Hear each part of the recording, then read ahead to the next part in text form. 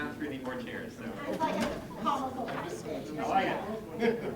Hello, everybody, and welcome here. Let's get started on time. So, good morning. Today is September 22nd, 2023. The time is now 11:45. I'd like to welcome everyone to this retreat of the Uplift Education Board of Trustees. It's great to see everybody. To ensure we have a quorum present, I'm going to read out the names of the members of the Executive Committee, and if you were here, please say present. Colin Clark, present. Dr. Lael Melville. Present. John Becker. Simon Chen. Present. Pilar Davies. Present. Ricky Garcia. Present. Rusty Jaggers. Cameron Johnson. Andre McEwing. John McPherson. Present. Harold Montgomery. Here. Present. James Stanton. Christine Vandevelde. Present. Thank you. I do note here that we have a quorum of the Executive Committee present and a call to order this retreat of the Board of Uplift Education. So a couple of quick remarks for me. We have a whole lot to get through today, but I want to just start by saying maybe the most important thing I can say, which is thank you for your service to Uplift, and thank you for giving your time today. Having been doing, I guess it's going to be about the 8th of, well, we didn't really do them in person during COVID. Anyway, whatever version we did, I can't remember. 8th year on the board. I think that everyone here will be aware that we really try to get through a lot of material in the course of the year, and it just couldn't be done if people weren't willing to give some extra time once a year as we are doing now. For example, we'll go into our student outcomes with Remy doing most of the presenting. It takes a lot of time. There's a lot of complexity to the story. So never can thank you all enough, but really thank you for being here today and giving your time to Uplift and to advance the organization and to look after the interests of our scholars. Really appreciate it. I do want to highlight one thing that was in the pre-read, and if you didn't get to it yet, I will recommend it to you for the future. Rusty, our governance chair, identified a really good, is it a chapter from a book, Rusty? So maybe Rusty, when she has some time here on the agenda here in a little bit, and maybe we'll say things in a little bit more detail. But you've heard me say before, and I'll just say once again, that it always bears repeating and thinking about a little bit, that our mission as a board, our responsibility is governance, not management. And that is that's not an easy thing to define exactly what that means, and it certainly is much art as science, but Rusty has shared with us an article that I think, or a chapter that lays it out pretty nicely. I like the 2 points there that I want to highlight. One is that to some degree it's a distinction between the what is the mission of the organization, what are we trying to do, versus how are we going to do it. And most of the time you can say how we're going to do it isn't the board's responsibility. But the what most definitely is. And the second point is in that chapter that I think is very worth noting, is that these concepts are inherently gray, or at least I should say the line between them is. Sometimes it takes a lot of careful thought to sort out where the one starts and the other stops. And so we just have to accept that ambiguity and try to manage our way through it with as much transparency as possible. But the last thing I'll say about it, I've said this once before, but I'll say it once again, is that governance, while an art is, like every other art, a challenging art form, it takes everybody paying a lot of attention and taking their responsibilities very, very seriously. And much of the time it means sitting and listening to reports, but then it means also coming up with the tough questions and trying to keep the whole group focused on the mission at hand. So I won't say anything more on that other than to say, please read the article. I think you'll find it worthwhile for your service here, and maybe in other respects in which you can put that knowledge to work. That's what I had to say. So our first item of business is the community forum. Alex, do we have any community members who are signed up to speak? We do not, sir. Okay, thank you, Alex.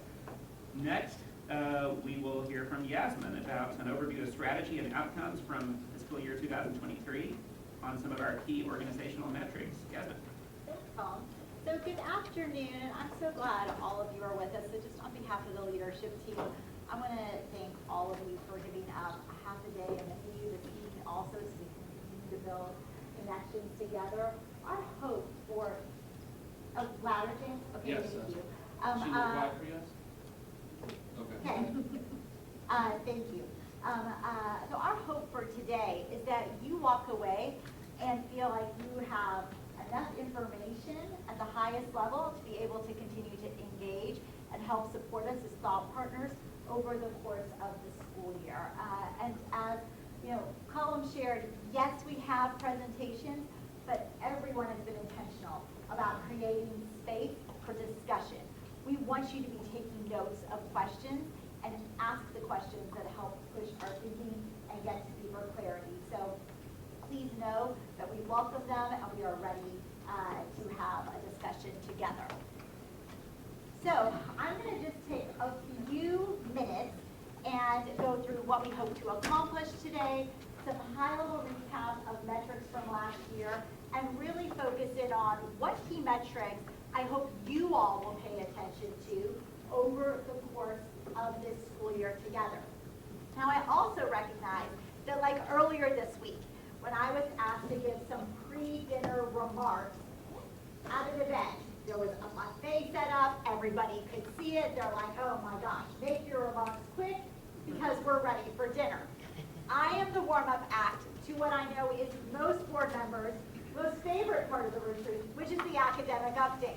So, and then followed by the school year panel. So I will keep my opening remarks short so that way I can hand it off to Remy. But again, we hope that today we will do three things together. One, you will walk away with a detailed understanding of how did we do academically and from an organizational health standpoint, specifically around human capital metrics. So both Ann and Remy have a deep dive. You all had a pre-read on this, and they'll really focus in on our takeaways. We want to then also give you an update on how our pro bono work we did with Bain & Company around recruitment and retention is going. For those of you who aren't familiar with the work we started last spring, we're going to back up.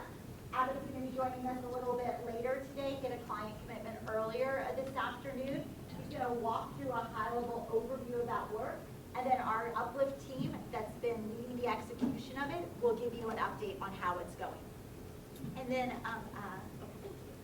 okay. All right, is this better? Good? Okay.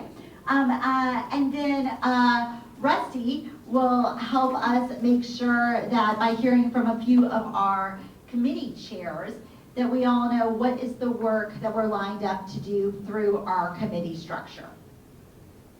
Okay, sorry. That went really fast on the slides. So we start off every Uplift leadership team meeting with our vision statement. Where are we trying to go? And so I wanted to put it up here for you all today. Our communities choose Uplift for being a high-achieving international baccalaureate network of schools that ensures that our scholars thrive as individuals, take pride in their own and other cultures, and are critical thinkers prepared for college and career. So for us, we think that beautifully ties in all the work we're doing around academic achievement, college readiness, career preparation, and our well-being work. I was asked to start off today by just reminding everyone with some just big picture overview of Uplift and where we're at on numbers. So you can see on this slide on the left what our ethnicity breakdown is of our scholar demographic. You can also see that we're just shy of 23,000 scholars this year, 45 schools on 21 campuses. The graphic on the right is the number of teachers we have designated for the state's Pay for Performance program. They are basically designated as the best teachers at the state level, and we continue every year to add teachers to it. So we have one of the largest cohorts of designated teachers in the state.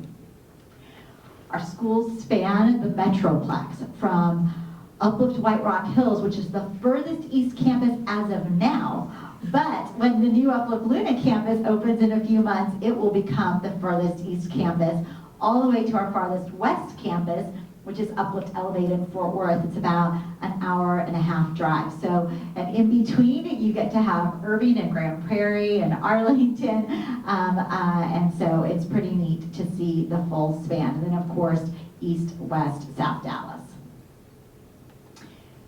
Just a little reminder of our org structure. You can see here at a high level the executive team and all the functions that we have. Obviously, you all get to hear from many of these individuals on a regular basis in meetings. But I know sometimes these terms, we throw you for a little bit of a loop, so we wanted to ground everyone as what's that double click down in Remy's organization. And so you can see Anna Forson and Johnny's also. So we have our Deputy Chief of Schools, Priscilla and Jonathan, who are here. Managing directors report to them. You can think of them as principal managers. They each have a line of schools that they are responsible for supporting, and then our academic directors, and you'll hear from 3 of them after Remy's academic update. Johnny has a parallel structure on the other side. If you think about MDs, he has RDOs. They each have a set of, they each have a region that they cover and support the ops team on, and they have operations directors from every campus who report up through them. There are fewer RDOs because an ops director covers a complete K-12 campus versus an academic director that covers a primary, middle, or high school. So if you hear us use the term RDOs, we're talking about these regional directors of operations, and if you hear us talk about MDs, we're talking about the managing directors on Remy's side. So we have 4 big strategy planks, and I wanted to draw a connection to how you'll see us focus our time on them today.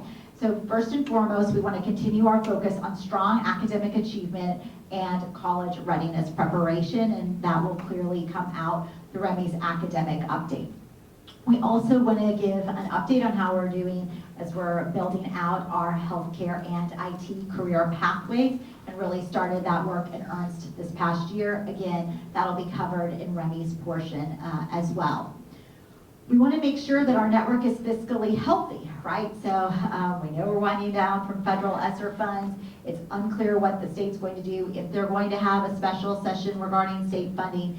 And so you will see that update in both Leslie's time with you and our update on our work that we did with Bain from earlier this year. And then we want to be the best place for educators. And we know the hiring market for teachers is continuing to have a ton of pressure in it. And so Anne will walk through that in her time today.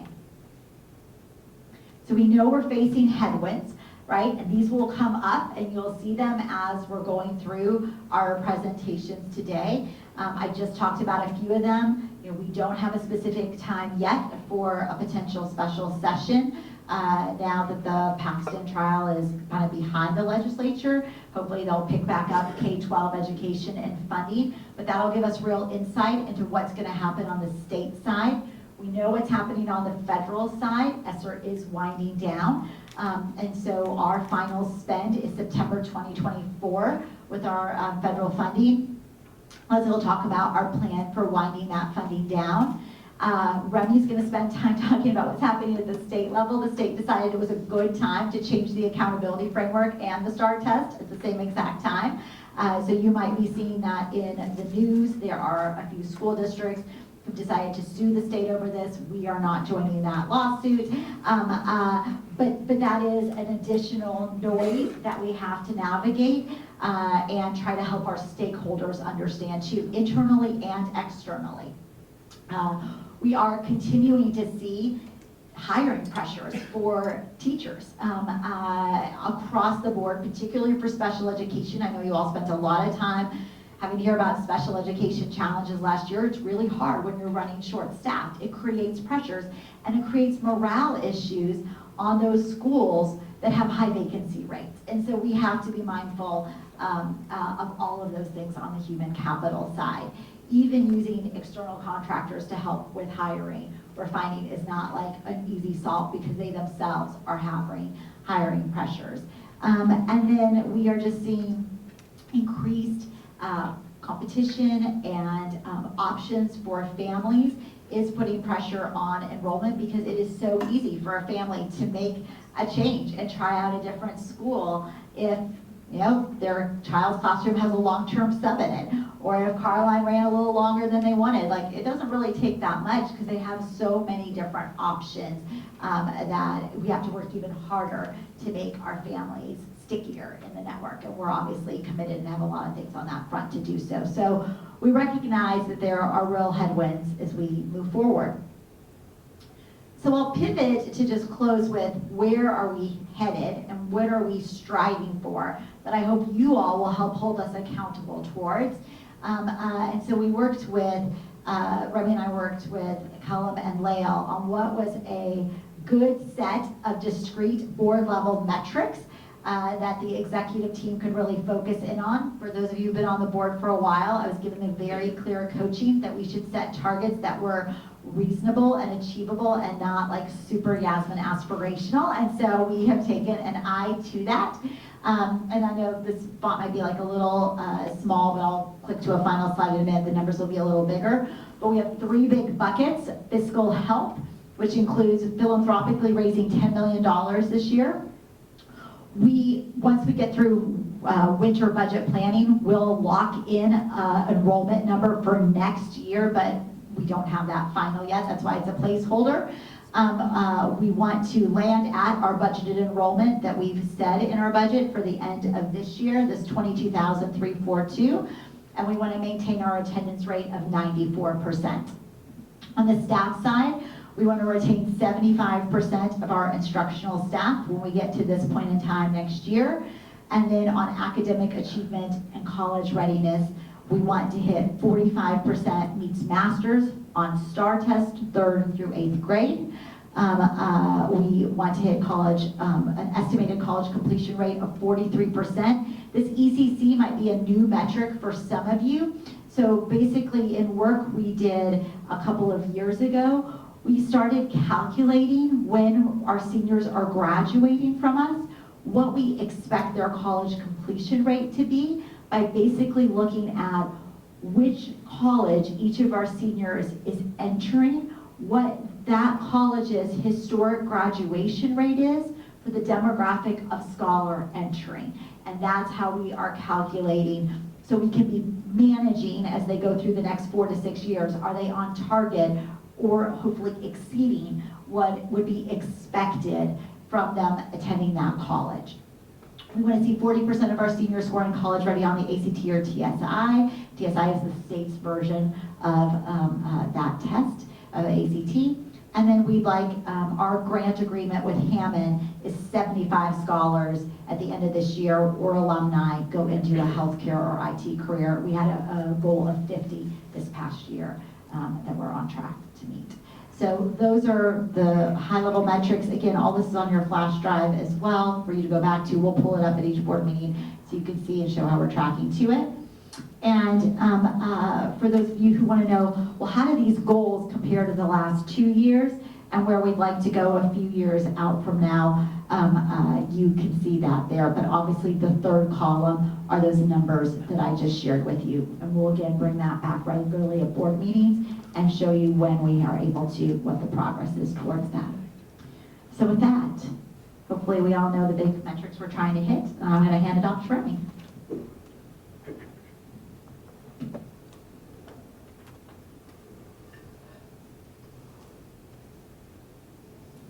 Good afternoon, everyone.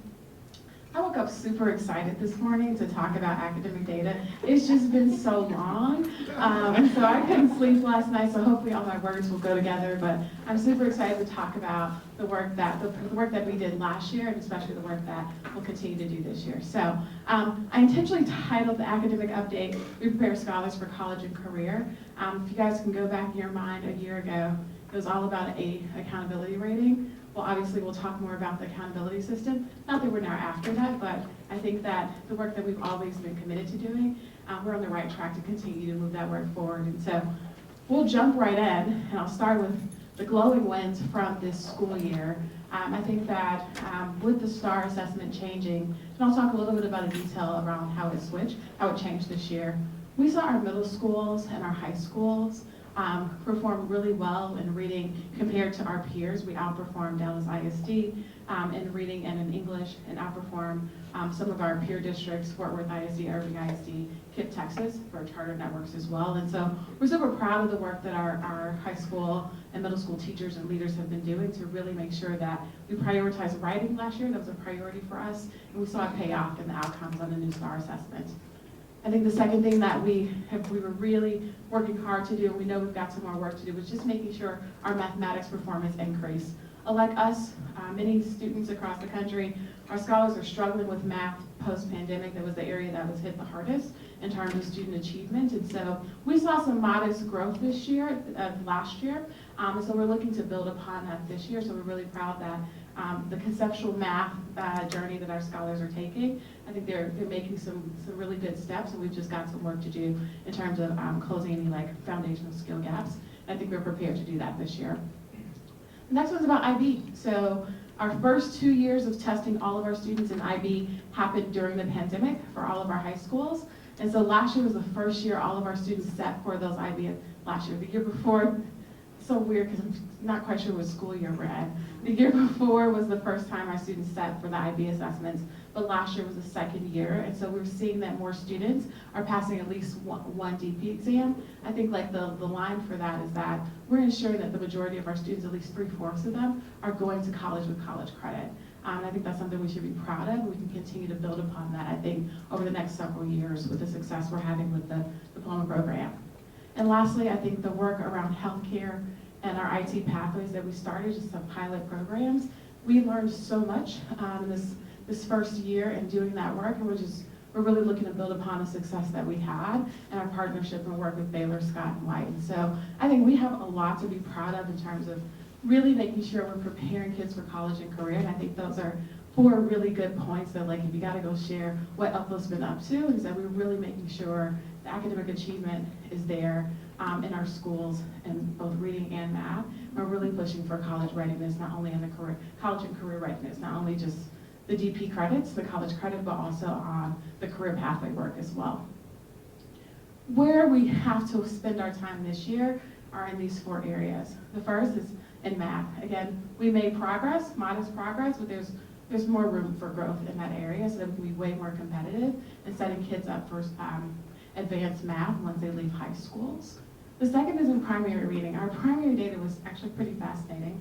Last year, our primaries outperformed where they had performed pre-pandemic. We had like a standout year in primary reading. What we saw this year was taking a few steps back in terms of students meeting proficiency levels.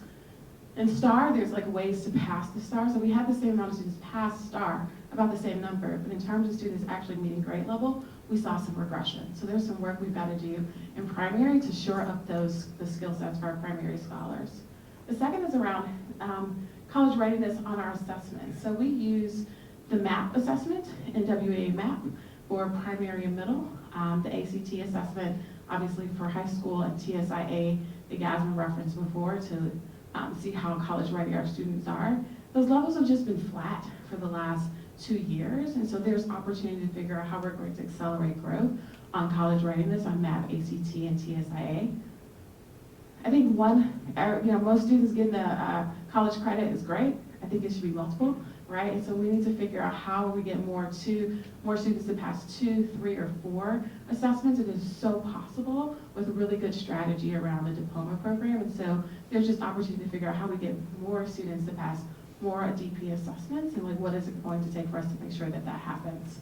And then lastly, like further developing our healthcare and IT and our other pathways for career readiness.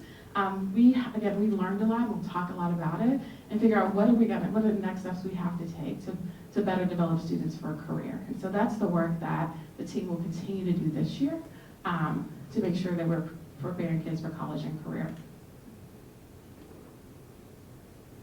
How are we going to do that? So I got really in the weeds and details, but hopefully trying to connect the panel that's going to speak to you guys today to the strategies. On a tactical level, obviously Ann will talk at a great deal around the teacher vacancies and there's the competitive teacher talent market. We just found ourselves in a position where we've got to support teachers more and with finite time to be able to do that. And so the team worked really hard in thinking about what are those strategies that are going to be most effective to developing teachers most quickly. So as you'll hear them talk about a little bit later, and I'll talk about as well, is how do we just provide the planning time that teachers do have? How can we make it more structured and more impactful? And so the team has spent a lot of time thinking about what are the highest leverage moves that we have to make in order to prepare teachers to leverage that planning time most effectively. The second thing that we're doing is making sure that we're helping in time. So you guys have probably been to an Uplift school, and if you haven't been in a while, we definitely want you to come back to come visit. You'll see teachers doing things, and they're doing really great things. But sometimes they forget to like check for a student's misconception. If school leaders in class and they observe that, what typically happens is that they will write it down in their notes, and when they meet with the teacher tomorrow, the next day, they'll talk about it. The problem with that is that that kid who the teacher didn't correct their misconception still doesn't know multiple days later. And so we have to really think about how do we switch our approach to providing teachers more in-the-moment support. And so my hope is that we can ask our school leaders about what that looks like and how that's felt for them. And so that's just a switch in terms of how we're coaching teachers in the moment, so we don't have to wait days to fix the practice, where our leaders can step in and provide that support as well. And then lastly, is just building on the success and the lesson learned to prepare students, because a lot of the students who are going through the career pathway work, many of them are our alums, are at the end of their senior year journey. It's a lot different supporting alums than it is supporting students when they're with us all the time. So oftentimes they're finishing that certification or pathway after graduation, and so the support for them looks much differently. And so we need to figure out how we better support them to enter into those high demand fields and be successful. What we could use from you guys is one, I think the need for us to train teachers more effectively is going to be around for a long time. And we are going to have to get much more strategic and much more well-resourced around how to train people fast. They feel pretty successful in the role, and it's a way that moves the work forward. So if there's just ideas around how people do more employee training and support, those are ideas I'm looking to learn from you guys, because I think that may help us design teacher support going forward to be much more sustainable. The second one is just connecting us with organizations with test prep. I think this was my same question last year when I looked at the deck. If you know anybody who does this really well, I think now that kids are much more back in school in person, we have to create the dedicated space for college prep, for college exam preparation. And so any resources or things that you've seen people have more successful models in preparing students for the ACT or TSII, there's a lot of products out there that we've tried some of them, but we're really looking to figure out how we develop a system where we can say every kid gets a college exam preparation course during their time at Uplift, and it's a good one. It's one of high quality, and we see has good results. And then last is just helping students, really thinking about our alums who are having to navigate work. Now that they've stepped into a career right outside of high school, we do a lot of work with, we're well experienced with supporting kids going into college with our college persistence counselors. But now we're supporting alums and going into work. That's a very different reality than going to college, where you've got some support. How do we support students who are going off into the work world? That's a different level of preparation that we're defining what that support looks like at a network level. How many students right now are entering the workforce, just like in a loose percentage, versus going to college? Yeah, so Daniel will share the actual number in December, because that's when we'll have it officially. I would say somewhere in the 7 to 10% range of seniors. So that'd probably be like 70 to 100 for senior class, so about 1,000. Just a question on that too, this is more long-term, is are we, knowing that we are a college and career prep organization, our focus has been college for the history of this organization, but we've started to make that shift into what is right for the student, not necessarily always pushing college. Do you anticipate that 7 to 10% growing with the additional, like what you were talking about earlier, additional career pathways, training, the healthcare efforts, and things like that? Yeah, we're going to talk a little bit about that, because I think some lessons learned about career prep. But I will say that I anticipate, I'm not sure if the number will grow. I think it's the program will just have to be much more robust in order to make sure kids feel supported to go on those pathways. We're actually seeing, we just had our college and career fair this week, our annual fair. I feel like we're seeing many more students going back to the traditional college path than I think we've seen. There's students who have interest, but it seems like the 4-year college path is starting to gain much more interest than it had over the last 2 years. So it's kind of a question mark, Ricky, if I can't predict it. So I think we've got two things pulling at us right now. So I'm not sure if the number will grow, because I think that other number is growing as well. So it's just figuring out how to support them of selecting the right pathway is really what I think we have to dedicate our work toward. So how we'll spend our time together. I'll talk about all the changes and how we're making sense of those changes to do the strategic work we have to do to improve college and career readiness. I'll talk about the things we actually will do, what we learned so far, and what goals and tactics we're going to implement to work toward overcoming some of the complexity. So let's talk about the changes. So this new state assessment, for you guys who are new to us, all kids in grades 3 through 8 take STAR assessments in reading, mathematics, science in 5th grade and 8th grade, and humanities in 8th grade currently. And for high school students, they take 5 end-of-course assessments, Algebra 1, Biology, English 1, English 2, and U.S. History. And this year, the complete reboot, the state is required to update their assessments. It just actually fell in a very unfortunate timeline because I'm sure they couldn't have predicted COVID 5 years ago when they redid the STAR assessment. So this was always their timeline. New question types that students had to answer. There are more open response items, so students have to actually write an answer, type in answers. This is completely digital at this point. There's more writing included on every assessment for reading and English. In the past, students only had an assessment for with writing for 4th and 7th grade. Now it's every single grade level, which is a great thing. There's new scoring, they have new cut scores. And then this year, because it's brand new, there's a lot of calibration that had to take place, and those scores weren't available until August, when they're usually available like right when school is out in May and June. So usually what typically happens is school leaders can look at that data, we can look at that data, problem solve, and think about what we need to put into place to act upon the data. Unfortunately, getting it in August after school has started didn't provide that opportunity for us and any other school district. So you've got that change that took place. Concurrently, the state also, because that timeline was up as well, had to switch their state accountability system. I shouldn't say update their state accountability system. But the thing that's the same about the accountability system is just the rating, A through F. So each school currently gets a letter grade A through F. That's probably the only thing that's probably stayed mostly the same in the system. Every domain has had some sort of change or shift in terms of how they calculate your final scores. There's 3 actual domains.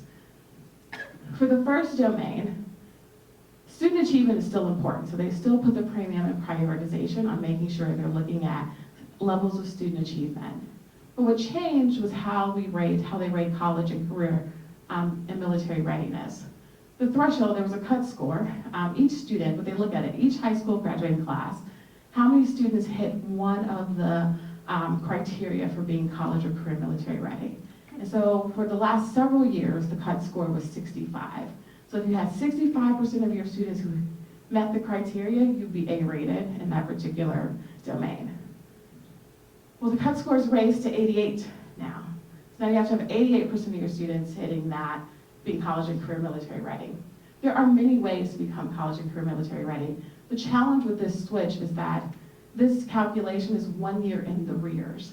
So for this year's accountability for class of 2023, it's the class of 2022's data that they're using. So you've heard a lot of school districts talking about lawsuits. Well, that's kind of difficult because they believe that the state statute does not allow the TEA to change the accountability system when a school doesn't have enough opportunity to change systems to improve their accountability rating. That's what most of the lawsuits are about. So that's the one that's quite controversial in terms of the switch in the state accountability system.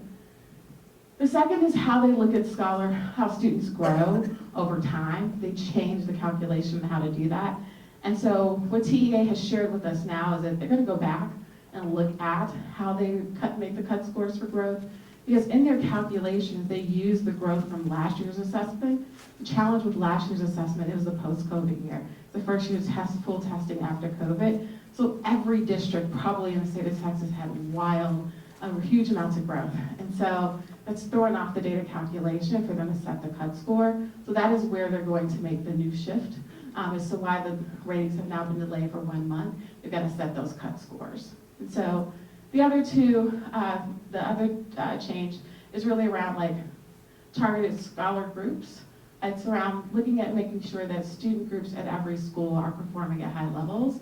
And so they're making some changes around the cut scores for achievement and growth in those areas. So the headline here is that there's a lot of stuff changing. None of the changes are bad. I think what they're doing is raising the bar. I think the timing of the changing and the clarity around what's changing when, I think is what's the rub for most school districts.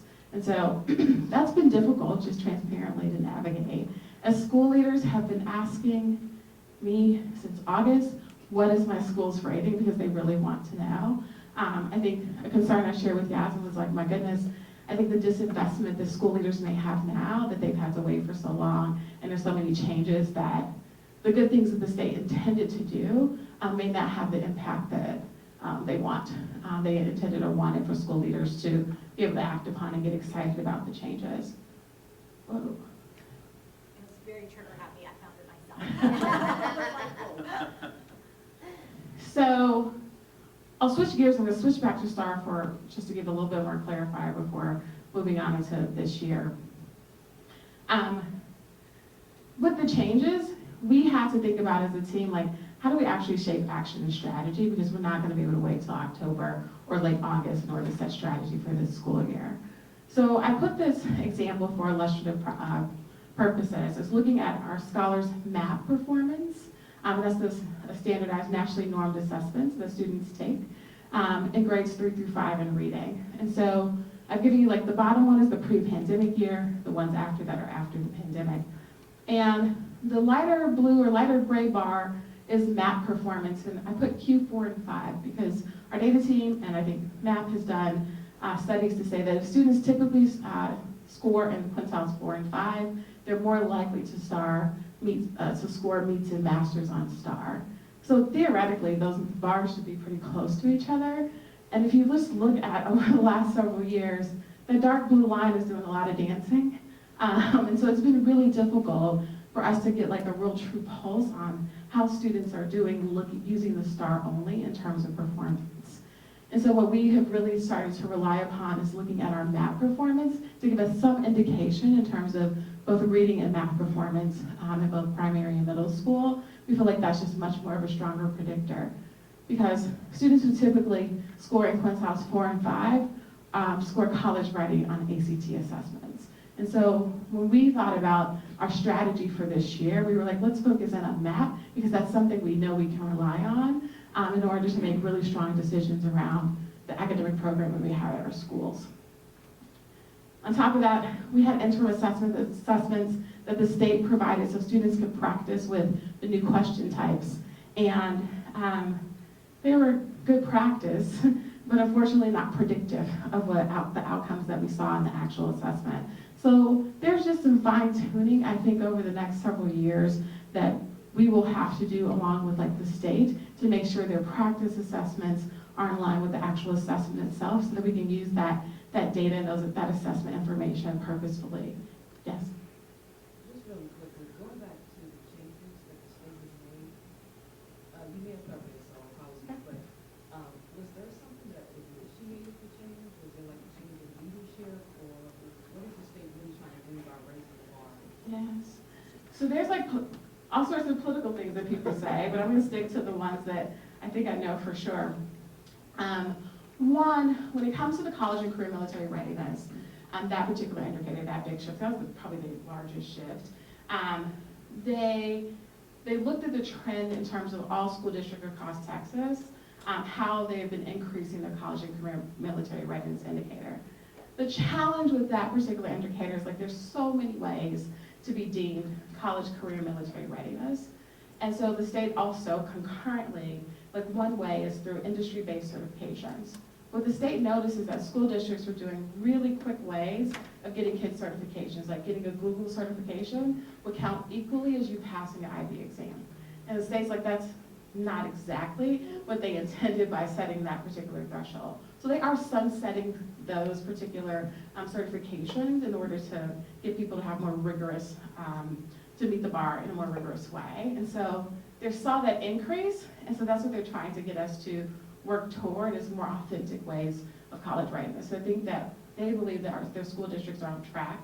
And this indicator, the bar that they set, is in line with their 60 by 30 campaign that they've had on, that by 2030, 60% of high school graduates will be college and career military ready in Texas.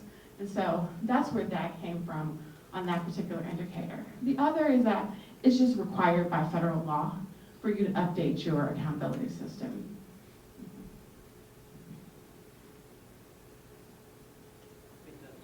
Remy, the state's goal, when they define the 60, what exactly are they saying? The 60? Yeah. So, What's their definition of qualifying? yes. So right now, I believe there are 8 different indicators for being college and career and military ready that range from either passing the ACT, earning a college credit, it could be dual credit IB or AP, it could be an industry-based certification. There's like workforce criteria that students who have individualized education program plans have to qualify for. So there's 8 different ways. Meaning 1 out of 8 is sufficient. Correct. And what is their, on their own measure, where is the state now and where are we? I don't know for this particular year. So for last year, I believe the state was at about 72-ish. But remember, that's the class of 2021 of the old standard. On the old standard. Of the old standards. Yeah. So, yeah, and so where we were, I don't have it up here.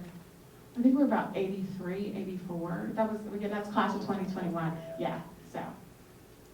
But that's like, I that's, think, Colin, if you look at just passing TSI or just the academic channel, it wouldn't be in the high 70s, it would be in the 30s.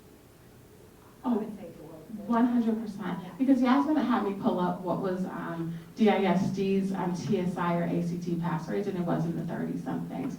So, correct, and that's exactly it. And I think that's, strategy work and work that, we're doing with Jonathan and the managing directors in secondary, because for us, I mean, on top of the industry-based certifications that we will get through the career pathways, our preference is to have more students on the academic end through ACT, TSI, and IB meeting the criteria. That is where we put our energy here as a network.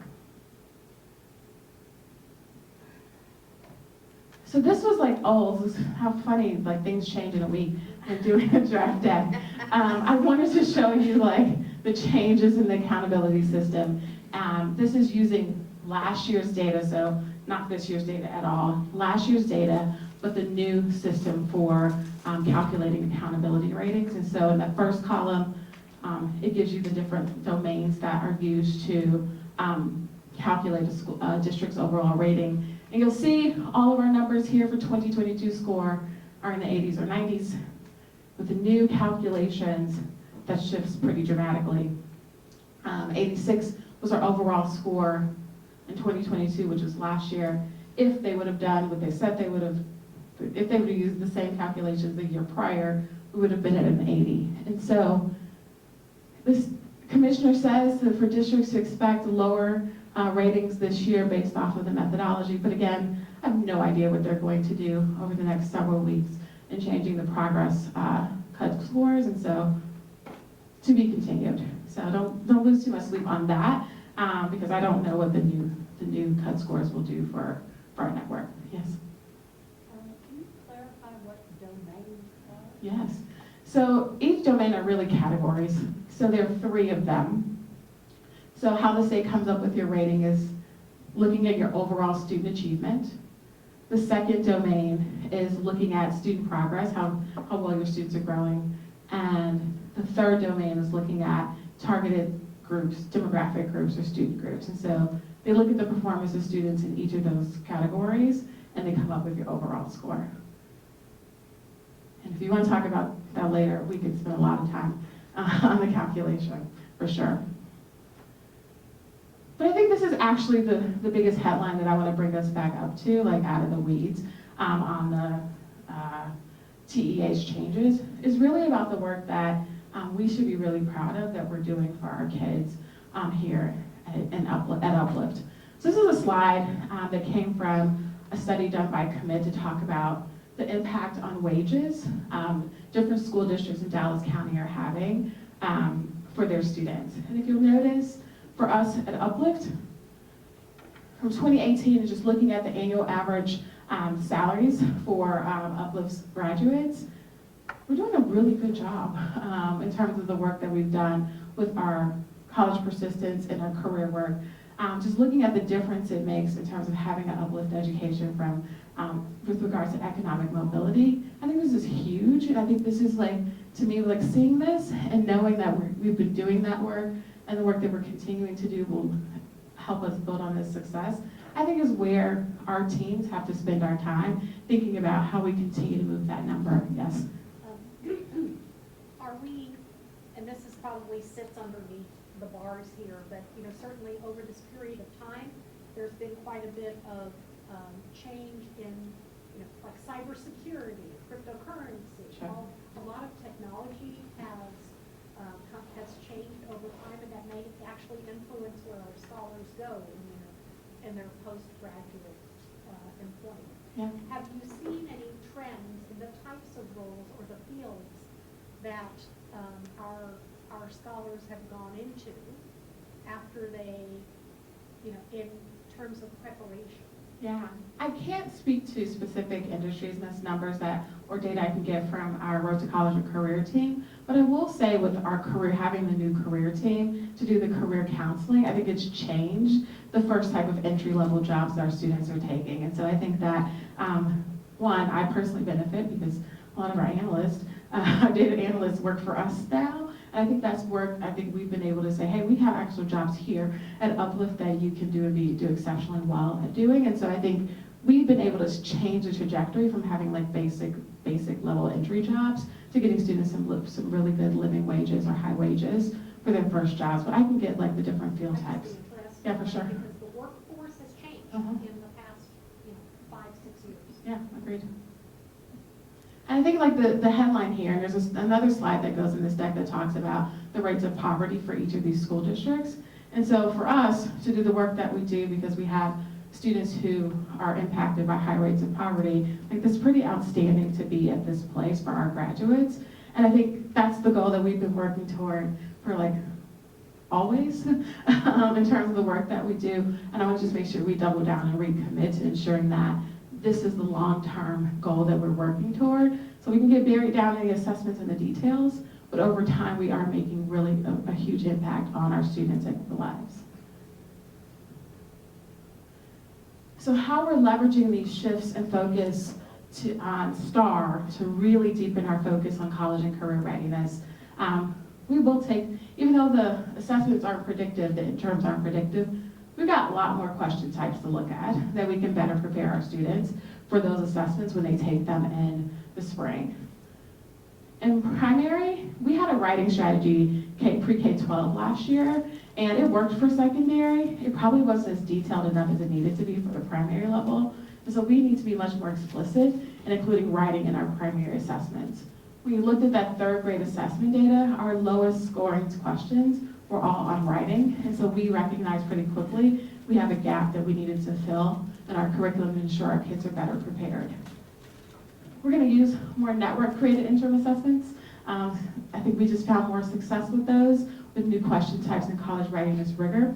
I was at a meeting last week where a lot of the districts that had some growth, especially in math, really switched to doing more district-centric things to figure out what their kids exactly needed to shape the curriculum. And so we are going to do some of those same things to accelerate the growth.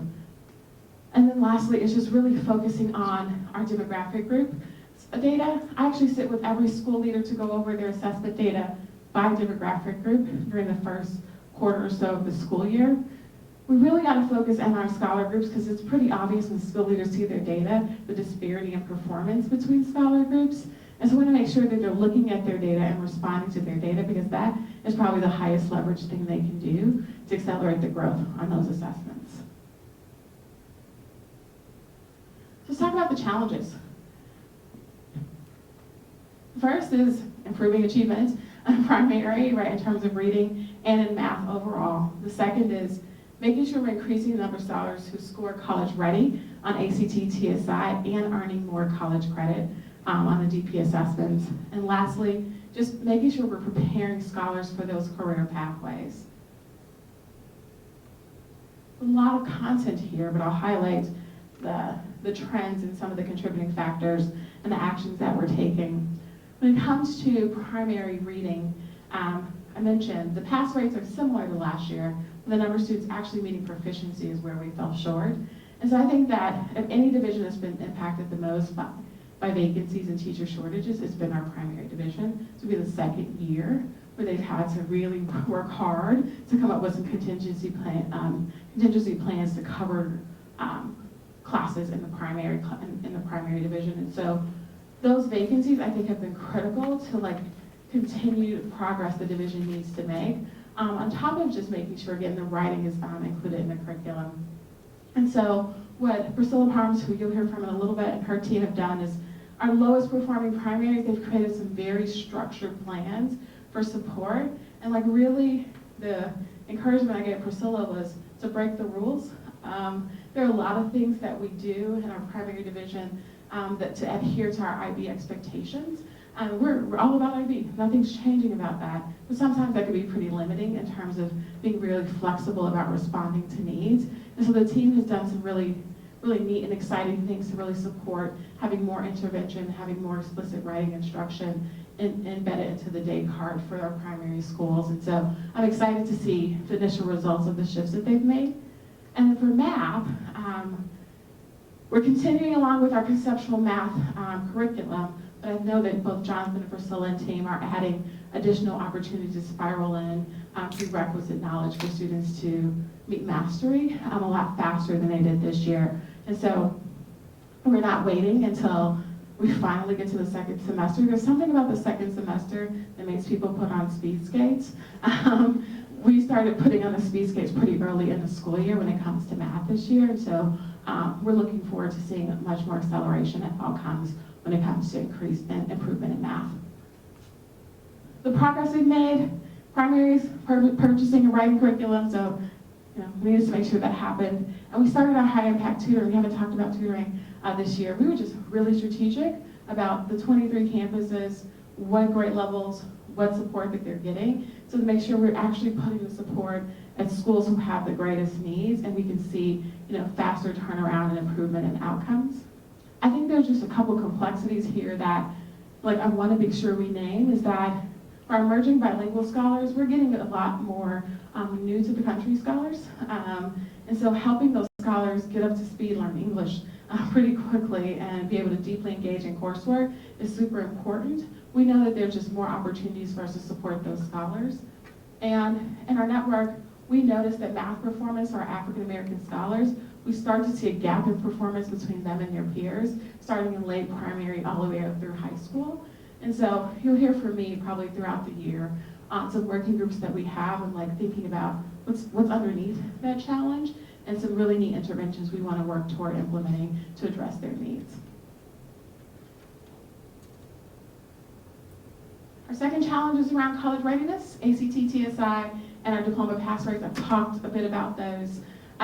But we noticed that just flat performance. And so for a while, I was a little bit grateful for a little bit of flat because at first it was how low we're going to go on some of those college readiness rates. But we've seen it steady out, which I think is actually probably a good sign that some of the post-pandemic impact that we were seeing last year, we figured out ways to course correct going into this year, but now it's about how do we accelerate those things. And so accelerate the growth. And so we have some other things I think that are working against us a little bit, improving the college readiness. So the teacher incentive allotment, it is huge. People love being TIA designated here. They get a lot of money for doing it. Unfortunately, in our high schools, due to a guideline put out by the state, we can no longer attach an incentive to teachers for helping students perform well on the ACT assessment. So there's only a certain set of assessments that we can leverage or use. Yeah, I know, it's super weird, but we'll work through it. We'll figure out another, and it was a late change that we had to make. late is the key term here, a late change that was made. And so we'll have to figure out how to adjust. And so I think that just has impact when we talked about how do you prep kids for college entrance exams. Not having a little bit of an incentive puts I think the high school team in a little bit of a disadvantage.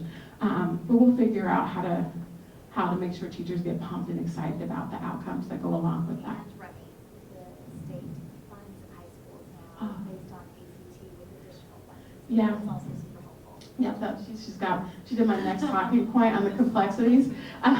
So on the flip side of that, like the state gives up to $5,000 per student for every student who passes the ACT or TSIA assessment with a college ready score. So, yeah.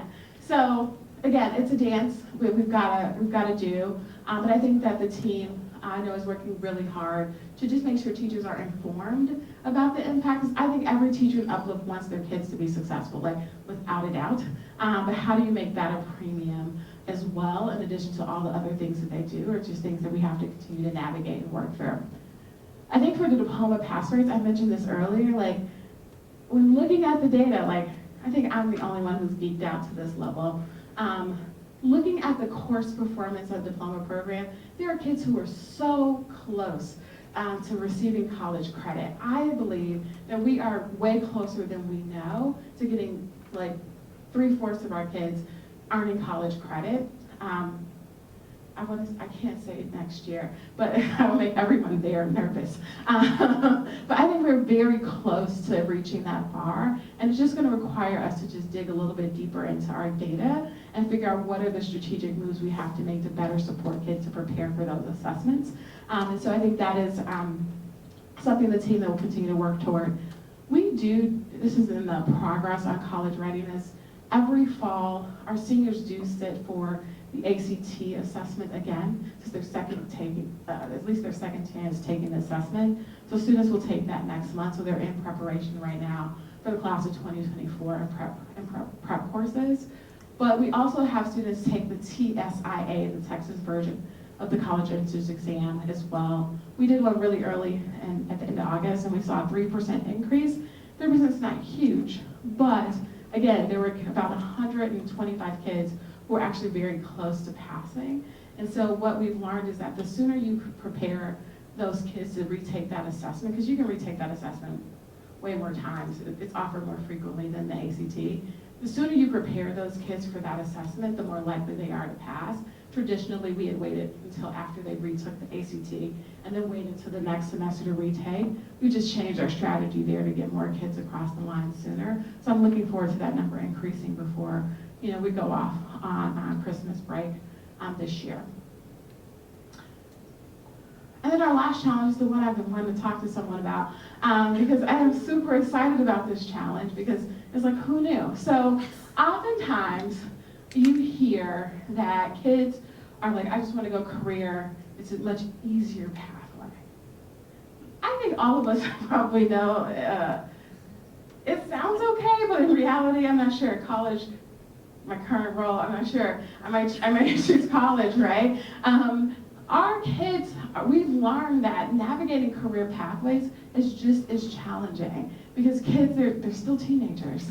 And so now they've gone from someone telling them to get up and go to school, to do all these things, to actually going through an accelerated intensive, right? Yeah, it's just 12 weeks, but it's 12 weeks of intensive preparation to go into a really good career pathway. That's hard for students who have not been working that diligently throughout their high school career. And so I think that is something we've learned from a lot of our students who went through our Baylor Scott and White pathways, that like some our students who were most successful were students who had some of those like self-management skills and had a lot of support from their families. But for students who didn't, it was very difficult for them to navigate that intensive 12-week program. And so that's like a big learning for us, that college and career preparation is actually equally as challenging. The same skill sets you need to go be successful in college, you definitely need those same skills to be successful in a career. And that's not the way many of our students or our parents and or our teachers think about when people choose a career pathway as the option that they're going to take upon graduation. Yes? I keep thinking about, business ownership. And I'm not sure that that's something that was taught when I was, but is that something that's a part of the curriculum that at least we're planting to see for students to pursue that at the curriculum? Yeah, so one of our schools, interesting, because I think I emailed about this campus earlier today, has like a business management career technical education pathway that they have their students undertaking.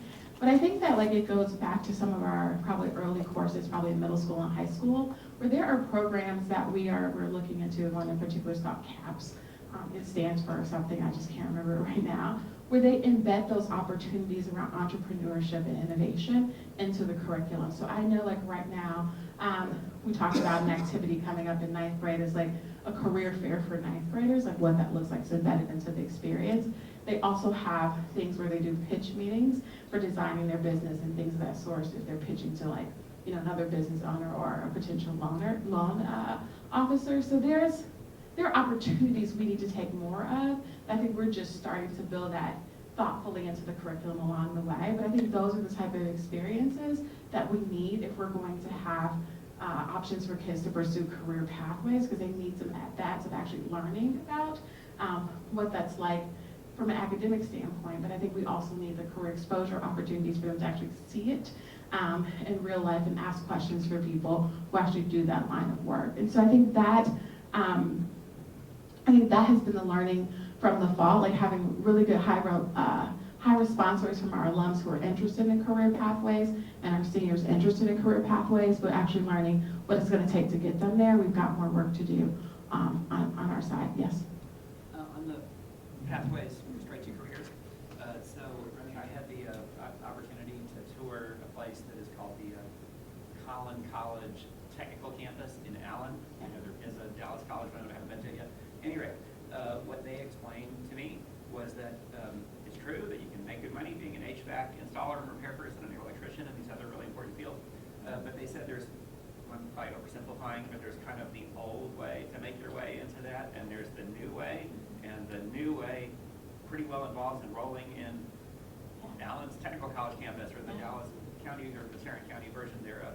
Unless you can find a mentor to attend. But they said if someone enters the program, they're so well then connected to the people they would then apprentice with, and they would maybe acquire more certifications while in the program while working. At any rate, I only raise that to ask: are our counselors set up today to understand all these new ways to do this and that thing? The answer is no. And I think that's work that Daniel, and I'm sure he will share when we come back in December, they've redone their kind of counseling pathways and counseling support materials for counselors to support more on the career exposure and career pathway work. But that is definitely probably a gap in our practice that I think we need to continue to shore up on, for sure. Just to echo that, I would say it may be a gap relative to where we want to be, and we're still light years ahead of the plan. Yes. If you go back to that one chart about the earnings outcomes for our scholars, a big driver in that difference is the rest of college. So anyway, yes, I'm sure it's a gap, but we're way ahead of the other people. No, I appreciate you saying that, because I think it's also learning that other districts also have. So actually, other districts have tons of career technical education pathway offerings, way more than we will ever have. But they have this same issue, especially with HVAC. It's so interesting you said that. I was talking to one district superintendent, and they were sharing that they've got all these things, but they can't quite get their 9th and 10th graders to get through the OSHA training, because that's not interesting to 9th graders often. And so there's just a lot of work that all of us have to do, I think, in education to prepare kids for career pathways. But I think to John's point, we're advantaged in that we have the people to do the work and to support kids along the journey. And I think that is definitely a difference maker for us here at Uplift. Yes? This is our question. Do you all think when you're analyzing all comparative data year over year, do you think about the impact of our current levels of attrition impacting the data Yes, absolutely, right? Because I think that, and I think this is long overdue, so I'm so glad Chris is here so you can hear it. You know, in the past, we've done the year-over-year analysis of student performance for students who stay with Uplift, to see like the Uplift impact, the Uplift effect. And I know Yasmin has this number on one of the slides that she often uses in terms of like how well students who stay, the longer you stay, the higher you perform on the ACT college readiness assessments. And so it definitely has an impact. I think the thing is that I'm so glad I'm getting a plug with the managing directors in the room is like, it's not impossible when we do lose students, we welcome new students. We actually just have to develop more programming to better support those students to accelerate the outcomes, you know, once they can become an Uplift scholar. So I think people want to be, I think when people have joined our network, what I hear from families is like, they're excited about the opportunities here at Uplift.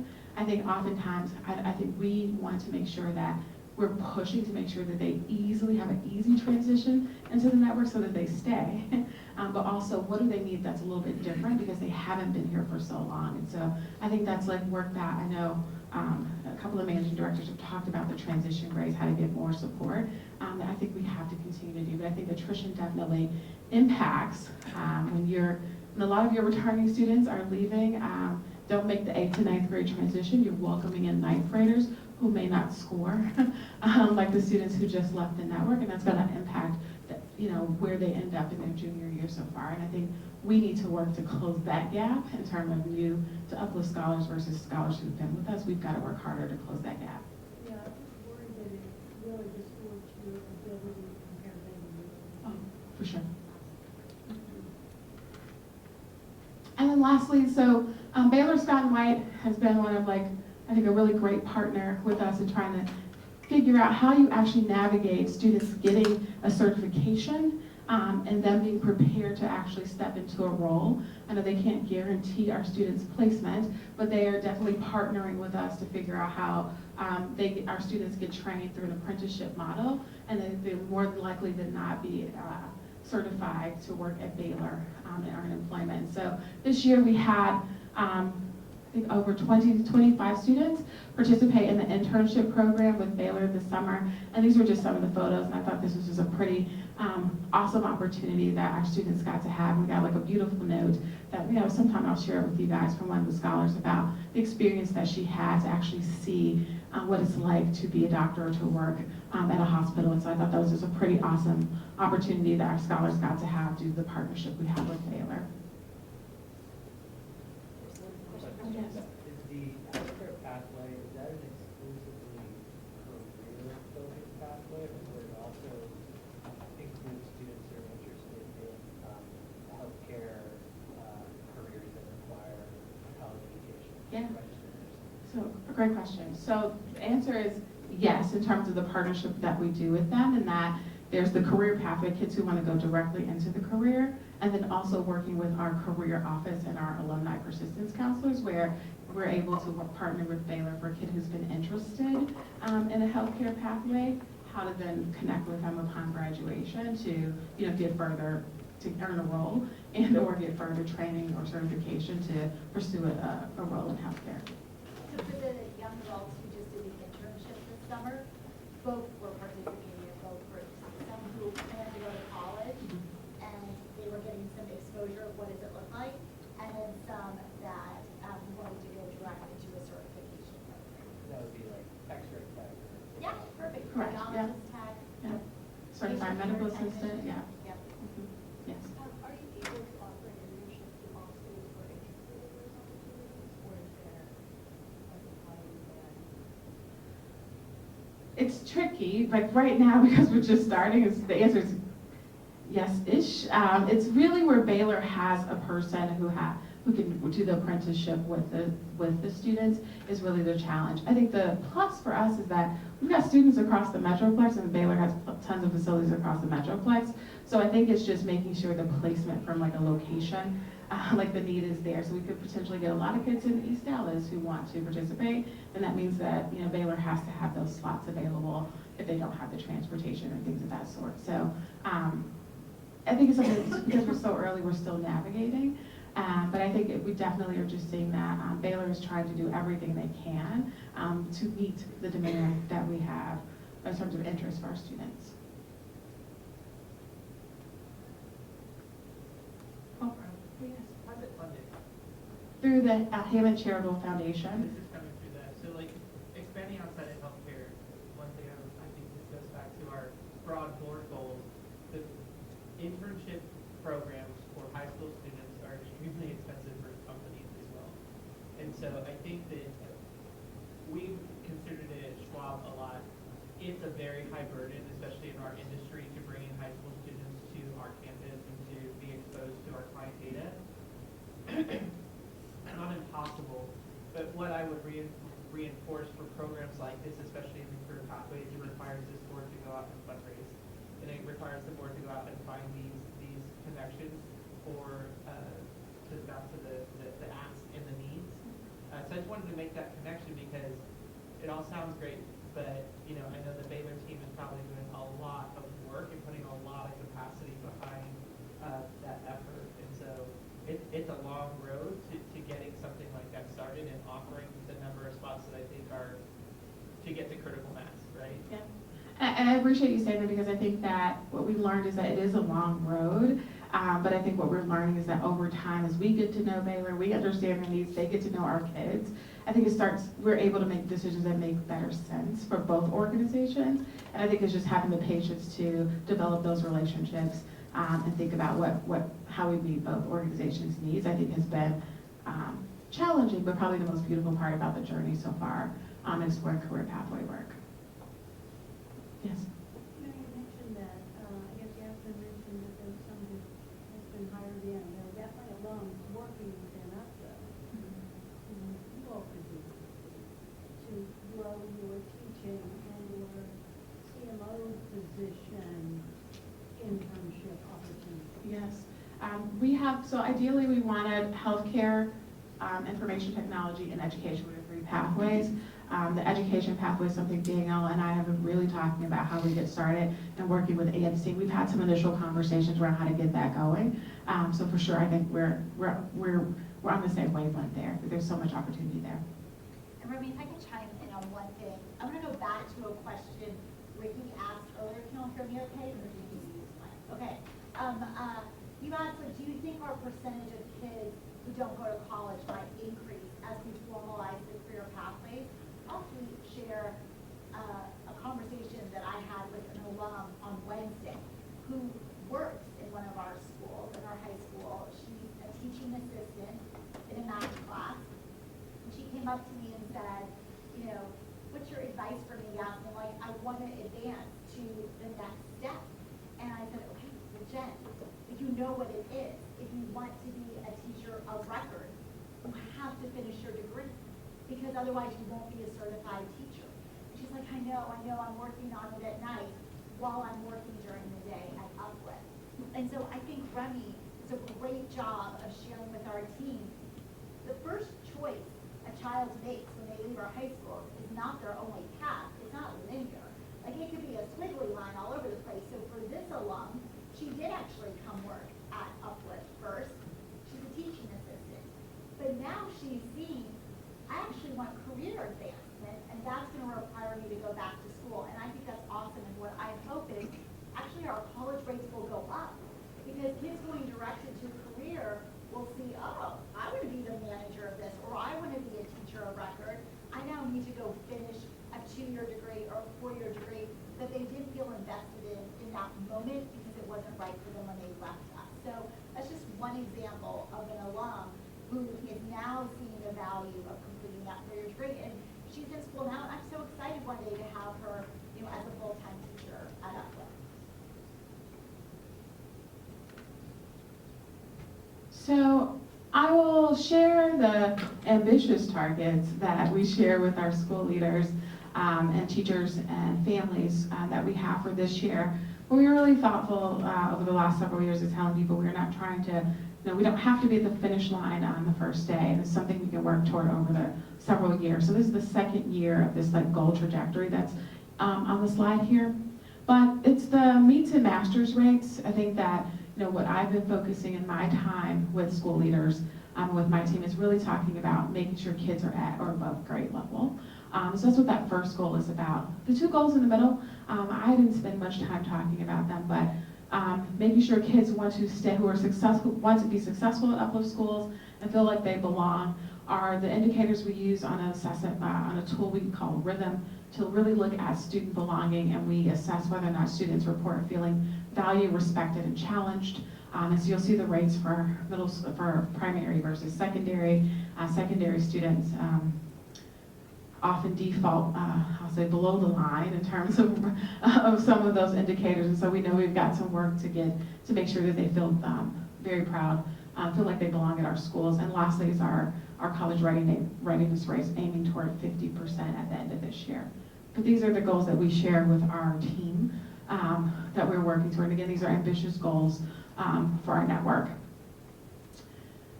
So this is our strategies to narrow the focus. So again, this is what our internal team sees in terms of what we're working toward. If you look at, and I'll try to make sense of this for you guys, the top layer is actually just our vision statement in bubbles. Okay, so that's what that indicates. It's showing that it's connected to the goals that I just went over. They're about academic achievement, student culture, and college readiness. That's the second layer there. That's in red.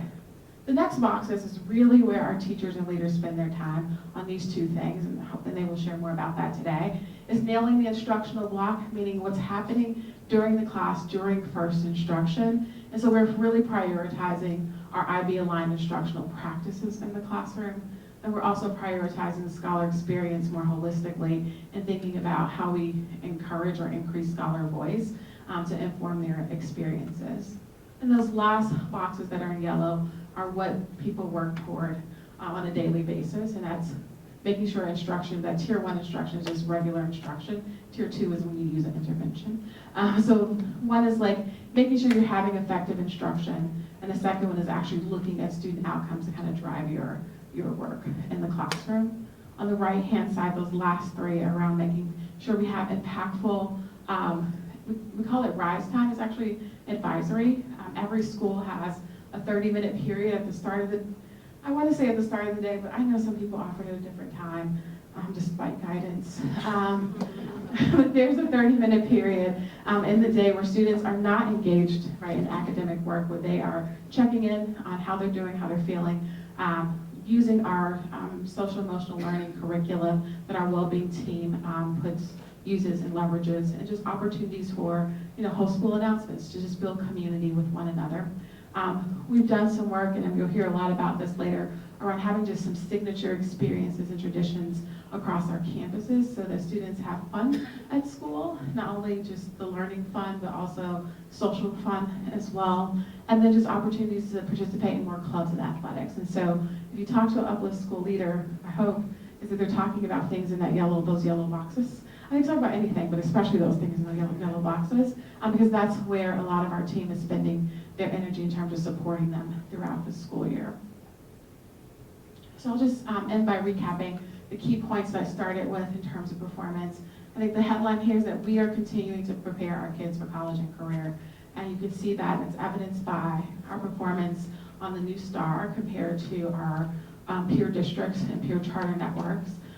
Mathematics achievement is improving slowly, but it's definitely improving, so I feel like we're on the right track and learned a lot last year to get that, to accelerate growth there. We're seeing stronger performance on our DP assessments in terms of the number of students passing at least one exam, and so we wanted to make sure we're pushing toward getting more kids to pass those exams. And then we had a really successful launch and learned a lot from our healthcare and information technology career pathway work that we started with our high school seniors and alums. Things that we are going to continue to do this year is really focus in on accelerating the outcomes in primary reading and in mathematics. So next year when we look at STAR, I hope to see a different trend or much more growth in that area. We're going to see if we can really break out of the flat performance when it comes to college readiness on MAP, TSI, and ACT. We'll work to improve those DB pass rates, and lastly, we'll talk more about the development, the path we take further with our career pathways. How we're going to do it is just providing more intentional support for our teachers, be it in the moment and through their planning time. And we're going to continue to build on the success we had with healthcare pathways. And then lastly, the help we could use from you guys is any just knowledge or skill set or experience you have on just developing training for employees. I just think that we just have to be much more systematic in developing our teachers for years to come. And so I really want us to start thinking about what that begins to look like going forward. And then lastly, connecting to any organizations that have success with college prep, and then anything you've got on providing more social services support to students, because we're going to support our alums in their journey who start in career first. What that actually looks like, feels and looks a little bit different for us, so any connections you have that you could share with us would be great. I think that's it. Oh, this is just a preview for December. Daniel, next time you hear about academics will be from Daniel Gray, our Managing Director of College and Career. He's going to share all the updates about the class of 2024, like how they're currently doing, share the estimated college completion, so that'll be in line with the goal that Yasmin shared earlier in our 6-year college completion rates. And then we'll discuss more updates about on the career team and the work that they're doing, as well as about our alumni living wage, how we're improving in that area as well. We have a few minutes remaining if anyone has any Sure. additional questions. Yes. Yes. If I have like 30 questions, so I'm just going to start with 1 or 2. So first, thank you for a really good report. That's why I have lots of good questions. It's really, really well done, so thank you. And thank you to the whole team. We talk a lot in this room, being at a board level, about population level data, like all the students, all summed up. If we were to look at an individual scholar's path in a pre-K through, hopefully earning a living wage, are there certain key thresholds that you and your team would look at as leading indicators of future achievement or places where you can get off track? And like third grade reading would be the one we all hear about. Are those valid? Is that the way you think about it? Are there things that we should look at as leading indicators? No, absolutely. I think third grade reading is one. Algebra 1, when they take it, and success at Algebra 1. And high school GPA, because that's like actually the strongest predictor of college success out of all the metrics. I would say those on the pre-K-12 side are probably the leading indicators that give us some idea of future performance. And then if I can ask a follow-up related to that, we didn't talk much here about pre-K, which we talked about before. What role does pre-K play? How important? What are we seeing in terms of, let's say, reaching that third grade reading threshold? And just kind of where does it fit into your focus? Yeah, so we ramped up pre-K really fast here at Uplift, so it's been a bit of a whirlwind. Our data team did a little bit of study looking at kindergarten performance just from pre-K. Uplift students who we know attended Uplift pre-K versus whether they have pre-K somewhere else or not. Our pre-Kers start kindergarten ahead of their peers when it comes to in reading for sure. What we've seen is that gap starts to shrink actually at the end of kindergarten. So kids who did not attend Uplift pre-K versus pre-K, they're actually closer in performance. We wouldn't mind the closeness in performance if it was accelerated, like both groups were accelerated, but we're seeing a little bit more of a regression in the kindergarten outcomes. That was something we did not anticipate when we started ramping up kindergarten. So I think our teachers are doing a great job in terms of getting those kinders up to grade level, but it looks like we're losing some of the steam that our pre-K students actually had stepping into kinder. And so one, there's like a teacher, like how do we support our teachers in supporting the needs of both groups of students that we've got to do a better job at. And I know Priscilla and her team have been working hard on that. We are currently working with Commit on doing a bit of a pilot on how to support students who are in Uplift pre-K versus students who did not attend Uplift pre-K. How does the staffing look and support look like in those classrooms so that we can continue to accelerate the growth for that group of students? So, I mean, to date, I think we're learning as we go, but I think what we've learned is that the support we need to provide teachers in kindergarten to like make sure those kids are continuing to accelerate, we've got to improve in that area. I mean, how are the writing pieces of the testing graded? Is there actually somebody reading those responses, or is there a way that you put those tests through a computer and they're looking for key. Yeah, so it's super random, but I have a friend who actually grades the STAR test. So there's actually external groups. She's not great at our STAR. I don't know if she grades our STAR test, just for the record. She's my college roommate.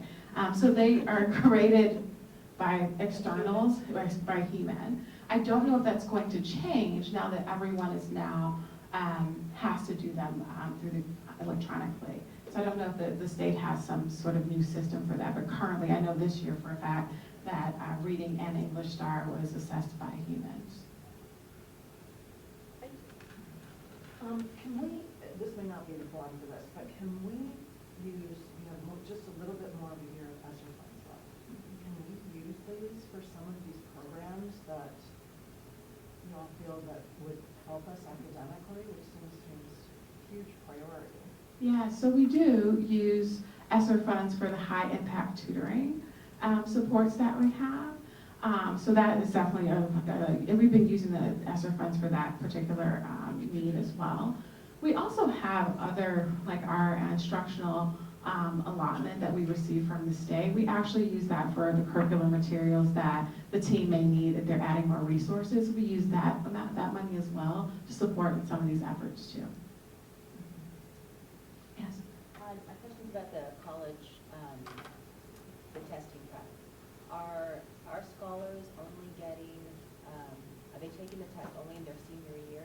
I know we were trying to align with another company that might help with the prep, but are they taking it, are they exposed to it junior year at all? Or Yeah, so they take it officially for the first time in the spring of their junior year. So it's usually March or April, just depending on where the national testing date falls. We have traditionally done an internal assessment, using a released ACT that we take in the fall, so schools have an opportunity to react from that data and action plan. And so should not be the first time they take it in their senior year, so typically they would have taken an official at least once. We do also test students, so we did find a group of students who were interested, who were really close. We're really targeted. If you were really close to college ready, you get an opportunity to prep over the summer. And so we did offer a second round. So this is really like the third network sponsored opportunity to take the assessment. Yes. That's interesting because the single most important factor is familiarity with the test. And I know like in most private schools, they start them in freshman or sophomore year with a pre-SAT. What does ACT still have a pre-test? Yeah, so they got rid of it. I don't know, Chris might actually have the information on this. So they used to actually have like a 9th grade test, used to call it Explore. The 10th grade test was called Plan, and the ACT in 11th grade. We used to use that in the past. I think we saw like the school leaders and teachers were able to react to that. They don't have as much access to the pre-assessment if we still offer. Do they still offer? Chris, I can just ask you. No, we found that there was only one form of the test. So we were giving scholars the same exact test in the following spring. So we felt that wasn't the best thing to do. Yeah, so they really limited access to this like practice assessment that you can take in earlier grades. I don't know the business case or the decision that they made to do that.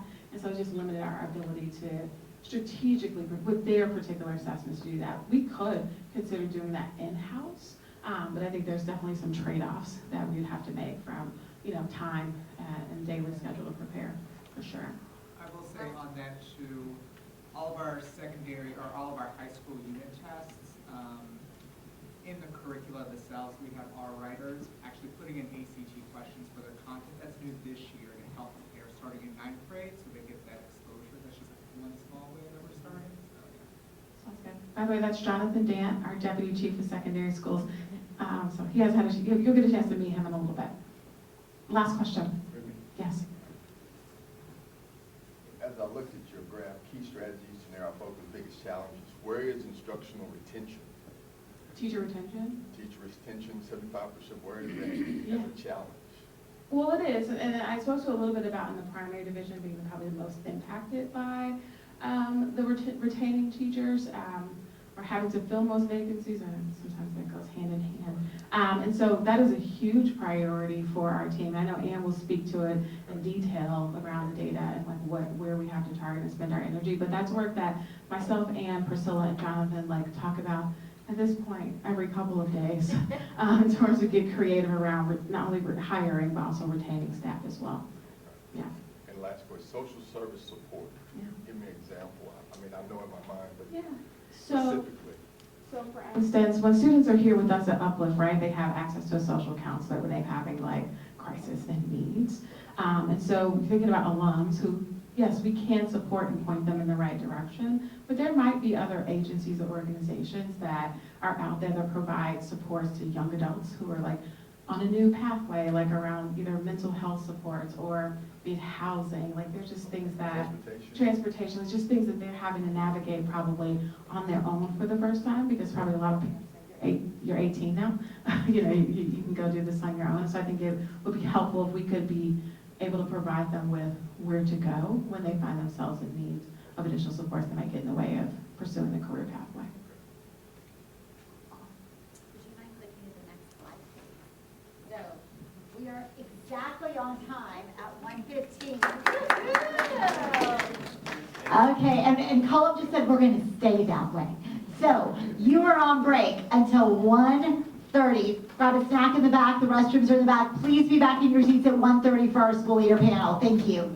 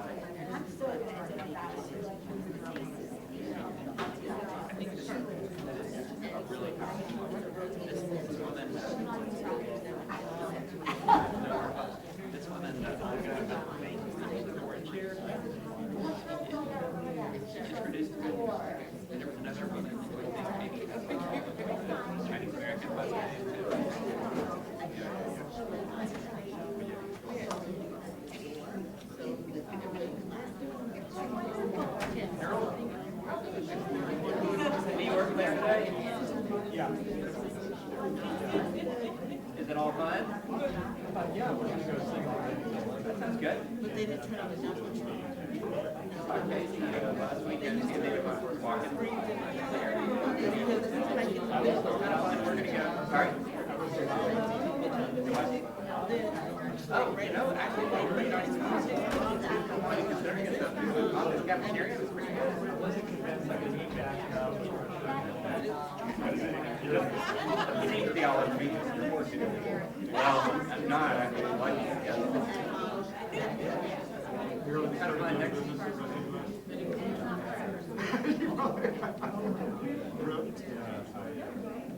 I bought this really slow.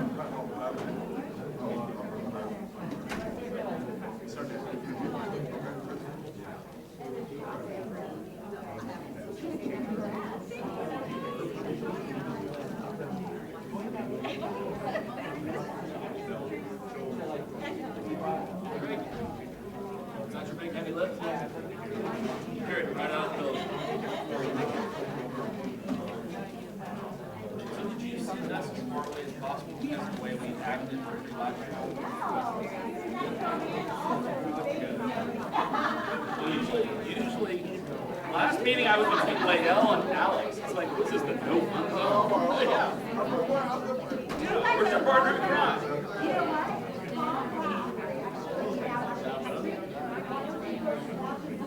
Why? So I can sit directly across from you, you can look and judge and send me a message? No. Thank you.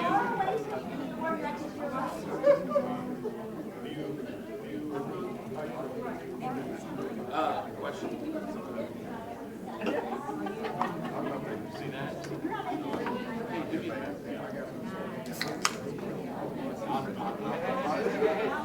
Okay. We're going to Beyonce concert. Wait, we're not. You run your track. Guess what? You don't know yet, but you're running a bus.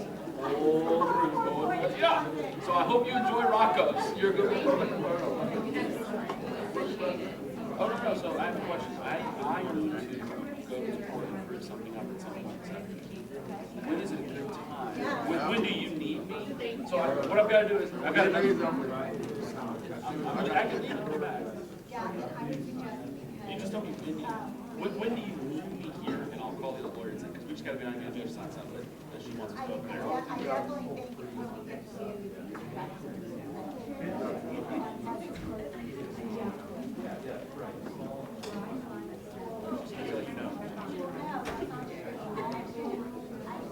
If you want to get sworn in, I can do that.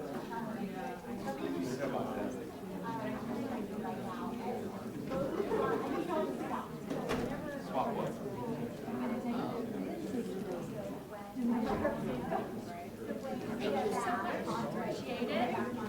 So when you get to Beyonce? I got to go to the courthouse for something right now. No, I can go in. Well, I can't leave now. I can leave in 45 minutes. I just got to tell other people to meet me. Whatever time the boss says. 3. Get back by 3. I said I can't leave till 45. You don't lose your second. You don't come back. You only get this if you come back.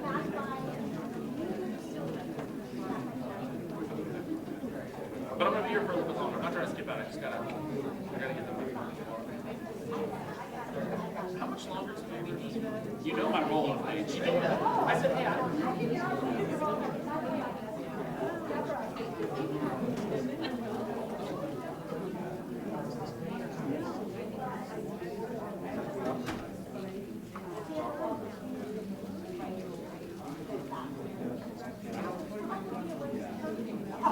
You're the one that brought it up. Okay, so. Just do whatever you want. You just challenge the shooter.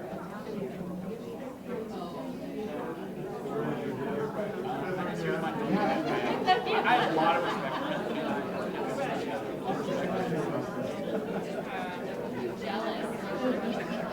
He's just a client. He's just a client. Yes, sir. Hey, how can I be of service? I did.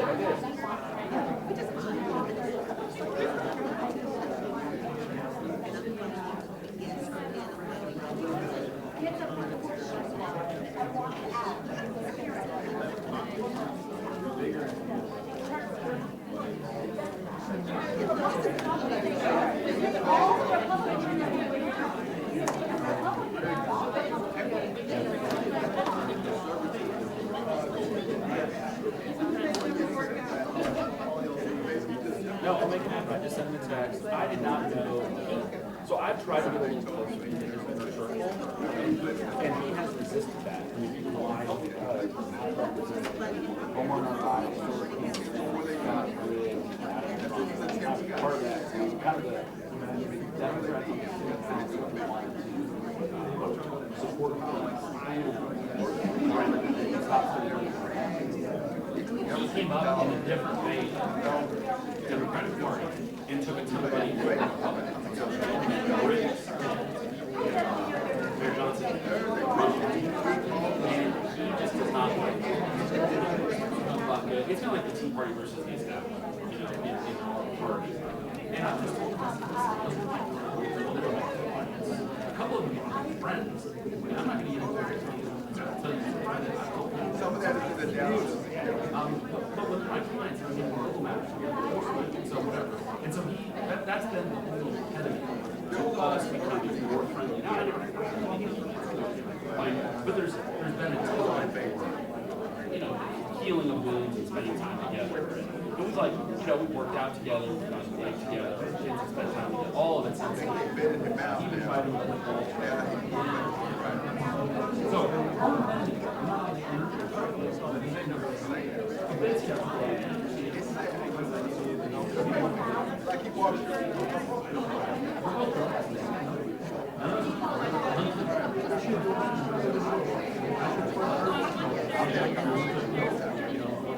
so I'm not on the internet. Doug very well. So Doug's in with this. However, the other thing I think Doug needs to get a client. I'm not sure that he's a friend. I think it's more it's similar. So again, I'm speaking very frankly. It's a private conversation, but like, I'll get you in with this. No problem. I'm trying to get your need met with the closest person possible.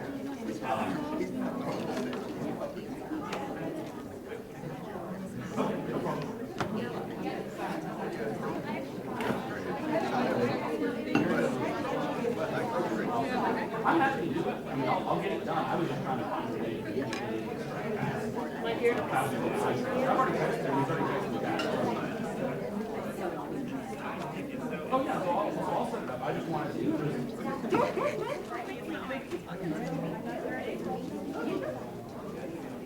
Of course you could. You have a cell phone number? No, I'll forward it to you. No, you want me to do a group? You want me to do a group invite, or you want me to send you the cell phone? Either way, I'll find it. Hi, good, how are you? Great. And I know a bunch about it. If you let me be there for part of your I can grease a lot of skin. I can be like, oh, Adam's birthday.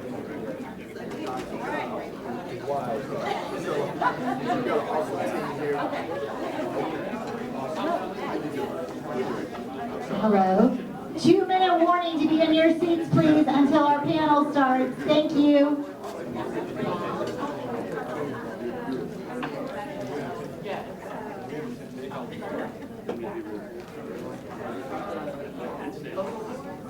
Finish my calls.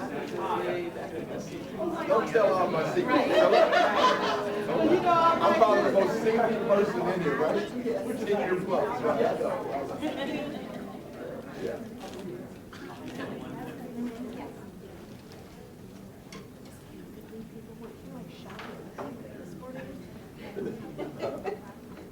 Cleared out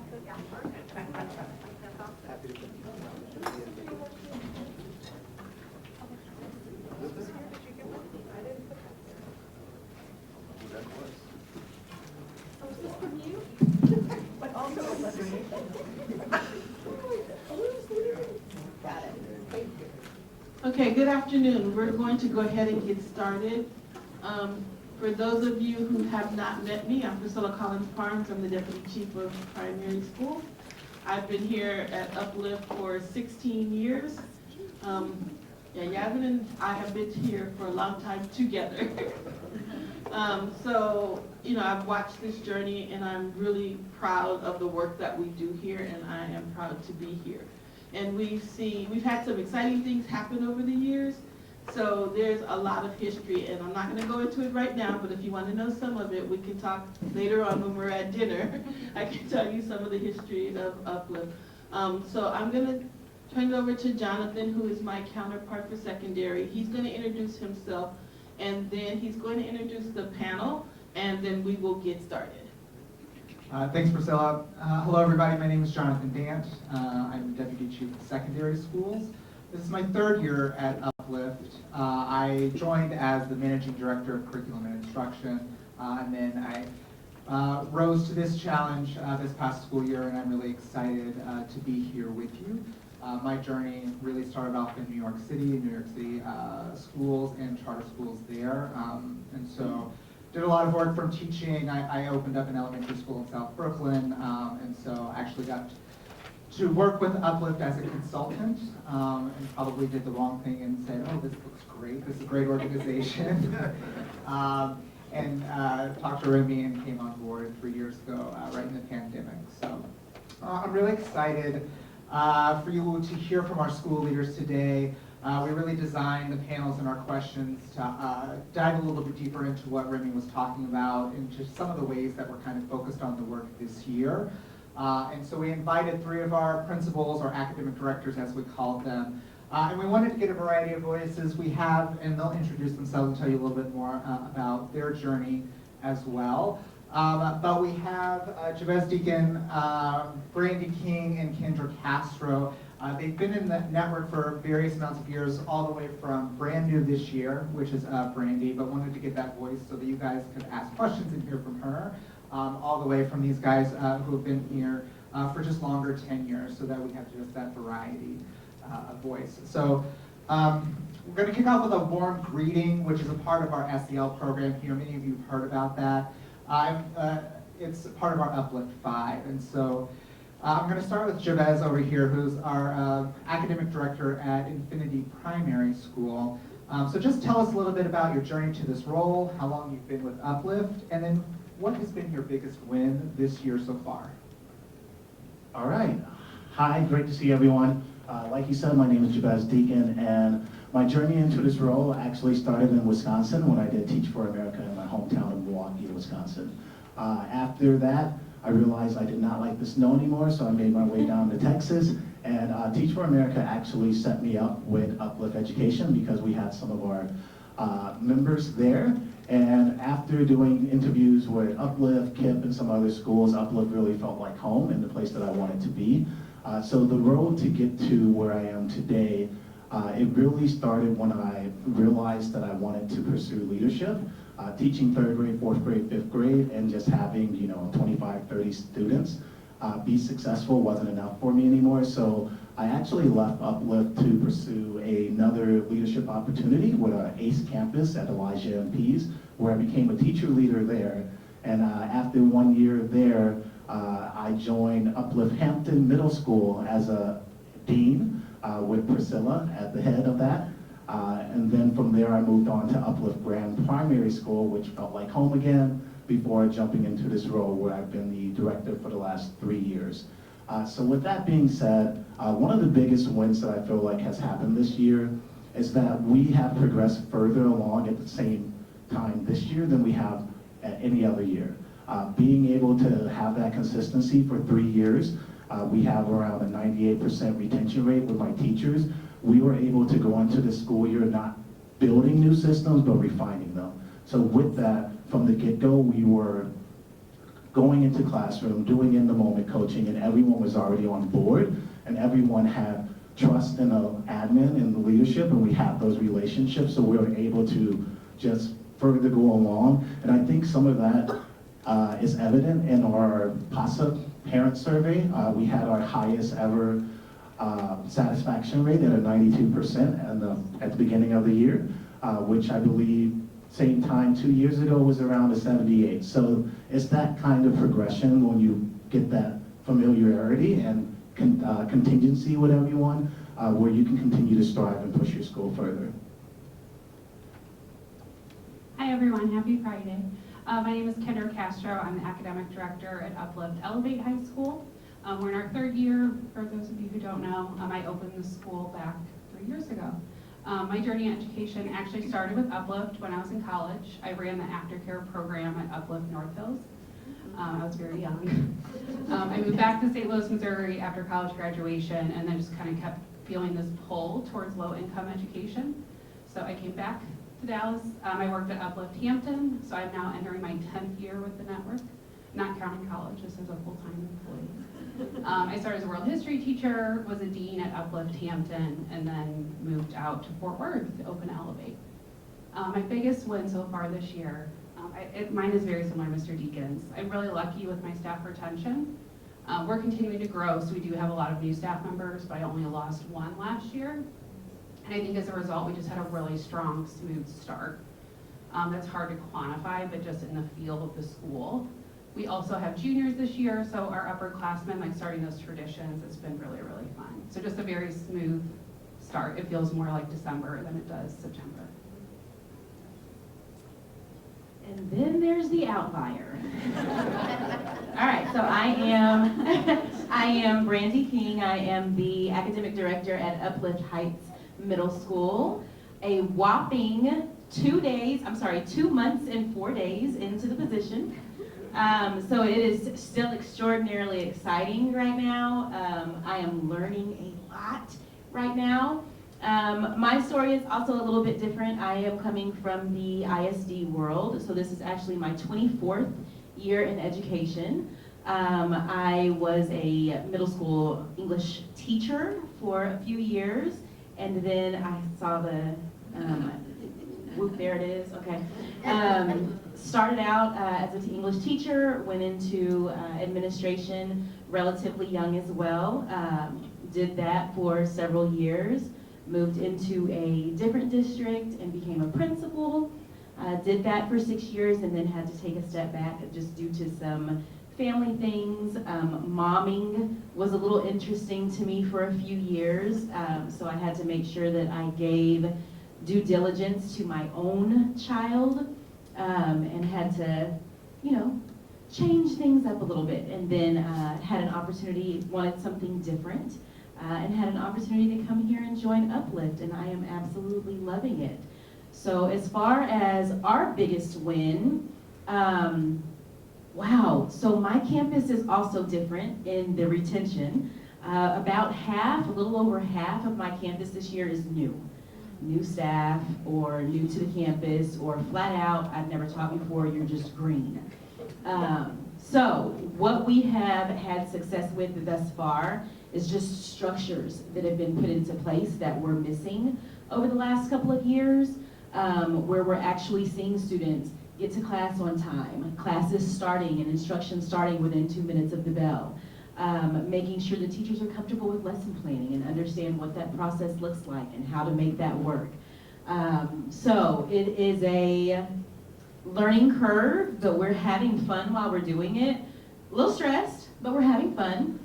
So we try and talk very transparently with our staff about, yes, there are some times that may feel overwhelming because so much is new, but then also making sure that they're able to see, one, that the people who are in the building, we are literally all in this together. There's no such thing as me coming over and telling somebody, hey, I need you to go do this, and I never do it. So they get to see that, and I think that that's something that is also a huge win for our campus this year. So we're looking forward to more big wins.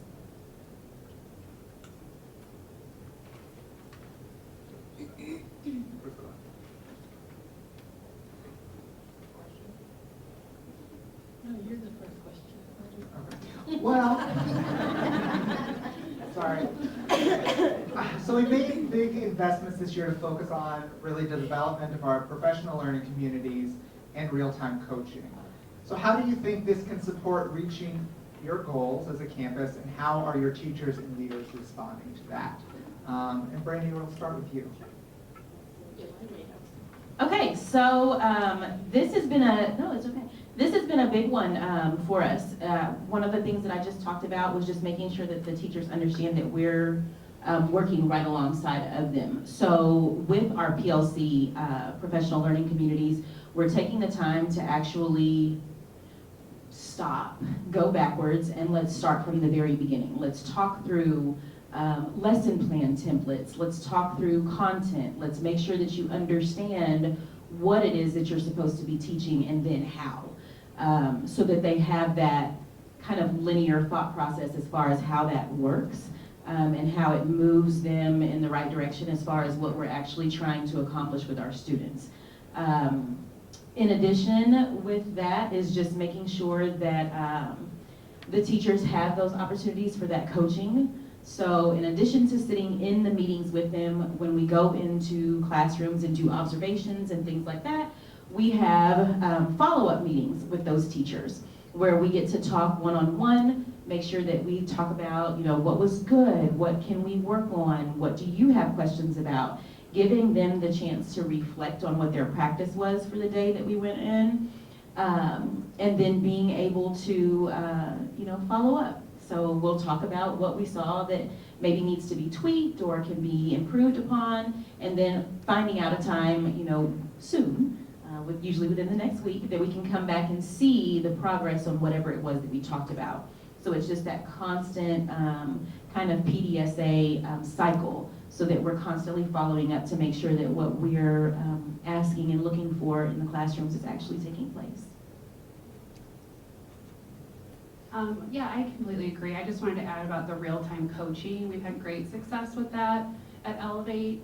As I said, we're still growing, so we did hire 8 new staff members this year, just as each year as we add a grade level. We were really lucky to get a lot of experienced staff from Fort Worth ISD, Crowley ISD, and it was a little intimidating having them come in and onboarding them onto our coaching. Some of them have been teaching longer than I've been in education. We have a TIA teacher. And it's just been really neat seeing their response to real-time coaching. They have all given the feedback that they're really enjoying it. It feels much more authentic instead of me just sitting in the back of the classroom and following up later. I've gotten to actually feel part of live instruction, which is really neat. And we've had some say, like, I've grown more as a teacher in the past 2 months than I did in 15 years at Fort Worth. So I was excited about real-time coaching, but I even underestimated the impact it would have.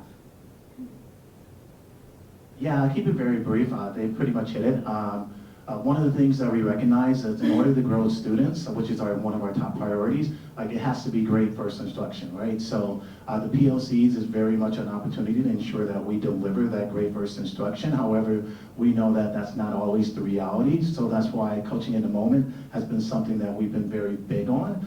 So we can fix things immediately, right? We don't have any time to waste. I say that urgency is our word this year because we're so close to closing the gap. Each year, our kids are progressing more and more and more.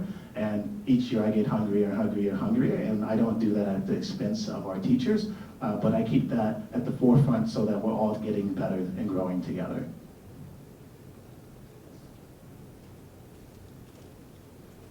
Okay, so our next question is, we've struggled as a network to make gains in mathematical outcomes and practice post-pandemic that we want to see. Why do you think that is, and what are you doing to address on your campus? Kendra, do you mind taking that one first? I feel like I could talk about this for a while, but I'll keep it brief. I think math was hit hardest in the pandemic just due to the needs of math instruction. It's much easier for scholars to read on their own or for a teacher to model that through Zoom than it is to actually go up to each scholar, see where their misconception was in the problem.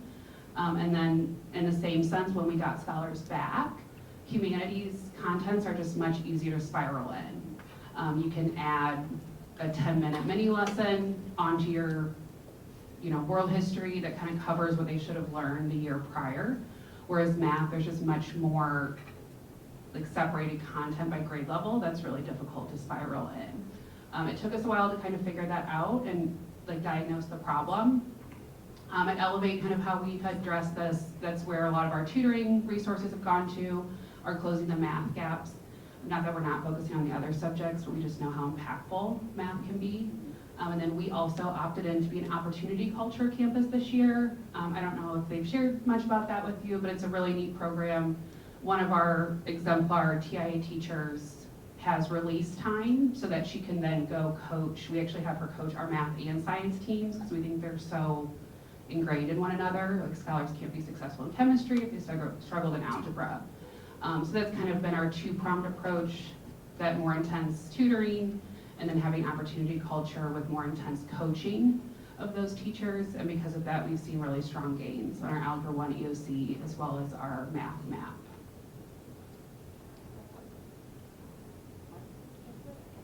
On our side, kind of in agreement, one of the difficult things with math is that that's one of those subjects that really builds upon the previous year.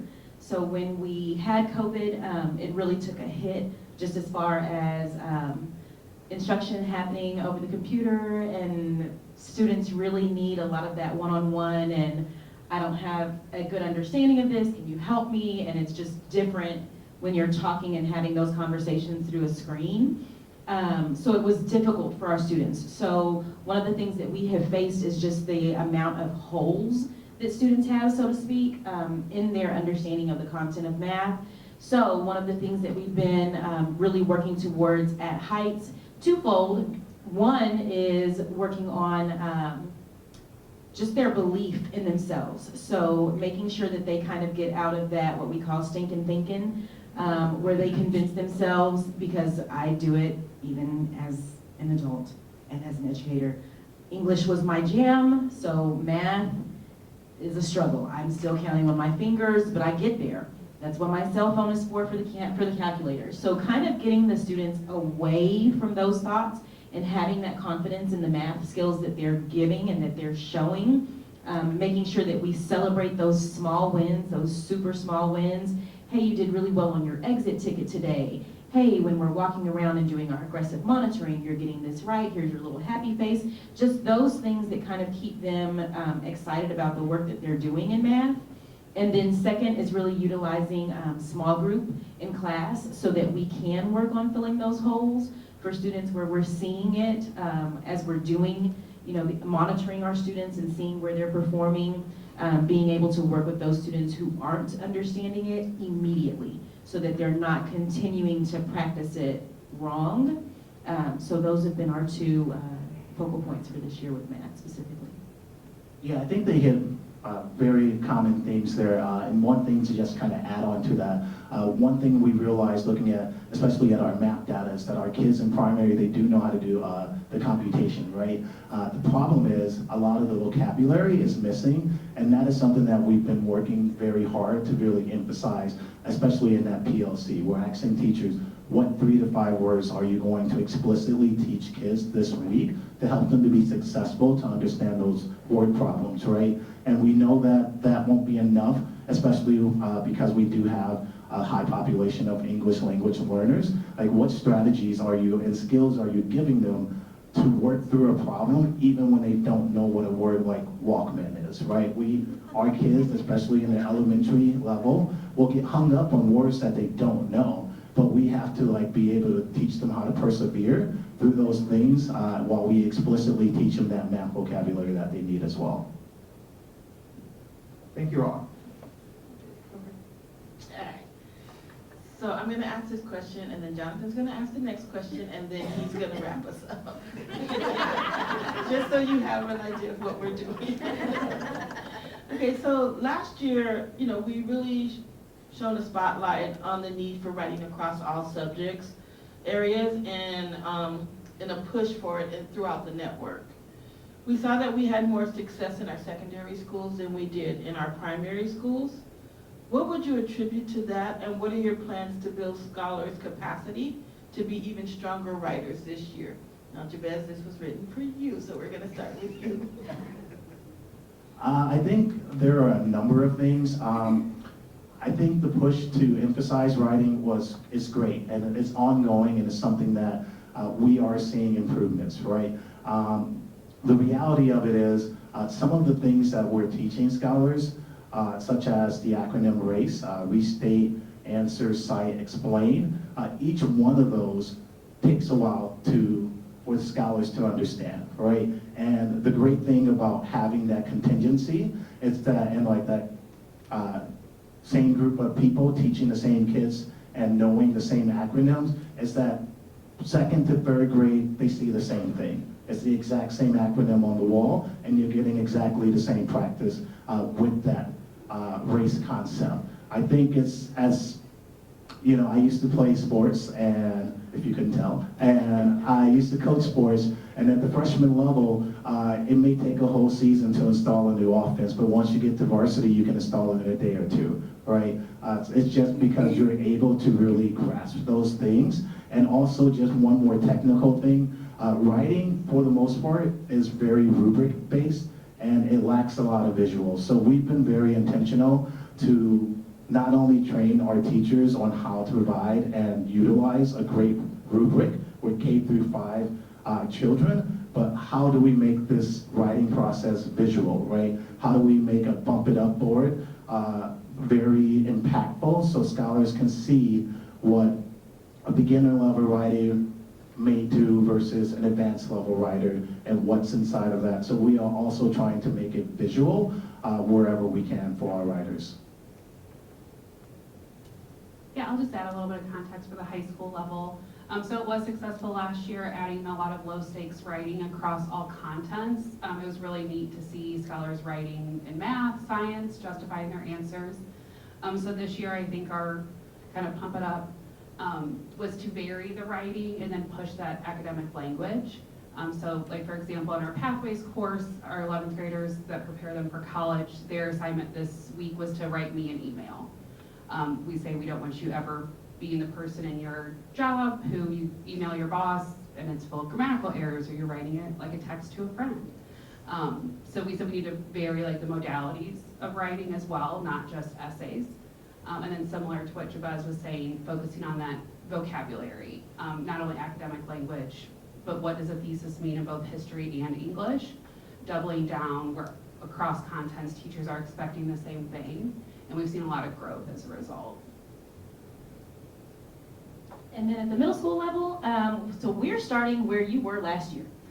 So we're just focusing this year on actually writing across the curriculum. So making sure that we have those practice opportunities in classes that are not just ELAR classes. So getting them comfortable with justifying their answer in a math class, in writing, in complete sentences, using correct spelling. So it's those kinds of things, forcing them to practice so that they understand that their writing transcends outside of their English class, and that it's actually necessary in more places than just writing an essay or a paragraph in English. So that will continue to be our big focus as far as writing across the curriculum for this year. All right, our last formal question here is, our diploma program or DP data shows that it's a struggle to move our scholars to earn 4s or higher on multiple tests, as Dr. Washington was explaining earlier, and to earn that full diploma despite all of our scholars taking DP classes. So Kendra, to start off with you, how are you thinking about better preparing your scholars to take DP and multiple courses and be successful? And then for our non-high school leaders, what are you doing to lift the rigor and prepare your scholars for the exciting challenge of the DP program? Yes, I'm in a really neat situation because we're currently in our DP authorization, so we get to grow our program as our scholars grow. So I've gotten the privilege to spend a lot of time thinking about this. I think my leadership team and I, it's definitely a two-pronged approach. The first, I noticed in my years at Hampton, scholars struggled with that academic language on the DP exams. I would give them a prompt, we talk about it, they know the answer, but they see it and then shut down. And upon pulling small groups, what's the deal? It would be the command term, that's an education term, but the word in the question that intimidated them, I'm like, but you know this. Like when we said it in other words. So starting in 9th grade, and then I'm working with our middle school director to start it back there to use the IB terms as often as we can in every class we can. It sounds simplistic, but I think it really grows that confidence. This is not intimidating, you know the right answer. In addition to focusing on writing in every class, which I already kind of spoke to, DP is very, very writing heavy. So just pushing that every chance we can, and teachers really giving that targeted feedback so that they get better and better. And then the other prong of our approach is kind of the social emotional learning aspect. I'm always grateful to work at Uplift that we care about that. But seeing scholars' academic resiliency and confidence, I think it really, really impacts those 3 to 4 range on the DP exam. Some of them just don't think they can do it. Or they have test anxiety that they're not sure how to cope with. Or they've never been told, like, you're brilliant, you're smart, you've got this. We have a lot of kids who say, like, well, I want the college credit tight. So again, going back to 9th grade, just kind of focusing on that academic confidence, coping mechanisms, what to do if you're feeling anxiety throughout the test, so that when it comes time for the big heavy-hitting tests in DP and ACT, they know that they've got it. And then we're hoping to move those 3s to 4s and 4s to 5s and so on. On the middle school level, one of the things that we are looking into, we have just started looking into, it's new guys, it's new, it's a lot. One of the things that we've started looking into is really working, because we're on a campus where we have the privilege of working with our high school staff that's upstairs, middle school is downstairs, being able to utilize that and actually take some of our teachers on little field trips upstairs so that they can see, okay, this is what it looks like. So this is how my content area in middle school contributes to what they'll be doing when they get upstairs to the DP program. So really having those opportunities for the teachers to see how their content contributes on that upward swing has been really helpful and will hopefully continue to be helpful. Yes. I think at the primary level, we're just really still focused on making sure that the scholars are doing a lot of the heavy lifting in the classroom. So we are limiting teacher talk and increasing student talk so that they can work through problems together and they can come to their own conclusions. Even if they're wrong, if they can defend them, you know, it shows that they're able to produce that higher level of thinking, and we can help them and guide them to make sure that they have the right answer along the way. So with that as well, giving them more responsibility and taking ownership in their learning through learning their goals. It is one of my big goals this year, you know, progressing forward each year, to start having scholar-driven conferences as we do on the high school side at Uplift Infinity, and that is where scholars are able to name their goals and talk through their progress and talk about where they need to go, because I think that also gives them an innate desire to continue to do better in every classroom that they go to, and it connects well with our friends at the DP level as well. Great. I think we have just a few minutes left, but is there like one question out there from anybody that we can take? Yeah. First of all, let me say thank you. This is a great panel. Really impressed with the panel, and it's good to meet the leaders in the organization. I love the fact that Uplift embraces diversity. It's great to hear your experiences, different backgrounds. So my question is more personal. So as a leader, you know, as you think through your experiences, what has been that key leadership trait that has helped you inspire your teams to be successful? So the question, if I can ask so they can hear, is like, what is the key leadership trait that you would say is like the cornerstone or how you inspire your team? Like, what's that been that rock for you? For me, I'm very ego-free. We're all in the same building and we all share responsibility, and I definitely work hard to empower everyone in their role, right? If I give you a task, I'm going to do my best to give you all the clear instructions on what I want, and if you're hitting every mark, I don't care if it's purple or red, it's doing exactly what I asked of it, right? I know that can be sometimes hard to let go because you may have a vision of what you want things to be like, but as long as it's effective and it's getting the end results that you want, not only do my staff know that I trust and believe in them, they are invested into the school as well as much as I am, if not more, sometimes if I'm not there, and so on and so forth. I think what immediately came to my mind is just that investment in staff culture. I say starting in interviews and then throughout my experience with all my staff members, I care about you as a person more than I care about you as a teacher. And I tell them, like, feel free to call me out if I ever forget that, because I can become really focused on academic achievement. You know, like, you're a mom before you're Miss Jones. And I think that is what has kept staff at Elevate, and they know it's okay to take a day off if they're dealing with something, but then they come back stronger than ever because they're committed to working in a place where they feel cared for. For me, it's transparency. Making sure that they understand I don't have all the answers, we don't have all the answers, so it's okay to say, I don't know, but let me find out. It's okay for us to think through things together. It's okay for us to explain to each other that we're frustrated about something so that we can actually figure out how to fix it instead of gliding by and feeling like everything is okay and it's not. So I think that transparency is huge, especially when we're trying to turn something around from the way that it has been and improve on that. So Man, transparency, that's a good question. Great. And so want to say very much thank you to our panel. I know that they have a very busy day to take that time. And we appreciate that, and we will turn over and thank you guys again so much for coming. So on behalf of all the board, I know everyone feels the same way when I say thank you for everything you do for our scholars. We are very, very grateful for your leadership and grateful for that of all your peers throughout the network. You've certainly represented them well today. Thanks for everything that you do.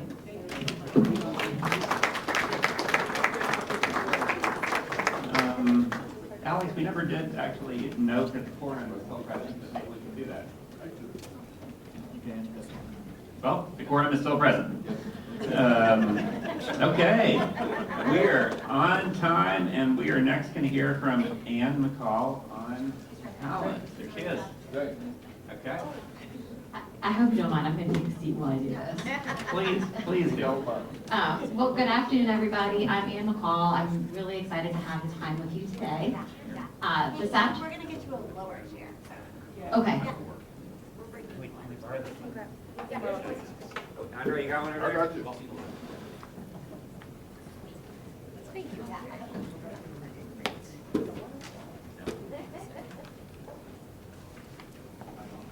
Great. My hope is that the conversation this afternoon is going to feel like a continuation from the conversation we started a year ago at our last retreat in the fall of 2022. We sent out a robust human capital update in the pre-read.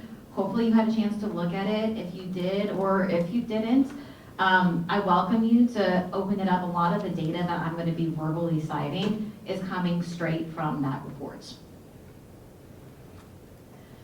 So I want to start with a high-level executive summary, and then I'm going to actually unpack for each of you where we are, what we are seeing, and what we're doing about it with our largest challenges in the human capital space.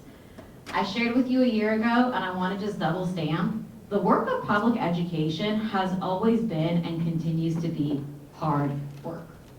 When you think about the ever-changing national, state, local policies, guidelines that we have to always be evolving and adapting to, our funding, sometimes insecurity, the pay, in comparison to what is given out in even other areas of the public sector to what we see within education, the pressures that are on educators and school leaders, thinking about demands from scholars, from parents, the changing political climate, and how that influences what's happening in a school building. All of those things have been ever present, but we are still in a pretty unique point in time in thinking about how coming out and through the pandemic has exacerbated some of those challenges that have always historically existed for us within public education. The three biggest challenges that we see amongst, ones that are continuing to just grow in volume and complexity are higher attrition, hiring that can't keep pace, and then also just continued barriers that we are actively trying to remove as a sector as well as an organization when it comes to workplace engagement and satisfaction. When we think about what's at the root of these three big things, there's a lot of nuance to each of these, there's also a lot of interconnectedness, but we see by and large just an increase, the demands have not changed. If anything, they've gotten larger as far as what the demands are on educators and the K-12 workforce. The other piece that's at play here is that what people want from their workplace, kind of the appetite of the American workforce, has changed over the last couple of years, and we as a sector, we as K-12 public schools have not really changed as much in the way that we are organized and we approach work. And so really navigating that tension is at the core of what is showing up in these three big challenges that we see on the human capital side. So as we think about our approach to these things, it's a both and, It's both acknowledging that there are kids in school buildings and classrooms and teachers and staff in our buildings across the network that have real and immediate needs that we've got to figure out how we're going to address them. But it's also continuing to think about what are some of the longer term aspirational changes and things that we can be working towards as an organization and just have influence on as well within the public charter school sector to get at these things more systemically. So with that, you know, in spite of the challenges, we have a really strong and resilient organizational culture. And I'm proud to share with you that while these challenges were our top 3 challenges last year, they're our top 3 challenges this year, they're probably gonna be our top 3 challenges next year, right? But we still have seen some improvements with teacher retention and with our vacancy rates in spite of what is happening around us across the sector. And we're really proud of that. So with that, I'm gonna go ahead and scoot us forward and just touch on a couple high-level data points to just orient everybody with kind of our composition, who we are as an organization, and then we'll get more into the 3 challenges. So this was in the Human Capital Report, but you can see here we have just shy of about 2,700 employees across our organization. About 70% of those employees directly interface with scholars, our teachers, our TAs, our instructional support staff. About 10% are campus leadership. So when you look at the numbers like that, about 80% of our staff are in school buildings directly supporting scholars and families. We talk a lot about teachers, but I just want to highlight that they only make up one, right, smaller, 47% piece of the pie. So that's just something to keep in mind too as we think about attrition and hiring. Teachers are our primary focal point because they are closest to the classroom, and we're also in the middle of a national teacher shortage, but there's a lot of other positions and role types that we are also eagerly trying to retain and also just look for. This next slide is a snapshot of what the tenure looks like across our teachers. It's pretty similar if you look at our all staff tenure as well, and there have not been any major changes from last year to this year in this regard. But over half, 54% of our teachers at Uplift are in their first 2 years working at Uplift. So that doesn't necessarily mean that they're in their first 2 years of teaching, but they are in their first 2 years of employment with us. And so one of the things that I know Remy touched on, I'll touch on a little bit, is just the importance of onboarding. Right? This is really big when we think about how new to our organization the vast majority of teachers and staff are. Okay. Yes, sir. How many of our teachers are actually in their first 2 years of teaching? I don't know that number off the top of my head for the new, our current staff, but I can follow back up with you on that column. Okay, so this next slide is, these were the metrics that the board set several years ago in drafting the 5-year strategic plan for our talent priorities and our talent metrics. You can see how we progressed year over year since 1920. While we've seen some regression, especially on the teacher retention side, I want to just highlight that we actually saw improvement in each one of these metrics, and we held stable on our teacher sentiment metric that's measured by Q00 on Gallup from last year to this year. So in a world where things are not rebounding from post-pandemic to what they were pre-pandemic, seeing that we are at least going in the right direction is something to celebrate. So you can see that our retention went up by about 1.5%. Our tenure of academic directors went up a bit. This is just looking at how many of our directors have been in the role for at least 5 years. Again, our teacher sentiment is measured by our Gallup survey. Our leader retention has held pretty steady at 82%. And one of the things that the board set as goals were just targets around increasing staff diversity. For those of you who are new board members, I want to just name that we have explicit goals around wanting to see an increase in Latinx representation and Spanish-speaking representation, because the majority of the scholars that we serve do identify as Latinx, and just about half of our students and their families come from households where Spanish is the primary language.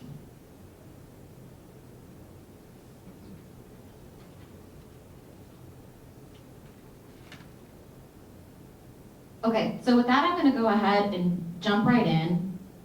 For each of these big challenges that we're facing, like I said, these are not new. But I wanna share just kind of what we are seeing now at this point in time, looking back on the last school year, what continues to make these things complex and how we are approaching them this upcoming school year. So when we think about high attrition, who's leaving? The good news is that it was 1.5% fewer teachers this year than last year. We saw that most of our teachers, we had slightly higher attrition within East Dallas and Fort Worth. It was 66% and 68% respectively. If we think about who sits within East Dallas, we had Atlas Middle School, White Rock Hills Primary School, where we had leadership transitions. We also have all of our Luna campuses, where the relocation has been a big factor in teachers' decisions as to whether or not they want to stay and be at the new location at the midpoint of the year this year. We saw higher concentrations of leavers at certain schools. This was something that I touched on in our update at the last board meeting in August. And we saw at these campuses that many of the resignations came in kind of in a flood late in the summer. We had 6 schools that had retention that was below 60%. Looking at Ascend and Mighty Primary, Heights Middle, you got to hear Ms. King talk about that and how that's impacted just her experience coming in as a new leader. Mighty Middle, Luna High School, and Luna Middle. At each of those campuses, there's been leadership transitions and or the relocation factor, looking at what specifically is happening with Luna.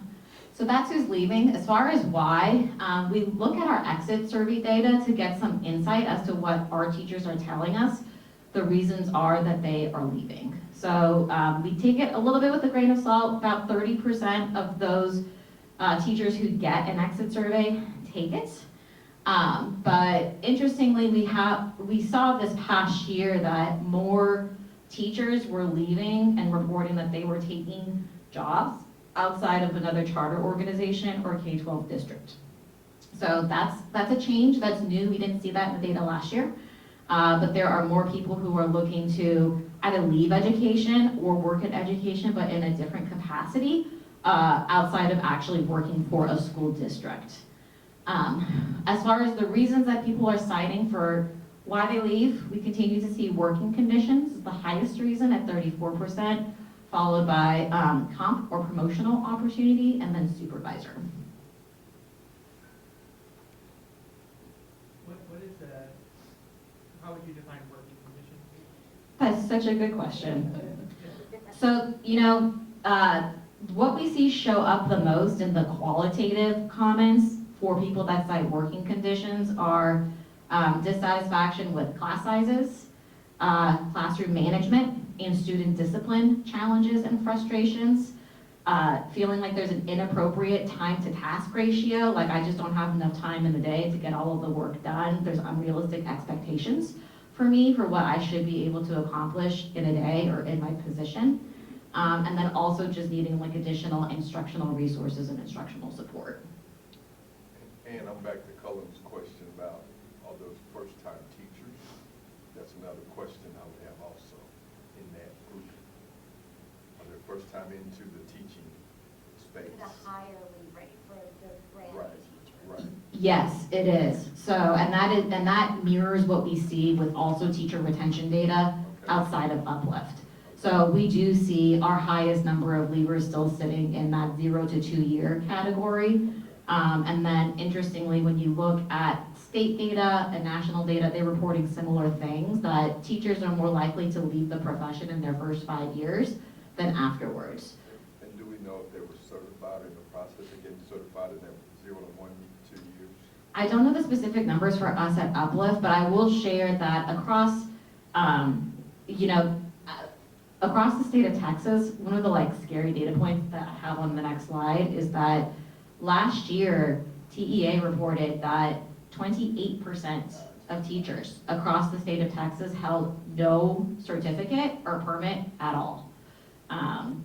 And so, when you look at what the state is publishing for retention rates, it's lower, it's significantly lower for teachers that are coming through alternative certification routes. I think we'll see what it looks like for people that are coming through, at least at this point, no certification route. But we do see that in looking at the larger data sets. Yeah.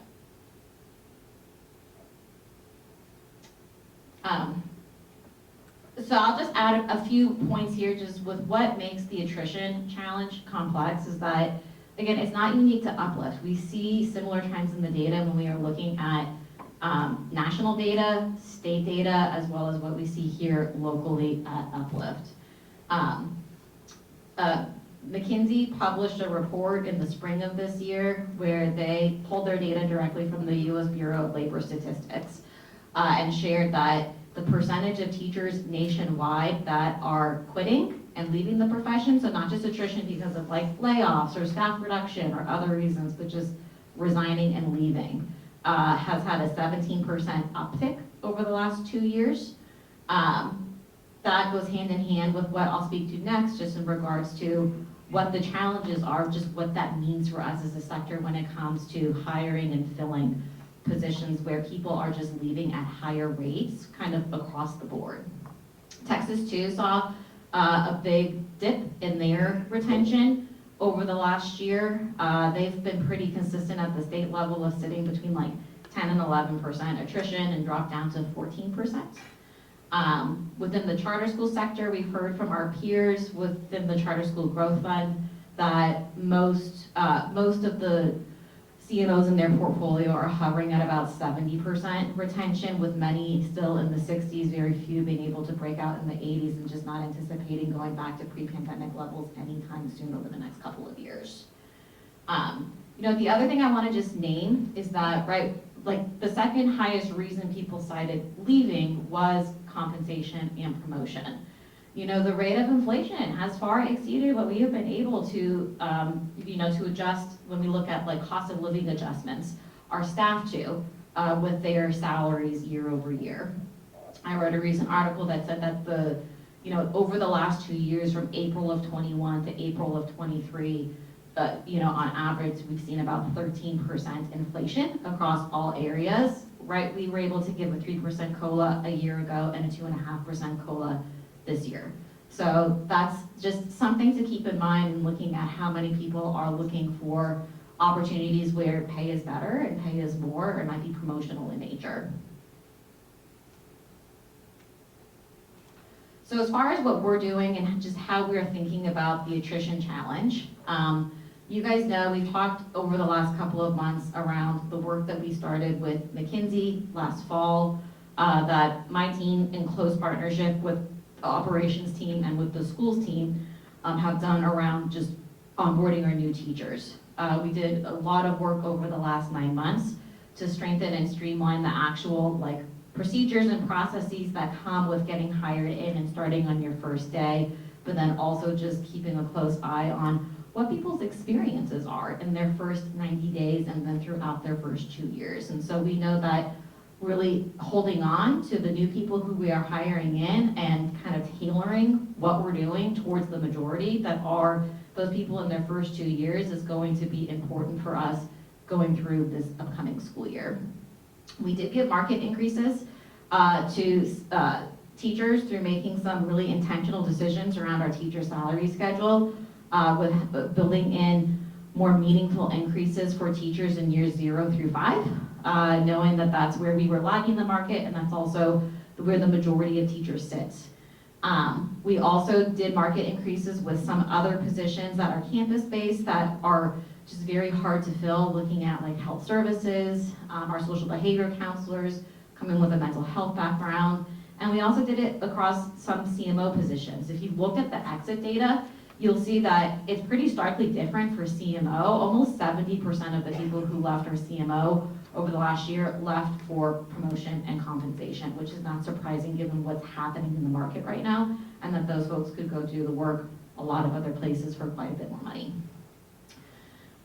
We're continuing our competitive programming. Yasmin shared with you, we have 188 designated teachers that we're able to get a designation and between $3,000 and $22,000 additional dollars annually through the state's performance program. So we are making sure that we're continuing the things that really make us competitive, like TIA and also like our new programming out in Fort Worth around opportunity culture. And we've done a lot to increase the channels for teacher voice and feedback. Okay, our next challenge around hiring that just can't keep pace. You know, we saw late and mid-year resignations really impact our ability to be fully staffed. Starting a year ago, right, it's still a reality that we are facing and navigating today. Last year, we actually hired more teachers on the second day of school or later than we did on the very first day of school. That came as a result of just an increase in late resignations and also mid-year resignations that continued on a rolling basis. We've seen some higher concentrations within special education. That's an area across the board where there is just an extreme shortage. So special education is very hard work. It's also very hard to fill those positions when somebody leaves because there is such a shortage of certified, qualified SPED teachers in the market right now. Our pipelines feel similar pressure, looking at our partners like TFA, Urban Teacher, all of our education preparation programs. Nationally, they've seen a decline by 30% in enrollment over the last year in their programs, and so that has impacted their ability to give us the people that we need to have residents and just healthy pipelines.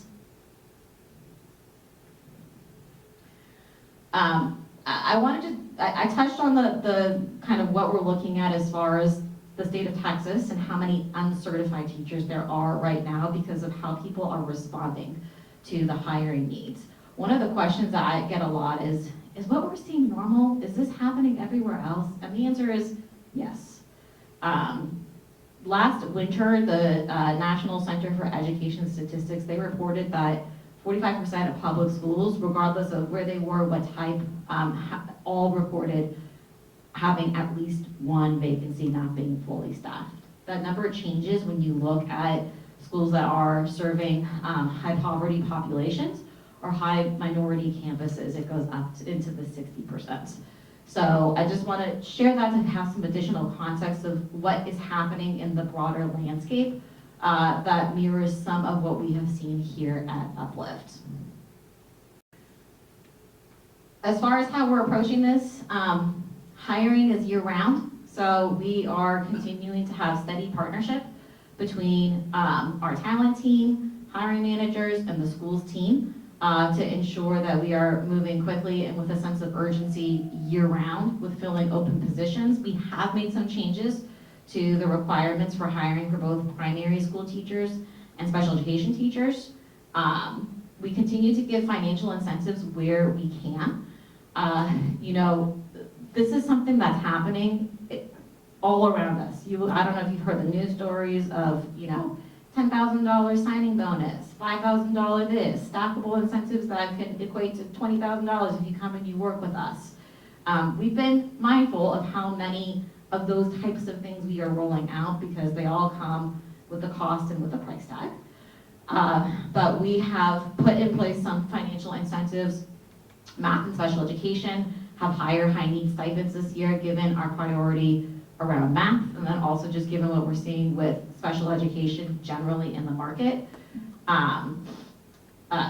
And then we also continue to give some financial incentives for people who are coming in late, knowing how hard hiring is once we get into September, October on in the year. We also are working to make sure we have just coverage for our vacant classrooms, and we're working really hard to expand our current and future talent pipelines. You know, with our current pipelines, most of them are not able to deliver any secondary folks because the schools of ed and EPPs are just not, they're having the same challenges that we are with recruitment. So all of our partners right now are only providing primary school teachers with the exception of 2. So we are looking to expand what we can do to ensure that we have a healthy pipeline for secondary teachers and out in Fort Worth, which is one of the things that we're exploring with Rennie's college and career team of how we could possibly maybe bring our alumni work into meeting that immediate need over the next couple of years. Okay, last but not least, We give the Gallup Q12 to measure engagement across Uplift. This past year, we really focused on the first two questions on the Gallup Q12 that get at employee basic needs. Do you know what's expected of you at work, and do you have the material and equipment that you need to do your job?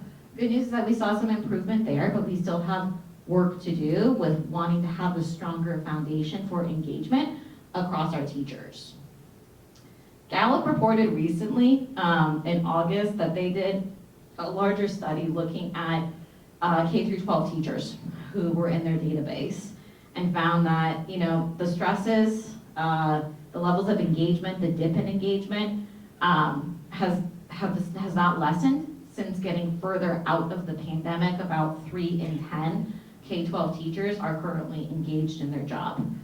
The TEA put together a larger task force this past year too that looked at what is happening just with teacher vacancies across the state, what the reasons are that people are sharing that they are leaving.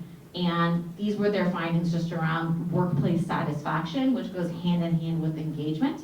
And a lot of their findings kind of mirror what we have seen and heard from our exit surveys around teachers just being dissatisfied with working conditions, and that being also a big piece as to why they might not be as engaged or decide to leave us and leave the profession.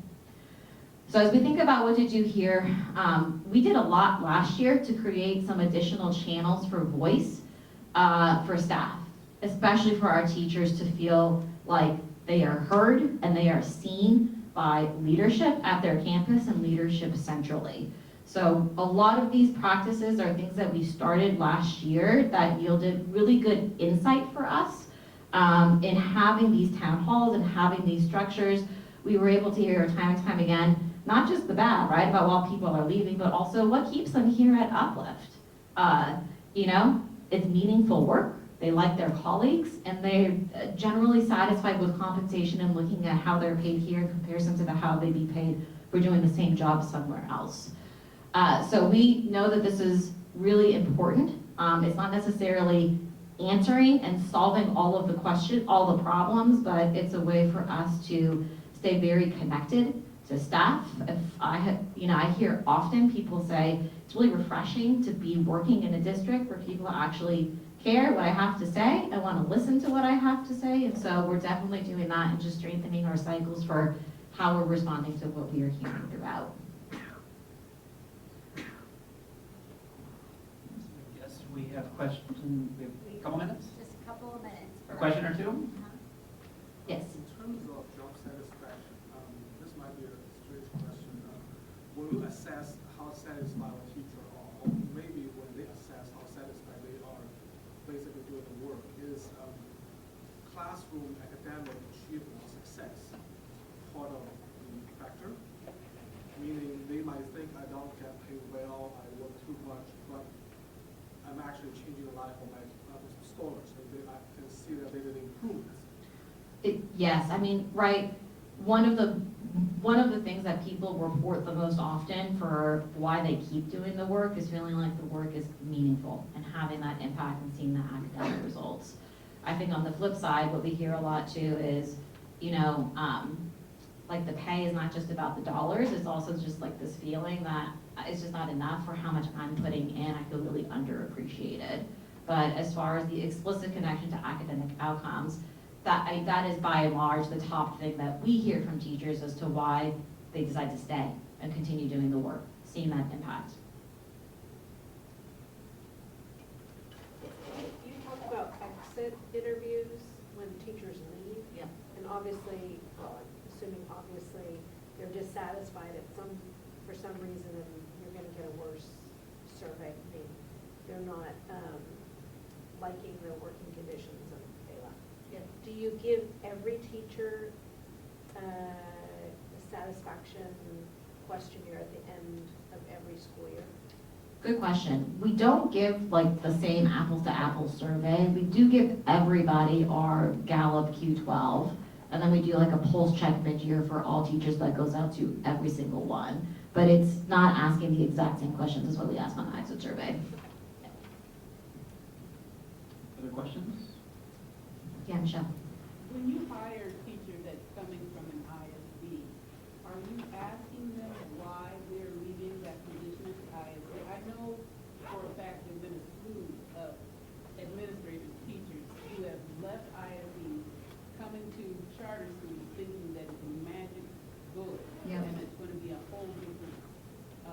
group of kids, not realizing the same kids live in the same neighborhood. You know? You are 100% right about that. I mean, we ask everyone, right, why they're interested in coming to Uplift, what's attracting them to the organization. I think one of the things that our school leaders, that our good hiring managers have done a great job of is just being really clear and setting expectations during the interview process. There are misconceptions out there, right, that we screen kids and, you know, have small class sizes and no behavior problems, and it's like a private school, and that is not reality. So we ask them why they're coming to us, and we've tried to be pretty upfront with people around, we do have larger class sizes, we take all students, right? Like, we have a different culture in a lot of ways, but we're serving the same student population that many of them are serving currently at our ISD school. One, and a follow-up. As a retired teacher, because I taught for almost 30 years, and of course, my classroom was different because I taught 300 kids at the time. But as a retired teacher, I know lots of teachers who are my age, maybe a little bit older, Yeah. a little bit younger, left not because of any other reason. They love the kids, they love teaching, but they didn't want to put up with everything else. There are a slew of retired teachers that could be reached out to. I talked to Cullen about this earlier, who could be reached out to as a resource to provide additional support for our classroom teachers, maybe as provided for our teachers need to go to professional development. So since these teachers go to professional development, you've got 30 certified teachers who have classroom experience that you can hire in for a day to take a class. Yeah. And I think that'd be a great way to reach out, not only that you would have certified teachers in the classroom, the kids would have somebody who they know would be a teacher. And those teachers are in the community. They see them in their stores. They see them walking around, and they know they're teachers.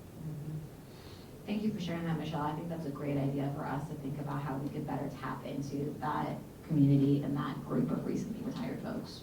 And I would just echo, I'm the son of 2 retired 4th ISD teachers, so I'm not sure how much time they have, but as far as helping out, but I would agree with Michelle.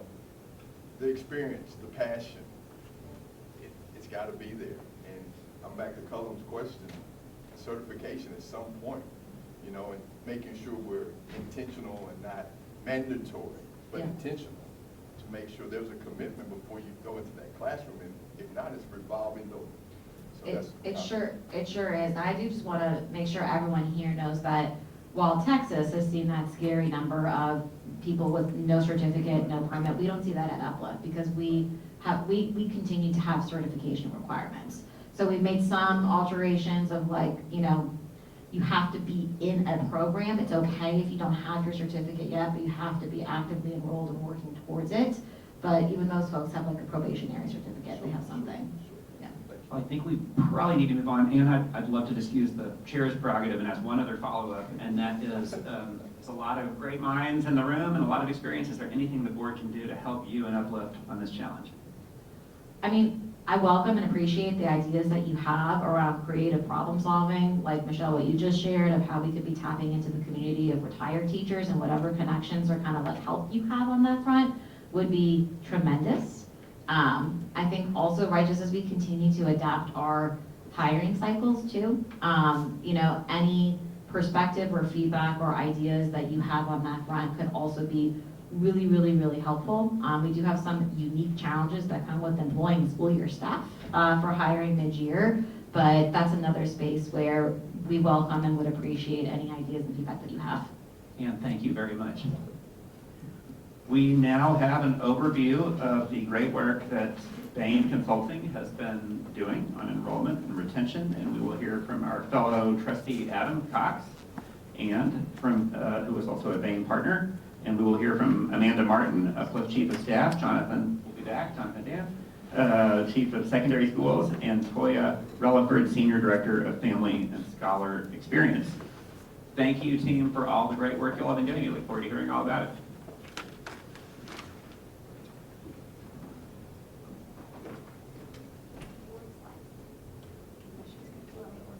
Great, perfect. want me to come sit up there? So by Oh, you my wanna- side? No, no, no. Okay, okay, No, cool. no. I'll try to. So I'll kick off, and for those of you who don't know, Adam Cox, I'm part of the board. I have a partner at Vegas, Colin said, and, oh, you can't hear this? It's not on. Okay. Is that on? Yeah. Yeah, we are on. There we go. Great. Did you say you work at bank? We love Bane. Over there. And I had the great privilege to work with the Uplift team and this crew over a few months on a piece of work related to scholar retention and recruitment. And I think we gave a brief update on this to the broader board a few months ago, but now that we've completed sort of the upfront strategy piece of that, and we've moved into mobilization and implementation across a number of different initiatives, we thought it'd be helpful just to come back and recap the kind of outcomes and recommendations coming out of that work, and then for the team to give an update on where all the work has progressed since then. And so, just as a reminder, in terms of what we were trying to do and the situation that we're facing, Uplift is facing an enrollment gap.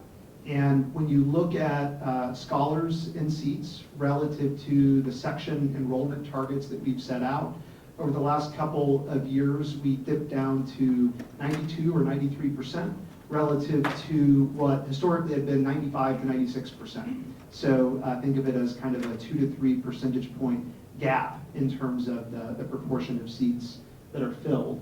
And there's a number of reasons behind that, but really what this effort sought to do was to look through a couple of different lenses. The first was, what can we do from a recruiting perspective to make sure that we're getting the message out there, that people know the Uplift value proposition, that we're communicating that as effectively as we can in the right channels, in the right way. And then secondly, once we get students in the door, how do we make sure that we're doing the things to make sure that they stay? And what are the right investments and what are the sort of moments of truth along the journey for scholars and for families that really drive retention and that will keep more scholars here at Uplift. And then the other piece we looked at is just what are the organizational capabilities that we need in order to kind of deliver on these things. And so as we worked through this, those were the lenses and sort of problem statements that we sought out to answer.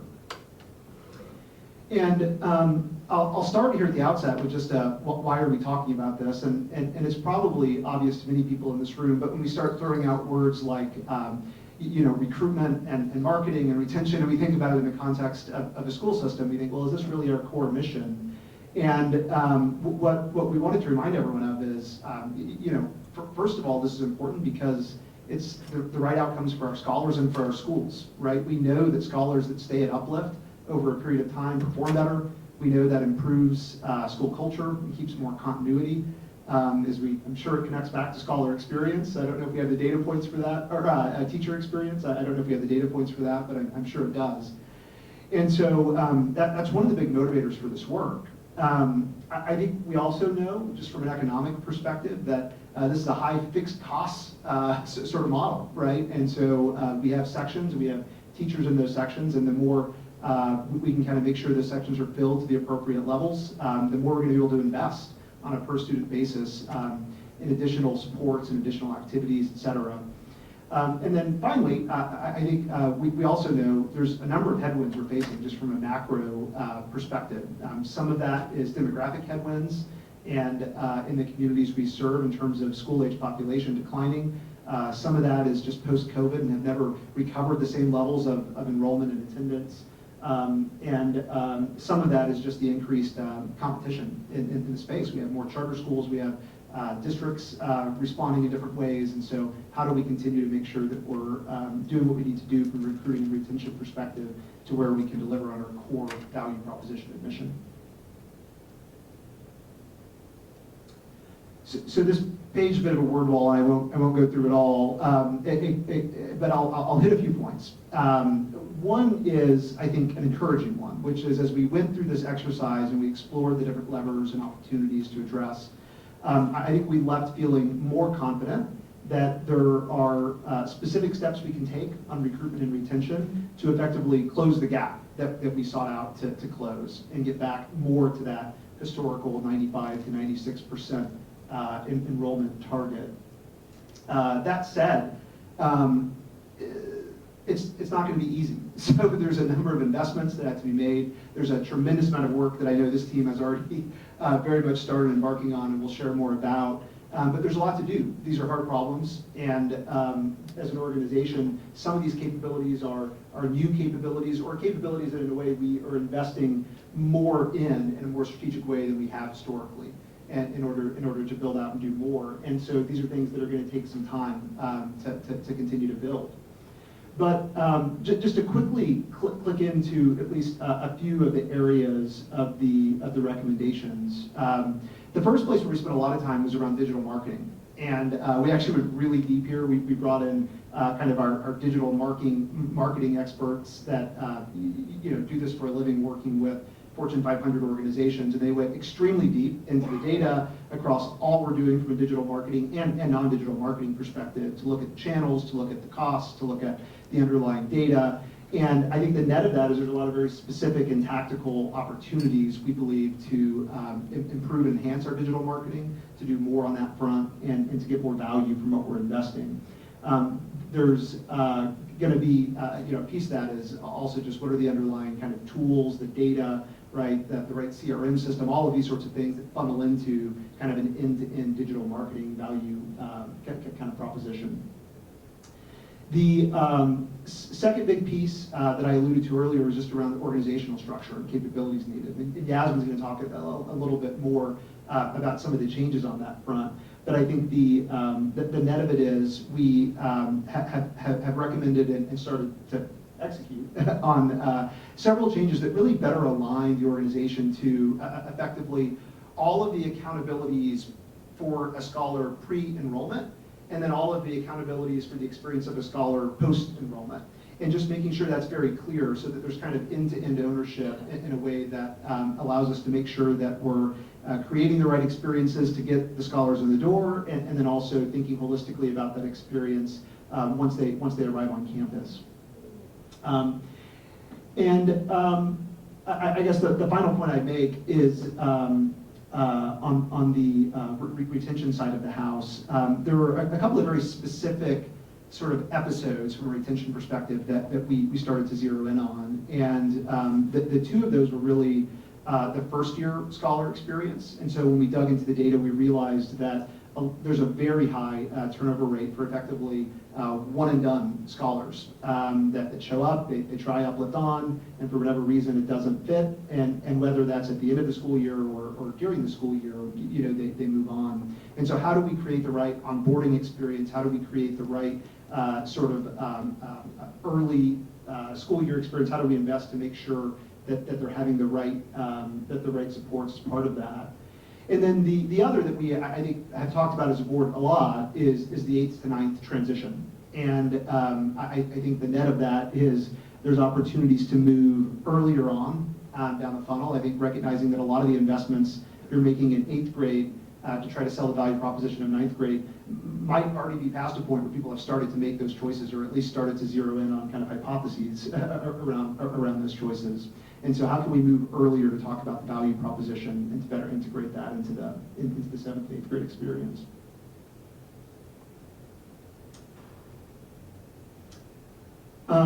And so when we put all of that together, and I alluded to the fact that we felt confident coming out of that through the series of activities and levers that we identified, we feel like we can help address the scholar enrollment gap.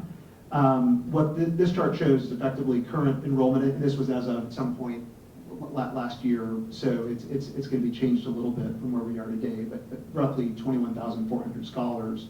And what we did is just for each of those areas of opportunity, we tried to project what we thought the impact would be in terms of retention or recruitment. And so the retention initiatives are on the left-hand side of this page, and the recruitment initiatives are on the right-hand side of this page.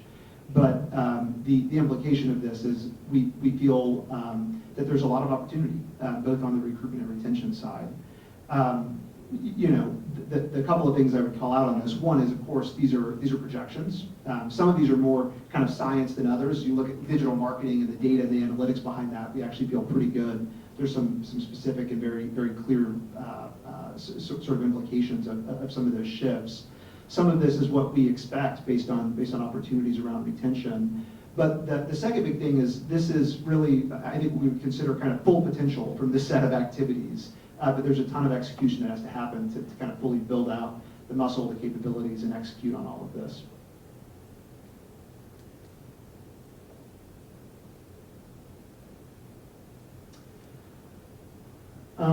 And the final point I would make, we've talked a lot about scholar recruitment and retention over the years, and I think we've looked at versions of this funnel before, right? And you can think about this as sort of a student journey, right, from initial sort of discovery and evaluation of Uplift as a destination for the scholar or for the family through applications, acceptance, enrollment, attendance, and then kind of re-enrollment. And in each of those steps of the journey, we're losing scholars. There's different reasons for that, and part of the work was really digging into each of those steps to understand what are the biggest reasons why we're losing scholars at each step along the journey. And so we've tried to be thoughtful in laying out a set of initiatives and a set of opportunities that we think kind of match up to each of the sort of big reasons why we tend to be losing people along the way, and where we think there's opportunities for us to do more. And so each of the 8 things on this page effectively became initiatives or that we built out plans and roadmaps against, and that's what the Uplift team has been marching against over the last few months since we wrapped up this work, and what I think we're going to hear more of an update on here in just a few minutes in terms of the early progress that's already been made.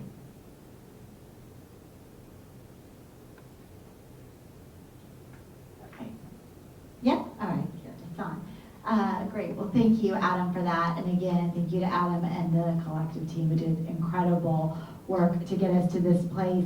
As I shared in the opening at the start of the day, I hope you're going to see in this presentation how the Uplift team has taken this and really been running with it pretty quickly. And we are literally daily sending out emails to our school leaders with our withdrawal data, our current enrollment data, our attendance data. Like, we are just trying to keep it on the forefront, and even in a way that I'm spending my time when we talked about these one and done scholars, the ones who try us out for a year and then leave. On Tuesdays and Thursdays every week, I actually start my days on a different Uplift school, and I spend the morning in focus groups with primary, middle, and high school brand new to Uplift scholars, and just have an informal conversation with them. I, of course, have a set of structured questions I use to draw out what their experience is like.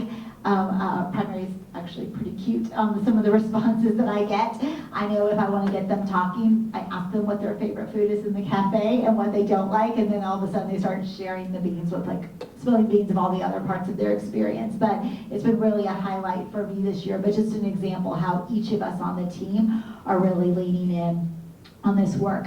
So I'm just going to take a minute and remind those of you who've seen this before, and introduce, for those of you who haven't seen, what were the org structure changes that we made. So as Adam shared, we really wanted to make sure there was a clear owner for recruitment and a clear owner for retention. So I'll start in the middle first. And so we created Amanda's role, who will be speaking shortly, and took under her role as chief of staff to put all of the marketing, recruitment, and enrollment efforts. So obviously building awareness, driving conversion through recruitment, and then the enrollment process that happens once a scholar is pulled through the lottery and has to complete a set of steps to be officially enrolled. So Amanda has that entire continuum that she could be giving attention to, and then she works in close partnership with her colleague sitting next to her, Toya, who reports to Remy.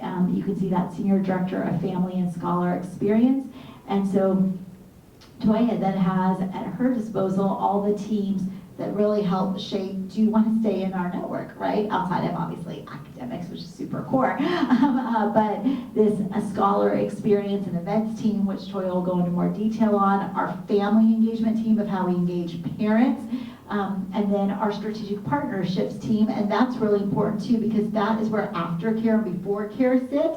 And that we know is an important factor for parents when they're picking schools.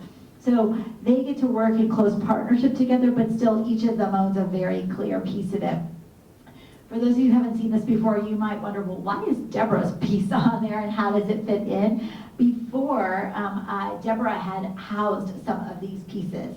And as we, continue to see, as we've shared, I shared earlier, a decline, well, the going away of ESSER funds, and an uncertainty around state funding, we wanted to allow Deborah to be able to focus on doing what she does incredibly well, which is build relationships with new stakeholders and bring in additional philanthropic resources to our organization. So Deborah had some of the teams that sit between, that now sit with Amanda and Toya, and we removed those while keeping a very small communications team for it because there's a little bit of overlap there when it comes to donor engagement.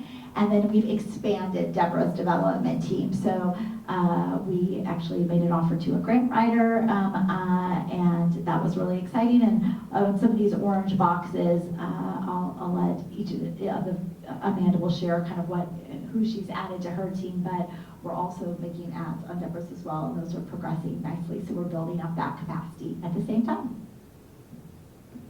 Yes, good afternoon, this morning. I'm Amanda Martin. I am excited to give an update on the recruiting implementation that we've been doing since the Bain team wrapped up. The first pillar that we've been focused on is around our revised media strategy, implementing a lot of the recommendations that the Forward group had given us. Those are around spend, narrowing our targeting, and testing and learning on different platforms. So from a spend perspective, we've essentially switched our budget from about 50% digital to 85% digital, and we've increased our budget, at least for this first quarter, while we hired on the marketing side by 11%, and we're continuing to monitor that as we go. We've narrowed the targeting, so we took the Forward recommendations. We are now targeting folks who are parents of school-aged children within 10 to 15 miles of our schools. We're seeing that pay off because while click rates are down, our applications are up, right? Which means we're getting higher quality folks who are, clicking on our materials because the schools are actually within a location where they could actually send their children. And then test and learn. So we've actually made some really great progress here. We've tested search, that's done well, so we will increase that budget up to a point where it makes sense from an optimization standpoint. TikTok, we've seen, it drives some awareness, but the cost per acquisition is quite high, so we will start to move away from TikTok, at least from a paid media strategy. Pinterest recently launched, so we will continue to see how that goes before we make any decisions there.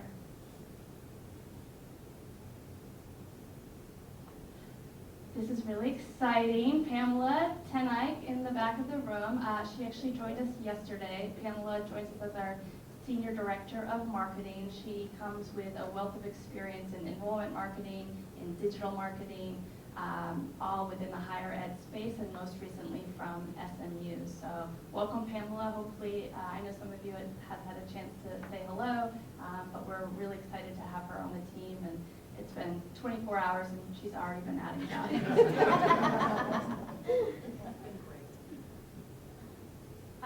So shifting over to recruiting, so we've really shifted this team and the focus to be more of a sales-driven organization. We've updated our staffing, so we have dedicated positions who are application coordinators. They're focused on taking in our warm leads and converting those to applications. And then we have folks who will be out in the field, really focused on going and driving new leads and new applications every week, having a goal, an outcomes goal that we'll monitor weekly. And then we've also started doing more sales type coaching, helping folks understand how they actually go in and build relationships with folks to get in front of the right people, versus just doing different activities like dropping off brochures. So the team's in progress here. We're working on hiring. I think we've made 2 offers, and I think have 2 more positions that we're looking to fill there. But we'll continue that process and start the onboarding, at least of our new hires, as the application season opens in mid-October. And then lastly, based on some of the Bain recommendations, because it's more of a sales-focused organization, we're implementing a bonus structure to incentivize folks. So for the folks working on converting leads to applications, they would be bonused on their conversion rate.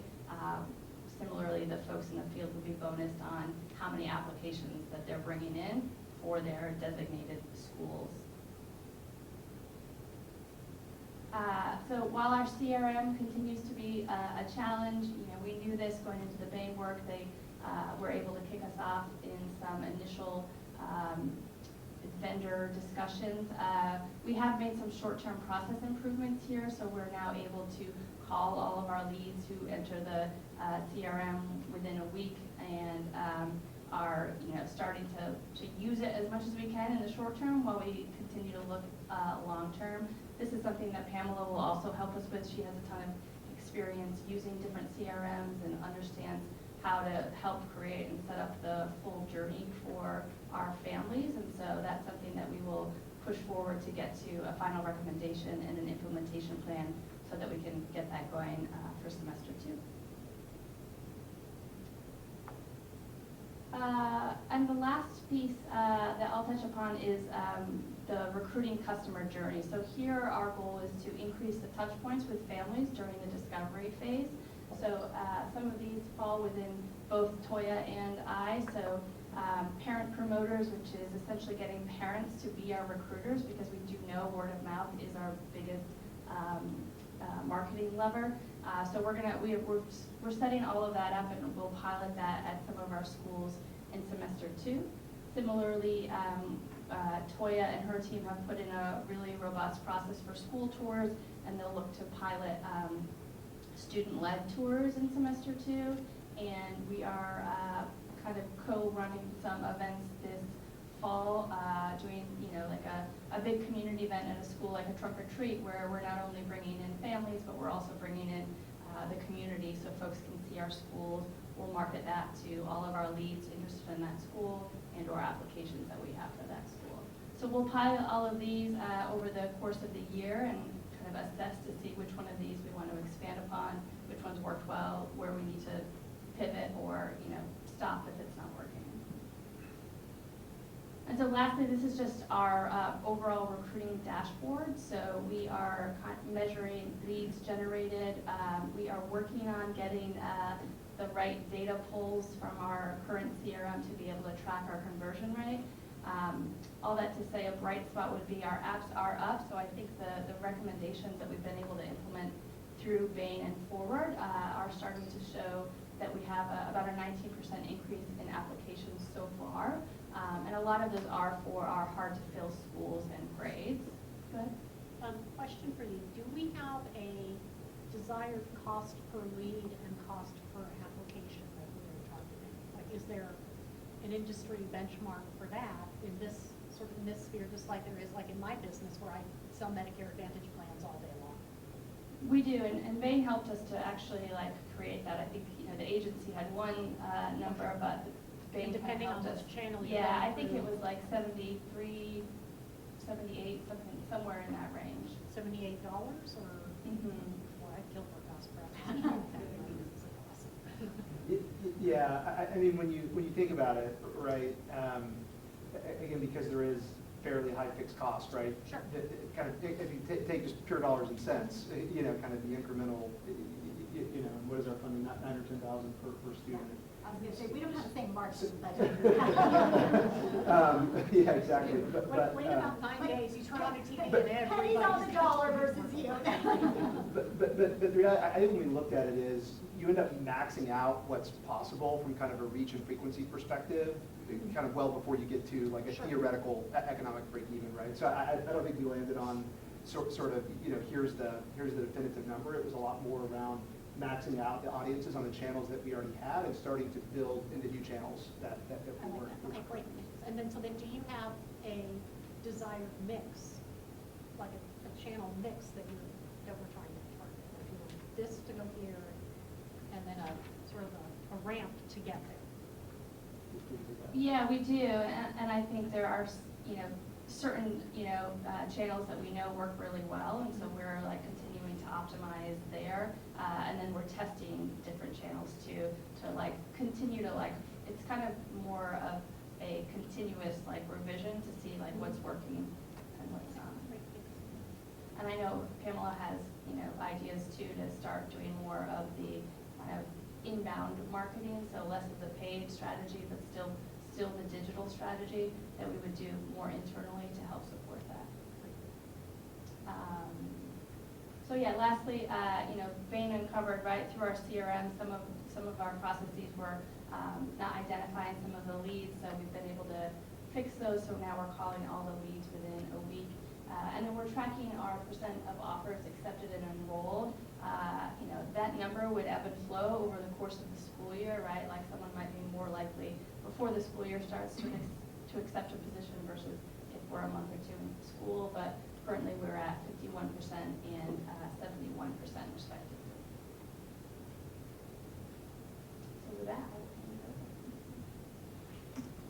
over. I just have one more quick question, and I have been spending some time with you, but have you thought about changing the way, like you just said, call within a week? Have you thought about other mediums like email but text messaging, which we're those of us, we're used to like getting on a website and having someone respond to us immediately, especially in kind of a classic sales cycle. Have you thought about different mediums and ways to talk to parents in the environments they're used to? Yeah, so we do have a chat bot that's monitored, but there's a lot of off hours too, right, where those are coming in. But we are responding to those. Some of those questions are, based on recruiting, others are not. But we have a whole workflow that so somebody's getting, as soon as they enter the system, they're getting a certain email workflow, and we're actually calling them within a couple days, depending on when the weekend falls. And we haven't really explored the text, but I think that's a great option to explore. And the other thing that we're looking to do is put in some sort of telephone text system so that we can actually track, because right now a lot of that is happening on like Google phone numbers, as I was explaining earlier, on people's cell phones or computers, and so we want to have a way where we can kind of track that and ensure that everybody's being contacted, it's high quality contact, and we also want a way to put like a phone number and a text on our website, so that folks can, if they are interested in apply right now, really it's like they have to put in their information or go right to the apply. And so if we have a dedicated phone number that can come in and get routed to the group, it would have like a voicemail for after hours, things like that. Are there any, what level of kind of like audience, but considering that our audience is primarily Latinx, low income, preferred methods of communication, and then I think trust building within the community is a very big cultural cornerstone of sending my kids somewhere or something. And I think ISPs traditionally have that trust built in because they're very visible in the communities, they're a government, agency, et cetera. And so like I'm interested to know how y'all are looking at the demographics and the way that the audience and the community prefers to be communicated with, or how to build trust within that. And is that bringing in the other side of like the parent engagement specialists and things like that from the school responsibility? So how, Well, I can answer at least one piece of it, which I mean, one thing I know we did press on just from an equity perspective was like, as we looked at the media mix, how do we think that's skewed, both in terms of like income as well as race? And I think the net of that is we actually felt like it roughly sort of corresponded, like it wasn't disproportionately kind of skewed one way or the other. As far as the broader question on trust and messaging, we'll refer to you on that. Yeah, and I don't know that I yet have the best answer there yet. I know there's been a lot of work from the agency, right, to create messaging, right, that resonates with our communities through. We did some focus groups a couple of years ago, and there was some testing there as well. But I don't really have that historical knowledge to know where that's at. But I can look into it.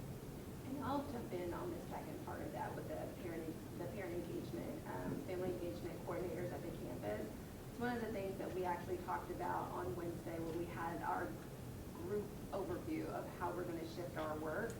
And it's gonna more so fall on us relying on them to have autonomy on how they're gonna communicate with our parents, because they, as I told them, you know best. We work with our parents every day, and so we're gonna trust in you that you are going to bridge that gap where we may not have full knowledge from the CMO level as far as that particular, my particular role is. So it's more so giving them the autonomy to tell us, hey, with our community, this is how we best communicate, and this is the best way that they will respond. We're actually working with, just to jog my memory, Charter School Growth Fund has an organization who's done this whole, survey, and they've actually looked at different demographic groups and provided us back like what messaging resonates best with those groups. And so we're initiating a project with them to help like both on a marketing side and what our message is there, and also Deborah on a development side and how she can like best speak to different donors. Can I ask Amanda one more question about your social media strategy?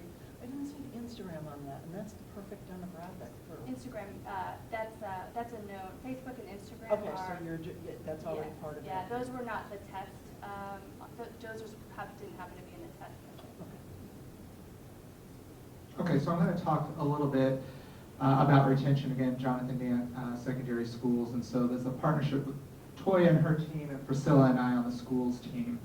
And so as Adam talked about with the retention efforts, we're focusing on 3 key levers. Really the first year scholar journey, especially those scholars who come after the first day of school, that enroll after the first day of school, our 8th to 9th grade transition, and then the role of the family engagement coordinator. And so in thinking about this first year customer journey, we really teased out with Bain that our families that engage with us, like lottery through the summer and all of that, had just more touch points. We hold transition camps for the past couple of years for new kiddos.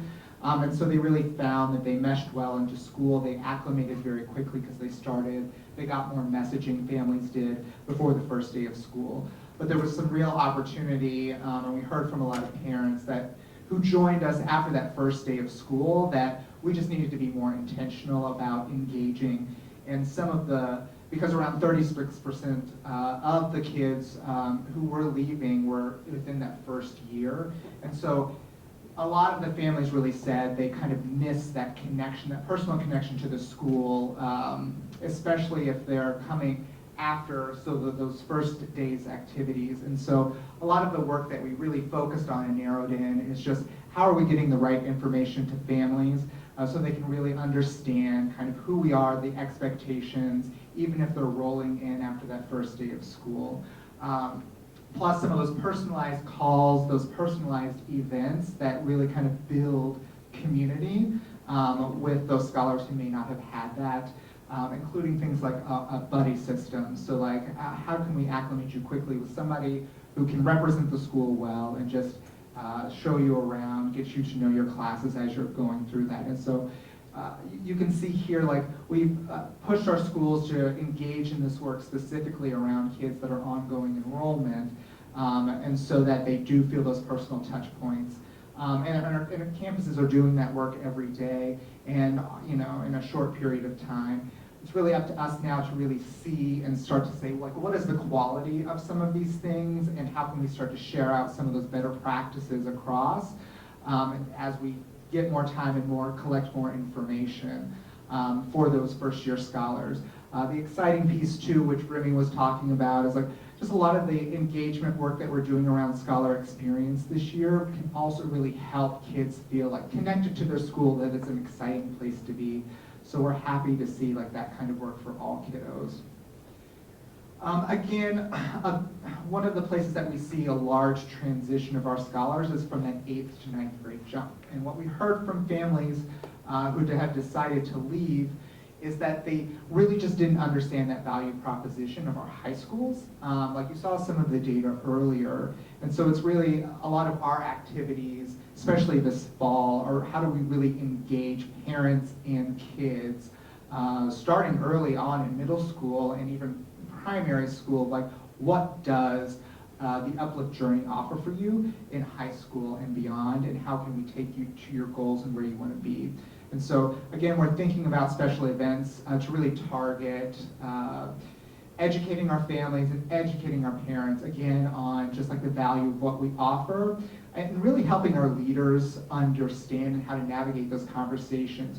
I think several years ago, we didn't have like the same amount of competition or advertising, and so our leaders aren't as prepped to say, well, why are we better than the schools down the street? Like, how does the value proposition of Uplift really tailor to your kids? Our programming in Road to College and Career, just like the different things that we offer, how does that really benefit you? And so we're really engaging our school leaders and like taking on these events, taking on these journeys, offering things like clubs and sports that our kids are really seeking and asking for across the year. And we've been really successful. We've launched some heritage clubs that we have across the network, robotics, and speech and debate, to kind of bring some collegial experiences across all of our campuses where we didn't have it before. We may have had clubs, but just not to the same level. And we're doing a lot of events this fall to really, again, engage with parents, engage with kids, to get them really excited about college and career and all of those opportunities that we have.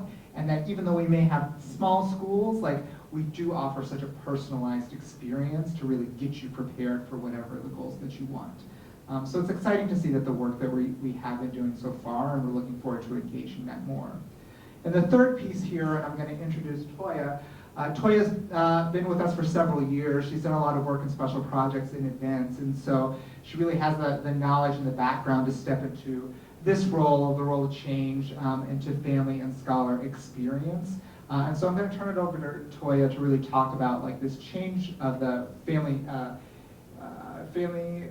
now I'm blanking. Yeah, well, scholar experience, but the family engagement coordinators, and just like how that's really going to help do some of this groundwork on the floor around retention. Hi, just to give you kind of a quick background for me, I actually sat under Deborah for several years in the External Affairs Department over special events, added scholar experience and the recruitment last year. Now with this new role change, I really feel like it truly aligns with all of our external efforts in not only the scholar experience on the internal, but also with our parents as well. So before I go into this slide, I want to give you some context on how these numbers came to be. Through the BANE project, we learned that our family engagement coordinators were doing a lot more enrollment than they were doing with the family engagement. It was about 50% of enrollment, 25% engagement, and all the other recruitment and ad hoc duties were about the same. And so when BANE came in and found this, we wanted to make sure we do a shift in engaging our families, because that in turn will help with our retention efforts. So looking at what we will shift to as far as our engagement, we will focus on 65% of our family engagement. So what is that? Family engagement initiatives, whether that is events monthly at every level and retention events. We are looking to add an additional engagement events at each of our levels. And so what that means is we've already scheduled out a full year per campus of all of our family engagement efforts, as well as set our schedule for our regional managers. We want them to be on our campuses at least 2 times a week at doing their rotations to make sure we are providing the coaching that's needed for our family engagement coordinators. So our next step is to work alongside with Jonathan with any of our first year initiatives, and then set a cadence on our messaging. What I've learned within this role, and I've been in this role for about a month now, is that positive our family surveys, our family sentiment surveys, has shared with us that they may get too much messaging or some of the same duplicative messaging across the board. So our goal is to make sure that we streamline that messaging across our levels, working directly with the campus directors to make sure we're streamlining those efforts, but also standardizing our messaging through social media as well. So our family engagement coordinators post on social media, and so we want to make sure that they aren't just posting on social media to check the box, but they're actually telling the story of those campuses as well.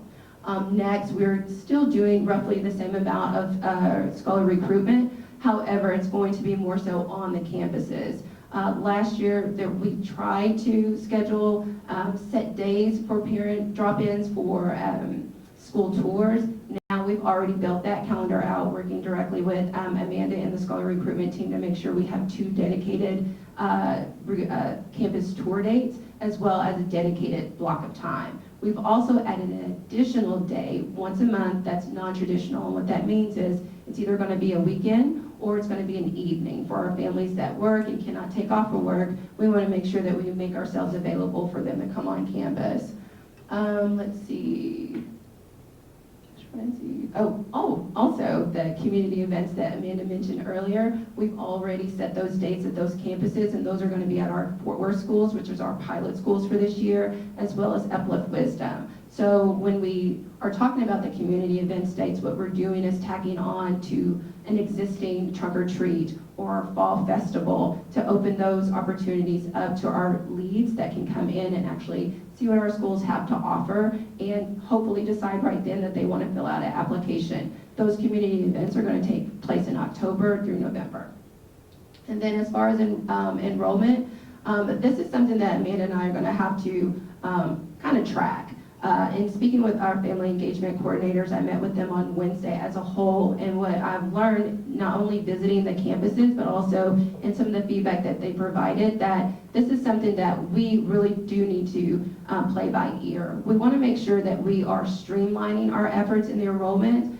There are some enrollment coordinators that now sit on Amanda's team, but we also don't want to lose our families that need assistance right then. One of the things that we are focusing on is to be very customer service centered. And so as our families are coming in, either calling or drop-ins or things like that, we want to make sure that we take care of them so they don't feel any frustrations or anything if their needs aren't met in that moment. And then last but not least, other campus duties. What I've learned is that this fluctuated campus to campus. There are some campuses that the family engagement coordinator is doing exactly what they should be doing, but then on other campuses, and no fault to anyone, there may be a higher need to sit at the front desk answering phones, help with registrars, different things that happen throughout the day that's to nobody's fault. It's just there's help that's needed. We want to make sure that our family engagement coordinators are available, but to limit those other duties to maybe just lunch duty, car line, or those needs. We want them to be good partners to their campus leaders, but also we want to make sure that our priority stays as for our families. And so this next slide is just to kind of give you some data points. Last year, the percentage of our enrollments for showing up for first day of school, last year was at 86%, so we're just a point higher this year to date. Our goal for September of next year is to be at 90%. Also, the percentage of our first year scholars returning for their second year is at 67% from school year to date. Our goal for next year is to be at 70%. For our percentage of our 8th grade scholars staying with Uplift through high school, we're at 69%. Our goal is to be at 72%. And as Jonathan talked about some of the first year initiatives and focusing on our 7th grade, we're at a 2-year delay. But then also, I am responsible for another side of that. I oversee the Scholar Experience team, and so we are focusing on our 8th and 9th grade social experiences that they can experience with other scholars across the network, as well as some additional scholar experiences that we've added to the fold this year. And then our family engagement coordinators, their time spent retention and recruiting right now from school year to date, it's about 10% because they are currently working with our school leaders on some of their retention efforts, but we want to increase that to 25%, adding on to their scheduled school tours and things of that nature. And then last but not least, our parent sentiment scores. You've heard Jabez Deacon talk about their high positive scores, but as a collective for Uplift as our network, we're right at 70%, and we would like to be at 73% moving into next year. Are there any questions for the group, Ricky? So I was wondering where third-party partnerships kind of fit into this whole, like all the people that are involved in this, the different lines. because I think about churches and beneficial relationships. I think about like Wisdom, if that's going to be a pilot site, you know, what is our relationship with Oak Cliff Bible? What is our relationship with Fort Oak Cliff? You know, that could be beneficial to and who has responsibility for developing those third-party partnerships? I'm so glad you asked that question. So just to give you just a quick background, when I worked for Fort Worth ISD, one of my responsibilities was community partnerships, strategic community partnerships, specifically churches, nonprofit groups, and corporate. And so I'm working with our director of strategic partnerships. We break down the two, so that she's community and strategic partnerships, but what she finds herself doing is really focusing on the strategic part, and we want to build out that community. So I actually have her working on a plan, because we know with time, this is going to take a little time in cultivating that relationship. It's not only a time constraint, but it's also a manpower, right? And so she and I are actually working collectively to see how we can expand upon that. And that is exactly the direction we want to head, not only just on the corporate side, but also if we want to create community schools, that's the way to do it. It's the churches, it's the organizations in the area to create those partnerships. So that's in the works. And I would just say, you know, Pilar and Christine down the way with the school engagement committees, I think that those are prime opportunities for getting folks from leadership in those community organizations onto the school engagement committee to drive, you know, that kind of a holistic partnership. So I would offer the board, for them, I would offer the board's support tentatively on trying to help connect those dots. Appreciate that. Thank you so much. Are there any other questions? Oh, yeah.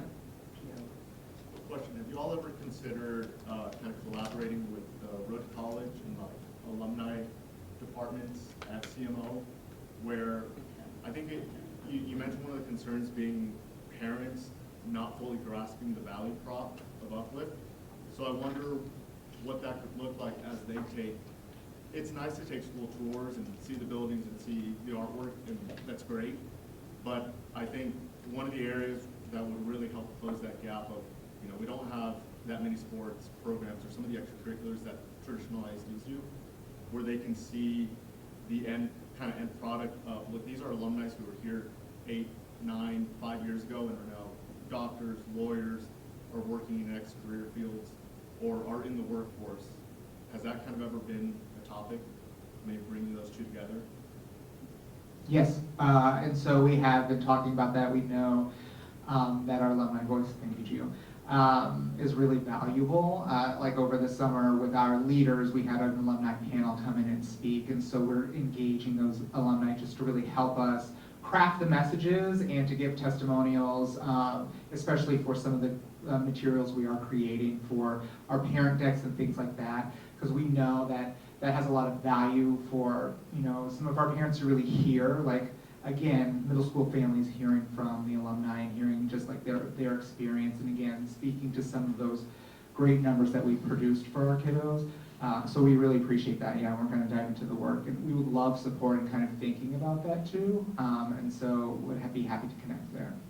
And just to add, Daniel is their colleague, so he is one of my direct reports who's the Road to College and Career Managing Director. And so what I've really been trying to impress upon the team, so thank you, Gio, is that it is all of our collective work to engage families on the alumni, on the Road to College and Career side, on the family engagement side, and in the school side. And so that is work that the team, we are getting in the same room, trying to work and problem solve together around how we leverage all the resources that we have as a collective to really engage our families from every angle of the work.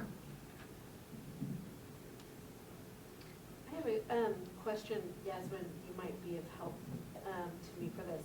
So I don't know how long I've been on the board, but I'm going to say 5 years ago, we talked about growing the school, growing campuses, and that was our, every year was how many new schools did we want to open.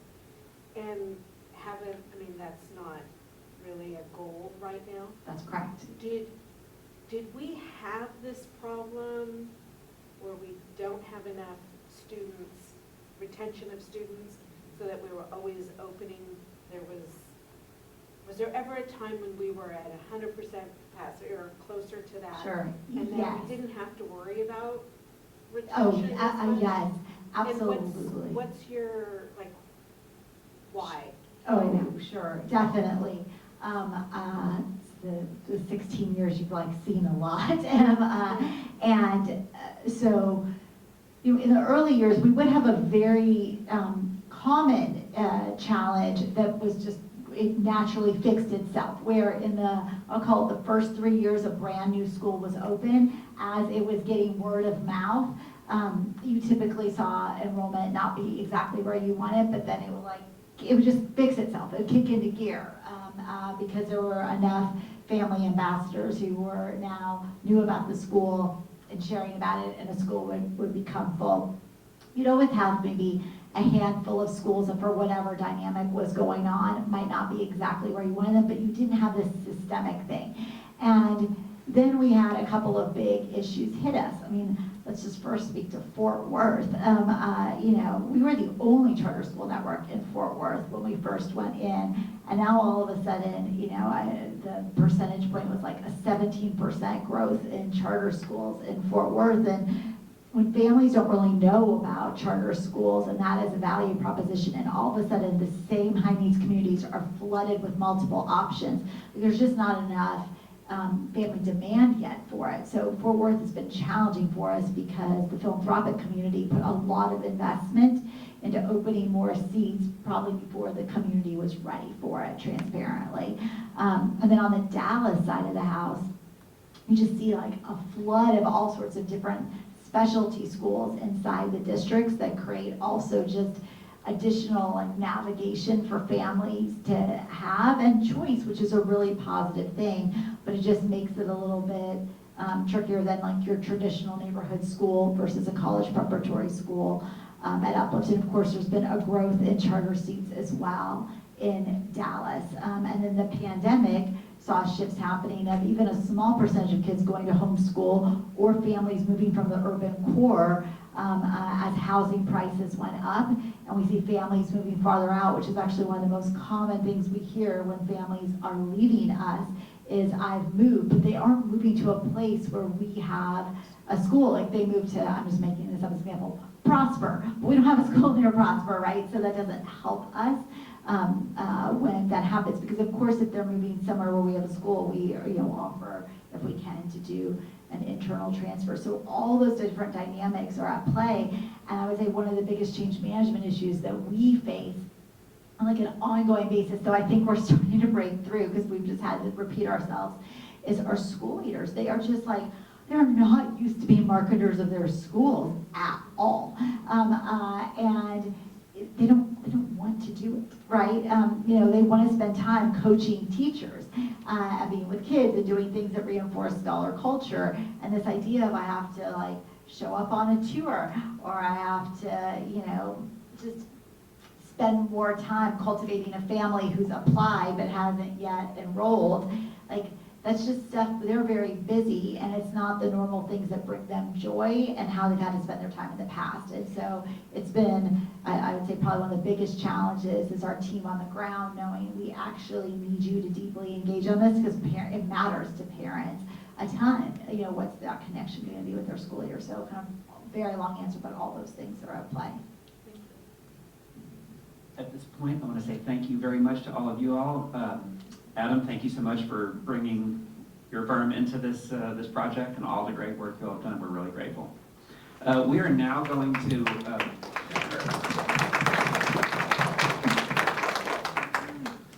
make a little bit of a call on the agenda. We're going to take a 10-minute break right now, okay, which is rather than after the next session on finance, and we will reconvene in 10 minutes, which let's call that 3:40, okay?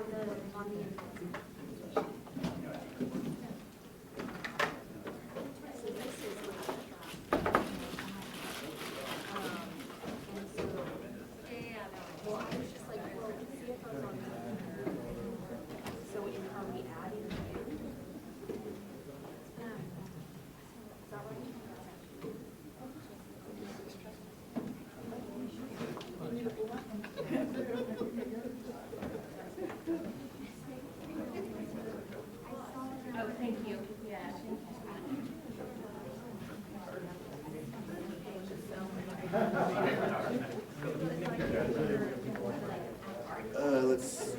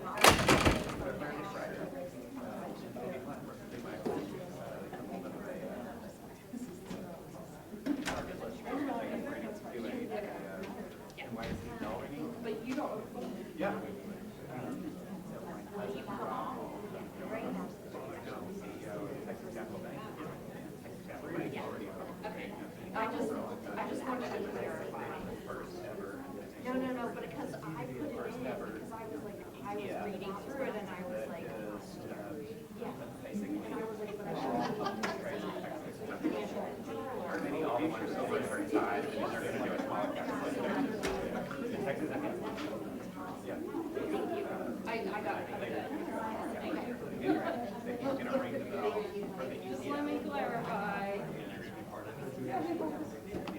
But you're gonna cover us. Paul and I both were like, how far are we gonna procrastinate our 8 hours training?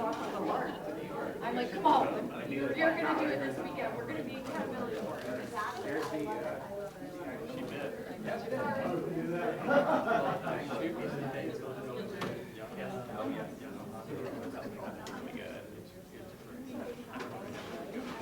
All right, great session. Great session. Good, how are you? Good? Yeah? Adam, thank you, sir. Yeah, absolutely. That was right in the right. That was really good. Thank you. Yeah, all good, thanks, Colin.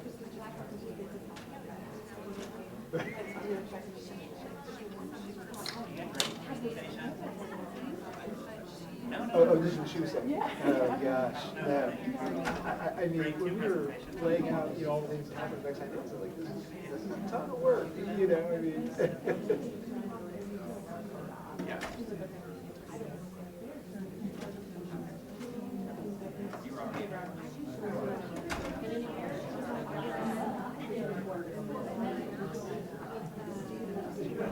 Yes, I do.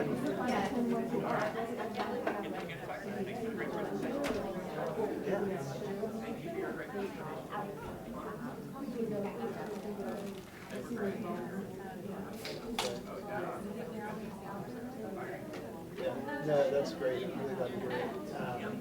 I mean, obviously, a ton of progress just in the last couple of weeks, so, you know, but it'll take time.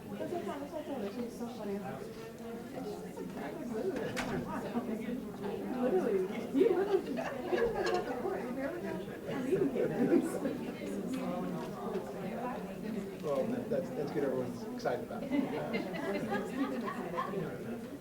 Yeah. Yeah. Yeah. Yeah. All good.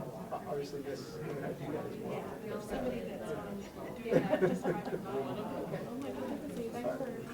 Yeah. No. Absolutely. Yeah. Happy to help.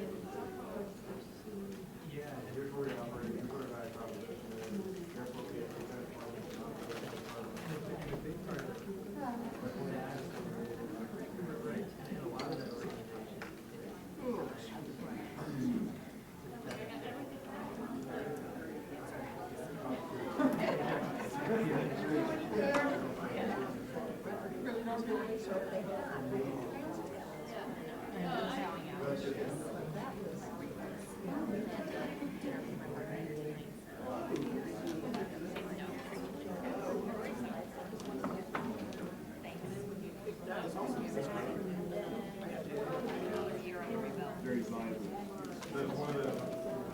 But I'm gonna go for like an hour.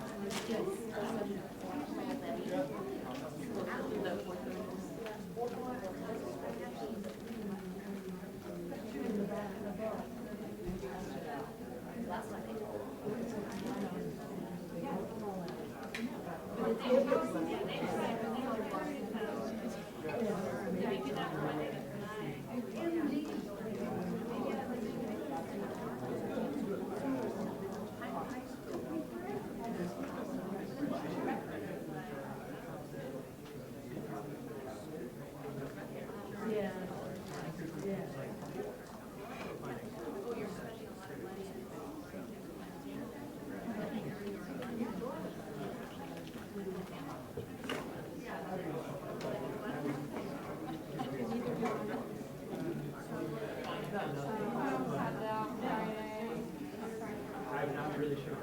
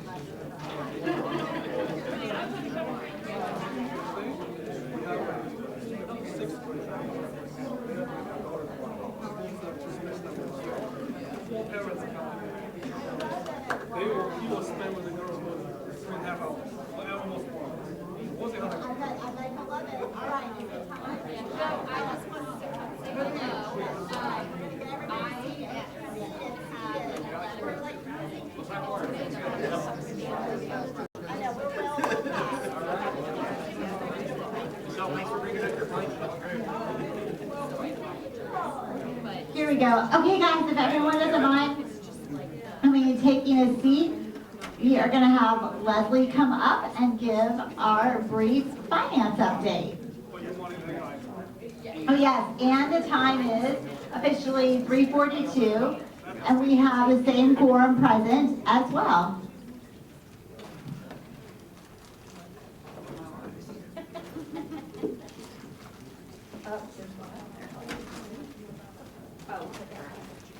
All right, hello everybody.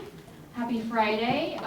We're in the home stretch. I'm one of the last bits that stands between you and hopefully an afternoon, a Friday cocktail, at least for me. Okay, I just want to give you a quick update as far as the latest enrollment and attendance look like. Not much has changed. We're trending the same way that we were when we reported out to the board in the board meeting a couple weeks ago. Our goal for our target for enrollment, the enrollment number is 22,569. That's what we have in our budget, and we are trending right now on the full year average at 22,342. And actually, I just looked at yesterday's data because this is going to be from earlier in the week, and it's higher than that. We're trending a little higher, so we're looking good. Too soon for me to make a call or an adjustment, I would say, to our budget at this point in time. Attendance-wise, we're right on track for 94%. And the latest data as of yesterday was actually 94.4%. So we're looking good there, and I will say that Yasmin and Remy have been amazing about really pushing all of our school leaders to really have an emphasis on attendance and making sure that kids are coming in. All right, so our remaining ESSER dollars. We do have about $23 million of remaining ESSER that we are planning to use this year. It actually has to be complete, all the work has to be completed and our submission done by September of 2024. So we want to make sure that we have a solid plan for how we're going to activate those dollars. This is just a high-level overview of what we have in mind. So for the 23 million, one of the big things that the scholars have told us that they want and they really would like to see more of in order to get them back on our campuses and back to the attendance rates that we're used to is more focus on athletics. So what we originally had thought was we would take 18 million of the remaining 23 and put in soccer, turf, athletic fields for 11 of our campuses, for most of the campuses to use, and then also put in some canopies over the playgrounds for our primary schools. What we are thinking, what we're going to do is allow ESSER to give us the funding, activate funding to do that. We're not going to actually use our ESSER dollars directly to do that. Given that we've seen some constraints from TEA on what they're approving, and they really are discouraging using ESSER funds for capital expenditures. So with that, then we really want to make sure we take the ESSER dollars and put them to work against the incentives around our teachers and academics and things. So continuing to use those funds for the high impact tutoring, we baked in, we're at 2.8 million that we're definitely going to do this year. The salary, qualified salaries, benefits, etc., that's also going to be including contract work, any substitute teachers that come through. So we've earmarked 11 million of it to go there. Sorry, contracted services, separate 6 million, will be our substitute teachers, any additional academic support help that comes in on a contract basis. And then we've earmarked for our special ed stipends and open positions. We have some positions open and are really seeing some of the pressures on the special ed staffing side. So we're gonna bring in try and get some contract work, and the rates that actually we're seeing on those qualified people are pretty extensive. So we're gonna help subsidize some of that through the remaining ESSER. And then teacher retention, we've earmarked $1 million to basically say, coming into the 2025 school year, what can we do to retain our teachers? And so we'll go ahead and say that we're gonna kind of put aside $1 million there to basically say, if you come back to Uplift and stay for the year, we'll give you a retention bonus. So we've earmarked for that. And then technology and supplies and materials. So just, we have Chromebooks for each of our students. We want to keep it 1-to-1. So we have 500,000 of that has been put towards it. So this is the current plan, and then essentially we will be able to utilize our general budget to cover the turf installations. Any questions? So with that then, I will keep it brief. The last piece we have to cover off is the investment policy. Yasmin sent that out this morning, I think. So it's a very fun document that basically reads and says that we're gonna, myself and our controller, and Yasmin has actually done this, we're gonna be qualified, we're gonna make sure that we're gonna be smart about our investments. We're gonna bring any new news to you guys. So we have to take a 10-hour course, etc. So really the only piece that is changing, or that we're proposing to make sure you guys are aligned, is to make sure that the controller is added in. So currently it's CEO, CFO, and director of finance, but specifically he's actually the controller. So we need to get an appropriate vote from you guys to make sure that everybody is aligned on the existing investment policy and that small change. So we need a motion, right? Yes. Is there a motion to approve the Uplift Education Investment Policy for FY24 as Leslie has presented? So moved. Thank you. Second? Second. Thank you very much. Are there any votes against the motion? Hearing none, the motion is approved by unanimous vote. Thank you, Leslie. Thank you. Thank you, guys. All right. Next up, we have some board committee updates, and we will first hear from Rusty Jaggers, our governance committee chair. Rusty, and followed by Pilar Davies and Christine Vandevelde. They're going to be absolutely $5. Thank you. Oh, okay. Yeah. All right. Does not. Okay, I got you. Can you hear me? Yes, I can hear the room. Okay. Nothing like being the very last speaker at the end of a very long day. At the orientation, I was the very first speaker at the beginning of a very long day. I guess one of the things I just want to start with is that the governance committee is focusing our energies on growing our organizational structures. We made committee assignments. It would be my hope next year we would actually ask all the committee chairs ahead of time, what are you looking for in your additional skill sets based on who's rolling off? We were running a little late this year, so we went ahead and made assignments. We'd love to know people who are interested in changing committees. You don't actually have to stay on the same committee for 10 years. So it would be very interesting to know from each of you what additional work, what different work you might want to know about. We'd like to know what kind of leadership opportunities you can see yourself taking on over time. Looking ahead, Todd, who is not here today, is a perfect example. He's in a very busy year this year. He is graduating twin seniors. And so this was not the year for him to necessarily take on some additional responsibilities.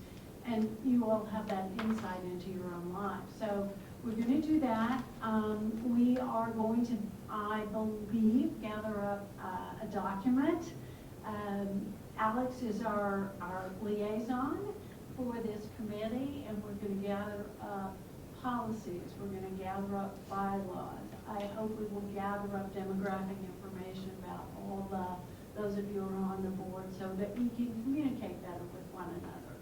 So those are the kind of things I'm working on. We will all work on developing a nominating form, get more consistent in how we talk to candidates, just as we were with the orientation. So please, I would love your ideas.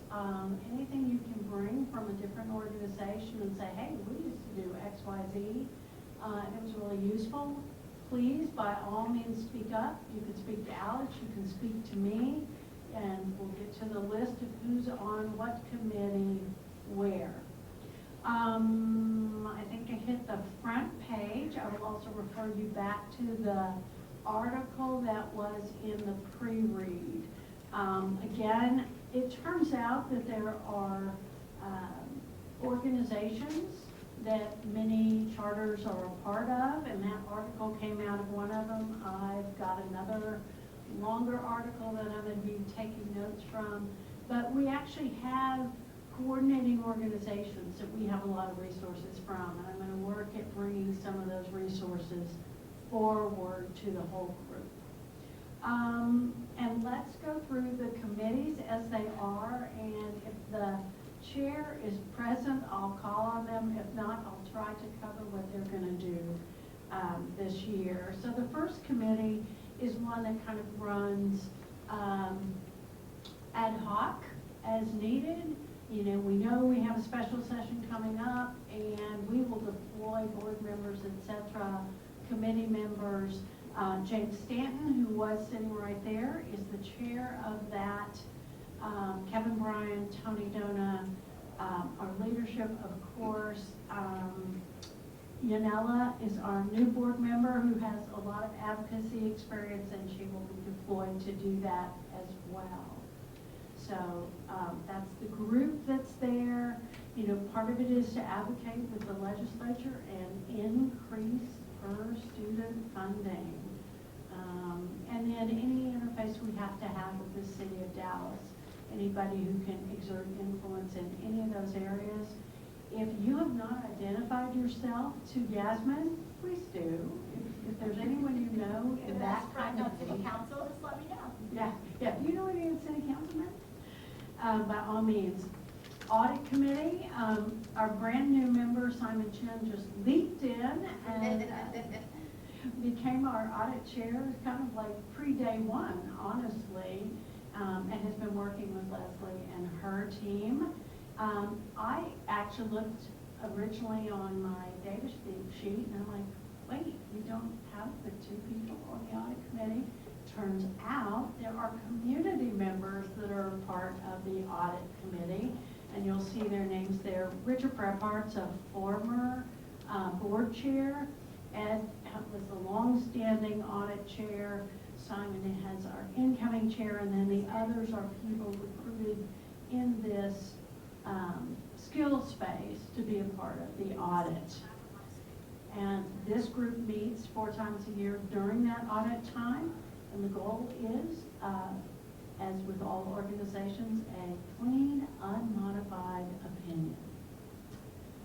Development committee. John Beckert was supposed to be here this evening, and he got sick from a new grandkid. And I have a lot of sympathy. That's why I sound like I do, as a matter of fact. Christina Barbosa, Ricky Garcia, and Harold Montgomery, and Elena have been members of the committee in the past, as have I.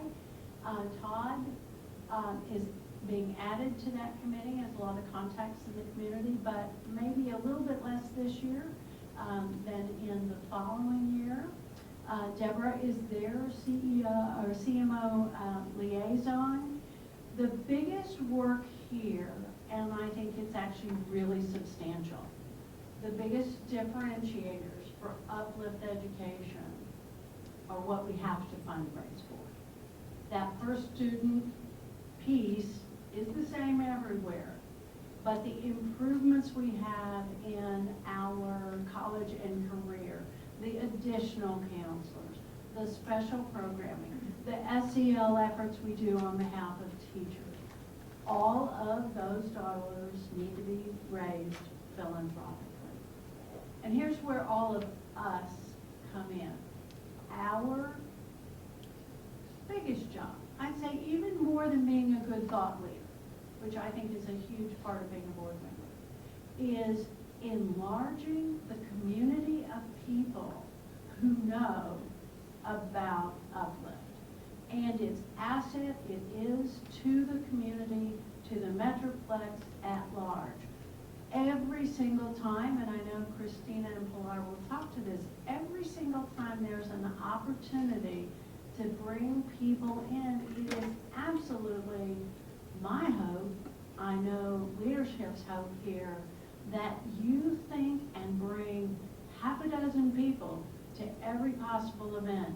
You think of anyone you know who's vaguely interested in education, and you do a school tour with them, and make sure that we are doing our job of adding influence in the city on behalf of Uplift education.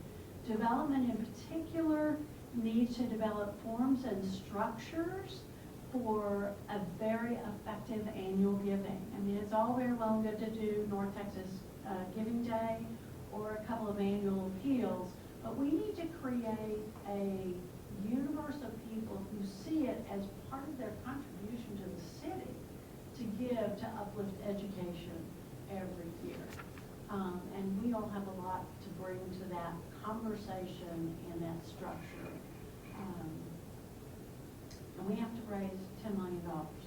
Any organizations, foundations you know that education is a very large part of it, make sure they really understand what Uplift is and get a chance to be in front of the leadership. I mean, that panel right there was, you know, about the most exciting thing you could ever possibly hear. They were there last year at the science night. We had science instructors talking about what the science program is. So we have lots of really good opportunities there. Finance and strategic planning. I have to say I was on strategic planning but not finance. Mandy Ginsburg, Todd, Peter Zwick, Yanela.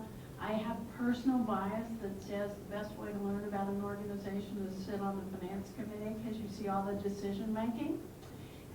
What is important, where are stressors in the organization? And so you'll see that a number of you as new members are part of that organization. It wasn't actually physically combined last year until it came down to the Bain project. And I have to say it was the most fascinating thing to see what are the structures that make these challenges be there. It's kind of like your question, Pilar, earlier. This group will meet together this year because so much of the financial side of the organization is heavily impacted by our ability to be successful on the strategic plan, new initiatives with enrollment and retention. I'm assuming you all can read at least some portion. Oh, wait, where is he? Right here. I just was on. Go for it.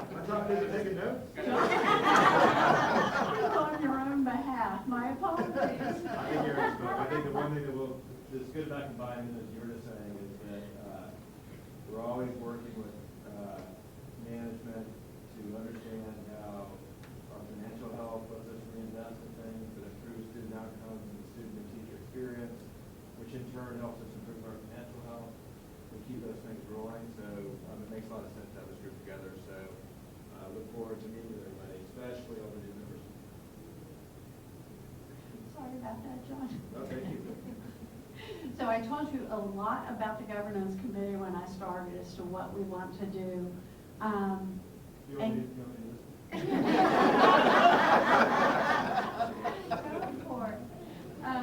You know, in part it's to understand exactly who is on this board, There has been an effort going on, and we will certainly continue with it. We are looking for lots of different perspectives around the table. I'm sad today that one of our new members is not here because she's actually a new class of member, which is a parent representative, and we will work around the various campuses, hopefully adding to in a rotation so that we hear from people who literally are day in and day out in the schools as a parent, because it is very different to be actually a school employee, school leader or otherwise, and a parent. And we have Giovanni this year. He's actually, in my mind, serving a big dual role, which is he is also leading the alumni organization. That's a very substantial, when you're building from scratch. I don't know how long that group's been going, a couple of years? 2 years. 2 years. And so he's giving a great deal to that, as well as also bringing that voice to this body of people. The diversity is really important to us. It's diverse skills, it's diverse employment, and we will continue to do that. I really, really, really, really, really would like to see every board member, maybe not for the coming year, because that's too many people to add at one time, but offer up a nominee this year. Someone that you think within the next couple of years, next 3 years, could really become a prospective member of the Uplift board.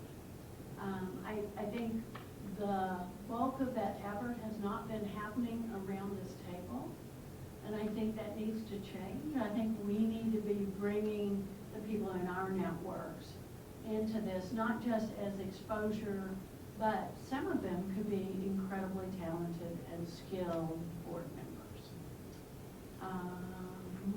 Real estate.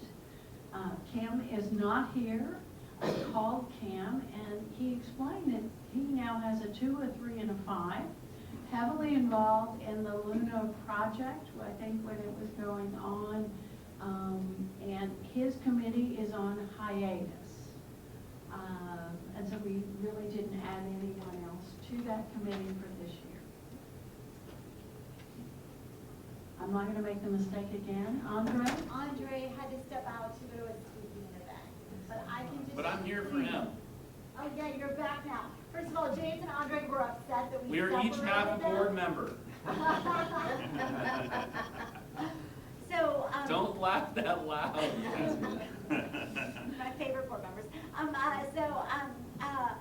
Andre and I are hosting in the first week of October our first Uplift Fort Worth Advisory Committee meeting.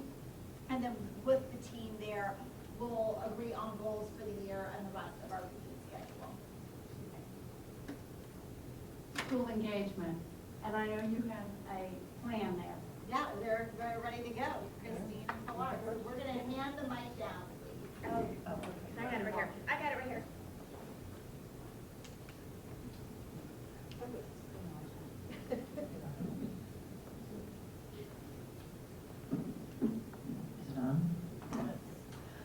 on? So the School Engagement Committee, for those of you who are unaware of what we do, we've kind of been a work in progress. Over the last 3 years, we've kind of worked as a kind of an incubator, creating events and activities.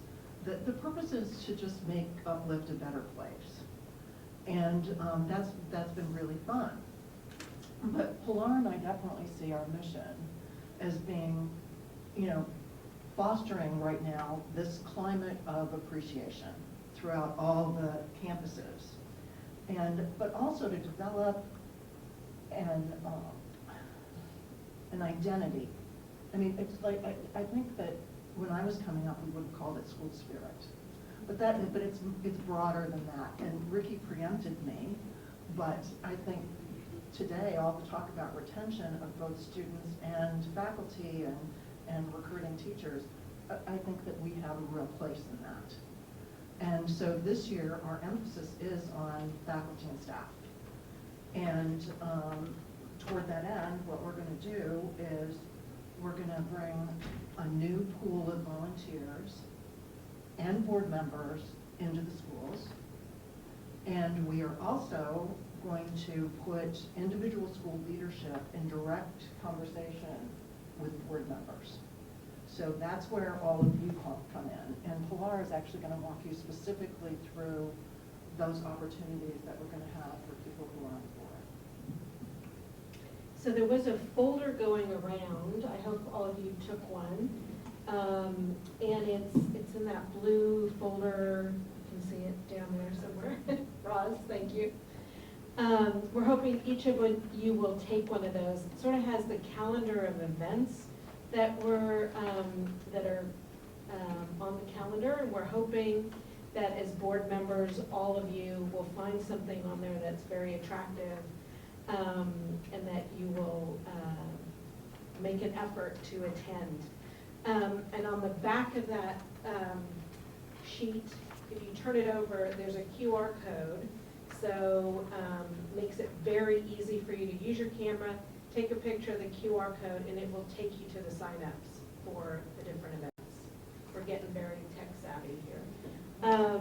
So first of all, we decided, I'm going to start with the last one listed as the staff basketball tournament. We didn't have a great turnout of board members for that. We're hoping everybody gives an honest effort to come and bring your spouses, bring your kids, and show up. I think staff was really appreciative of the people that showed up. They had a great time. There was so much spirit on the last day of the tournament. We got a lot of good spirit, and a lot of them saying they're playing this year, so they want to come back and give it a try. So the dates on there, Wednesday, April 17th. We'd love it if you come. We don't really need board members to help out that much, but if you could attend, that would be huge, school spirit. We have a Fall Staff Appreciation Day, which is Tuesday, October 24th.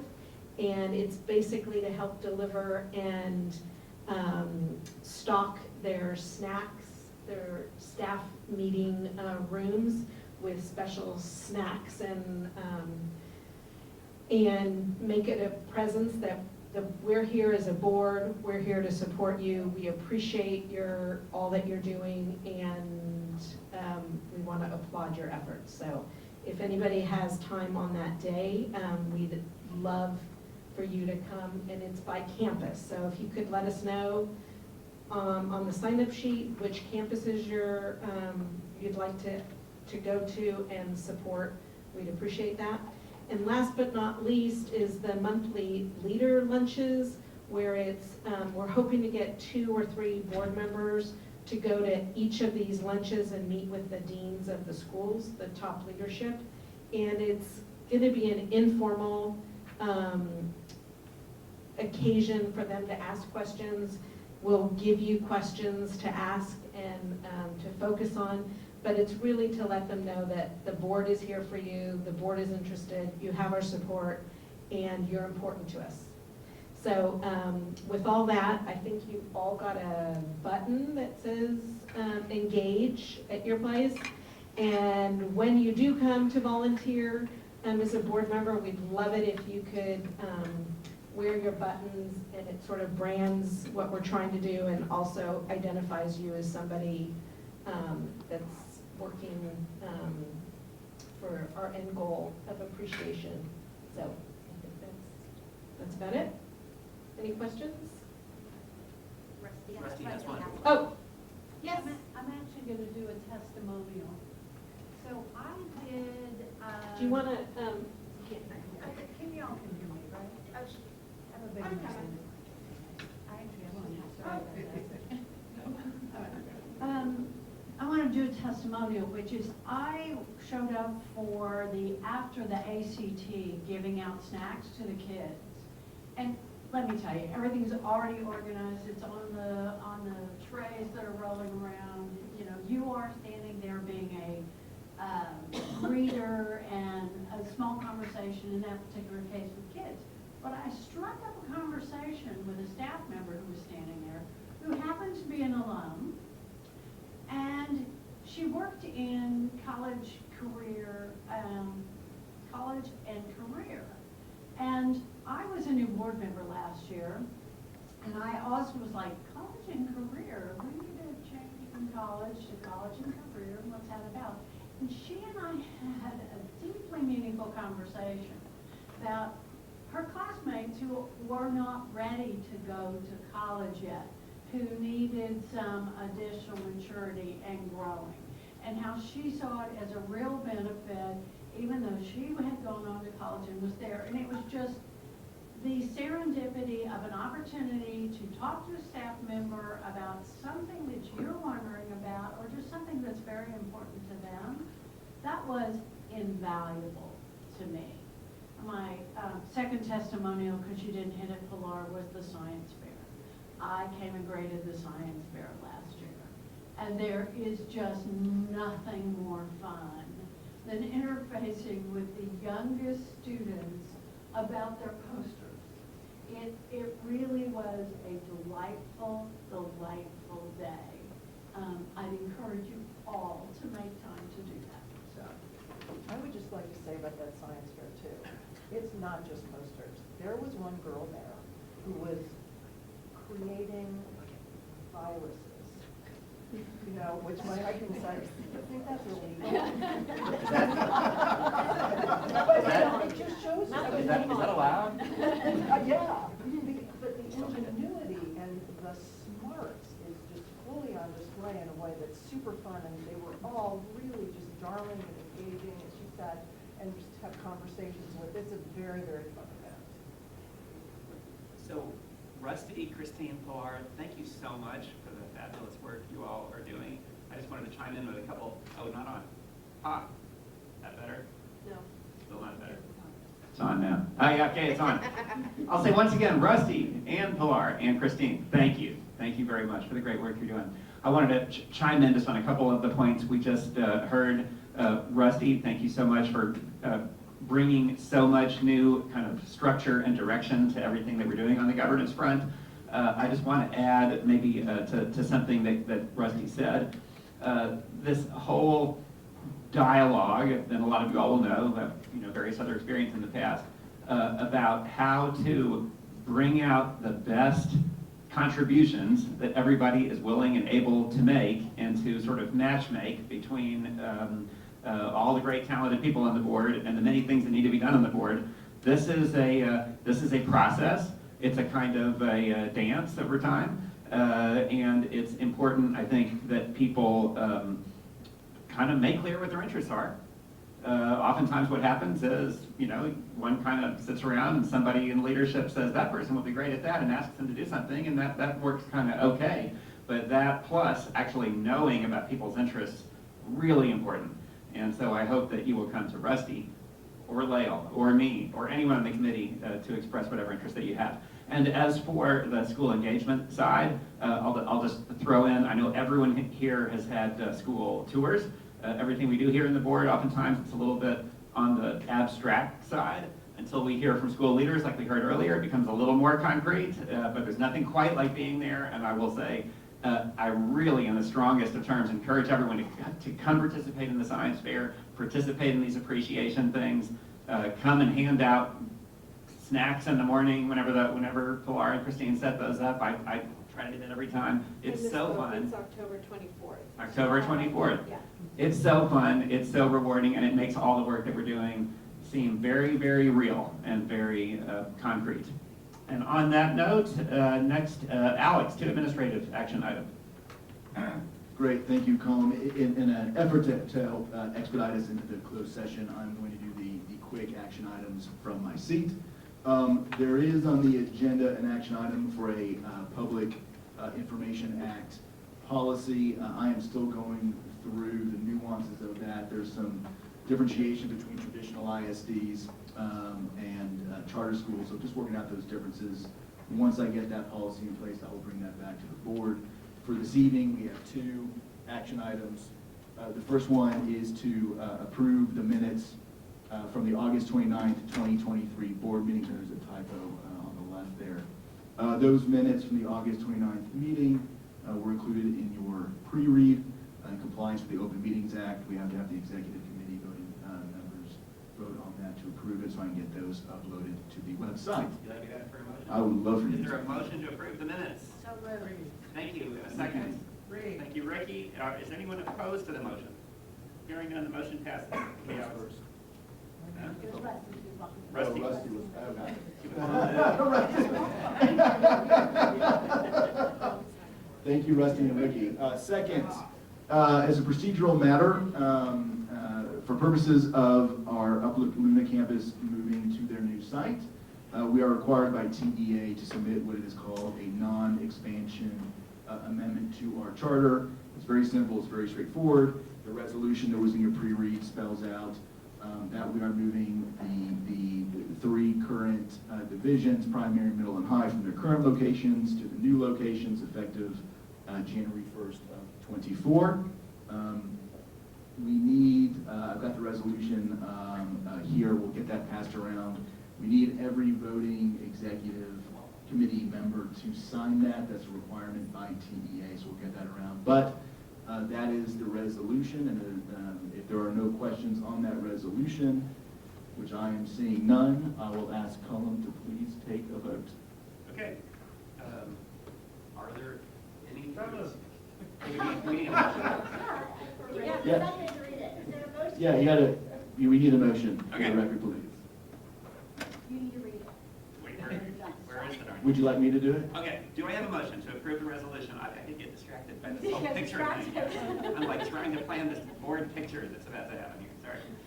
Okay, do I have a motion to approve the resolution authorizing and approving for TEA purposes the move of Uplift Luna Prep High School, Uplift Luna Prep Middle School, and Uplift Luna Prep Primary School to their new location at 9743 East R.L. Thornton Freeway, Dallas, Texas, 75228, effective January 1st, 2024, as presented. Thank you, Ricky. Is there a second? Second.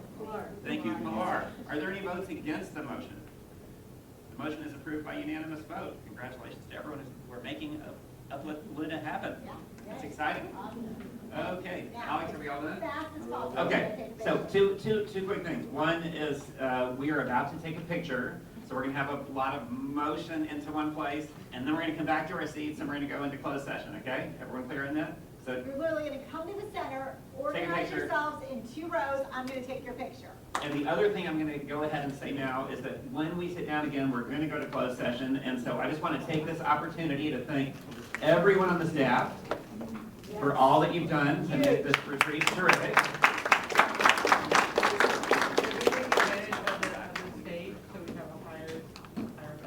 Okay, just a second. So yes, just thanks to Dr. Washington for a fantastic presentation on our academics, Ms. Harms, Mr. Dance, Ann McCall, Amanda Martin, Ms. Relaford maybe has gone on, I'm not sure, but that was terrific. Leslie and Carrie, who organized so much of this. And to all of you all, thank you all for putting on a great retreat. I think we get to see a number of you all at dinner after the picture. And also, I think as we line up for the picture, James, we can do 2 things at once, right? Absolutely. James would like to say something. Yeah. Well, tell everybody where to go, and then let's line up. Line up in the center. Okay, so I want to give 2 compliments. Today has been focused on the board, but I would like to focus on the C-suite. As we, first of all, Ari Yasmin, everything she does, well, you're ours, you can't get away from us. We recently had an opportunity to do a bunch of things with the advocacy committee, where we were organized and we had some folks who are in public office in town. She canceled her evening and showed up to do it. Right after that, our Alex Burke has decided to become the Uplift-wide sponsor of the mock trial team. At all Uplift schools, and after Ms. Castro got done with her speech today, we now have 2 Uplift high schools with mock trial teams. We have 2 now. We have 2. We doubled our total and we're trying to get to 4. So everything that we're being asked to do as board members, the staff is already doing it. So thank you both for all the work that you do, which is board level work, while having to do all the rest of everything else you do. So thank you both. Okay, we're lining up for a pictures that people who are behind there. We're gonna do it on the stage. Yeah, we'll Oh, start. change the plans. One lower level, one higher level. If the shorties want on the seat. If you're below this height, What's the height? you're up on the stage. Y'all can figure it out. Does it work to have the big screen? Yes, the logo's on that. Okay, good. So it actually works out really well. Oh, you're putting the short one back there? Short people are up here. Okay, you can walk to the top, so you'll walk towards the tree right there. Perfect. Okay, I'm waiting for Michelle. Michelle, come to the front. You have to spot like that. You're great. You're perfect. Okay. All right, making sure, Rusty, I can see you. Okay. Here, move over. Yep.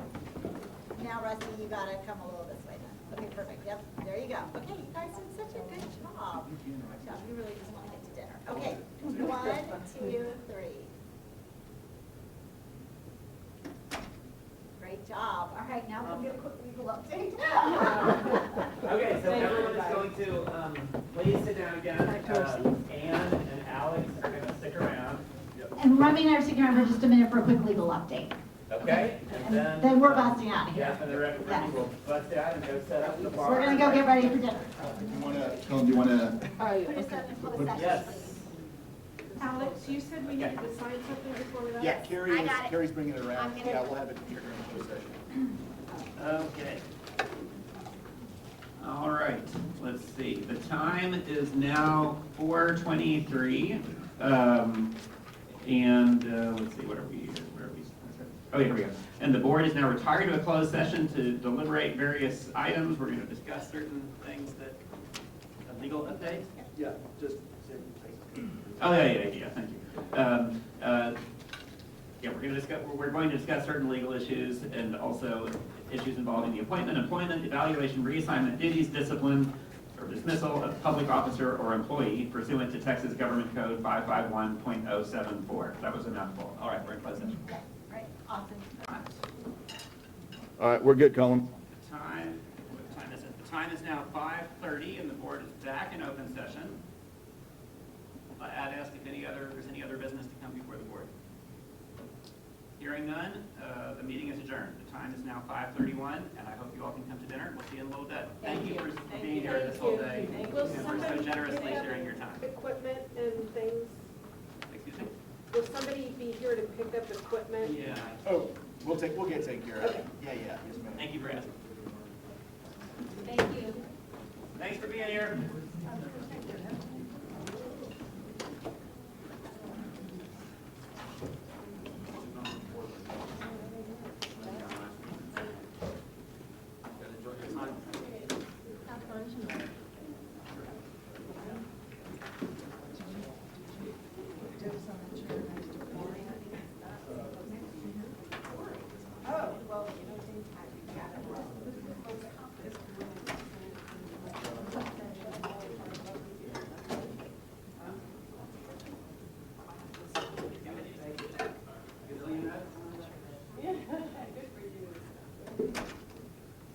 Okay.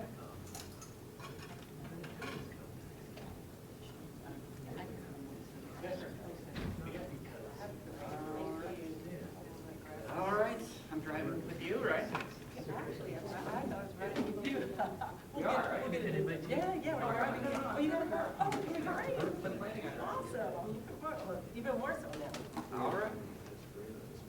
Adam, thank you again. Thanks, Colin. Is the engagement still have some, is it live? Are people still? No, we don't have like a team working on it now. Okay, it reached its end goal. We're always available. Well, So thanks for everything you all Yeah. did. It's generous and incredibly impactful. Well, And really interesting. I mean, it's great to see, I mean, how quickly we can pick up on it. Yes. Excited to see the results too. Rusty, thanks for your presentation tonight. Thank you. All right. Thanks for your great question. Go to dinner, yeah? All right. Thanks for being here for all this. Good to see you. Yes. See you there. All right, Ian, thanks for a long day.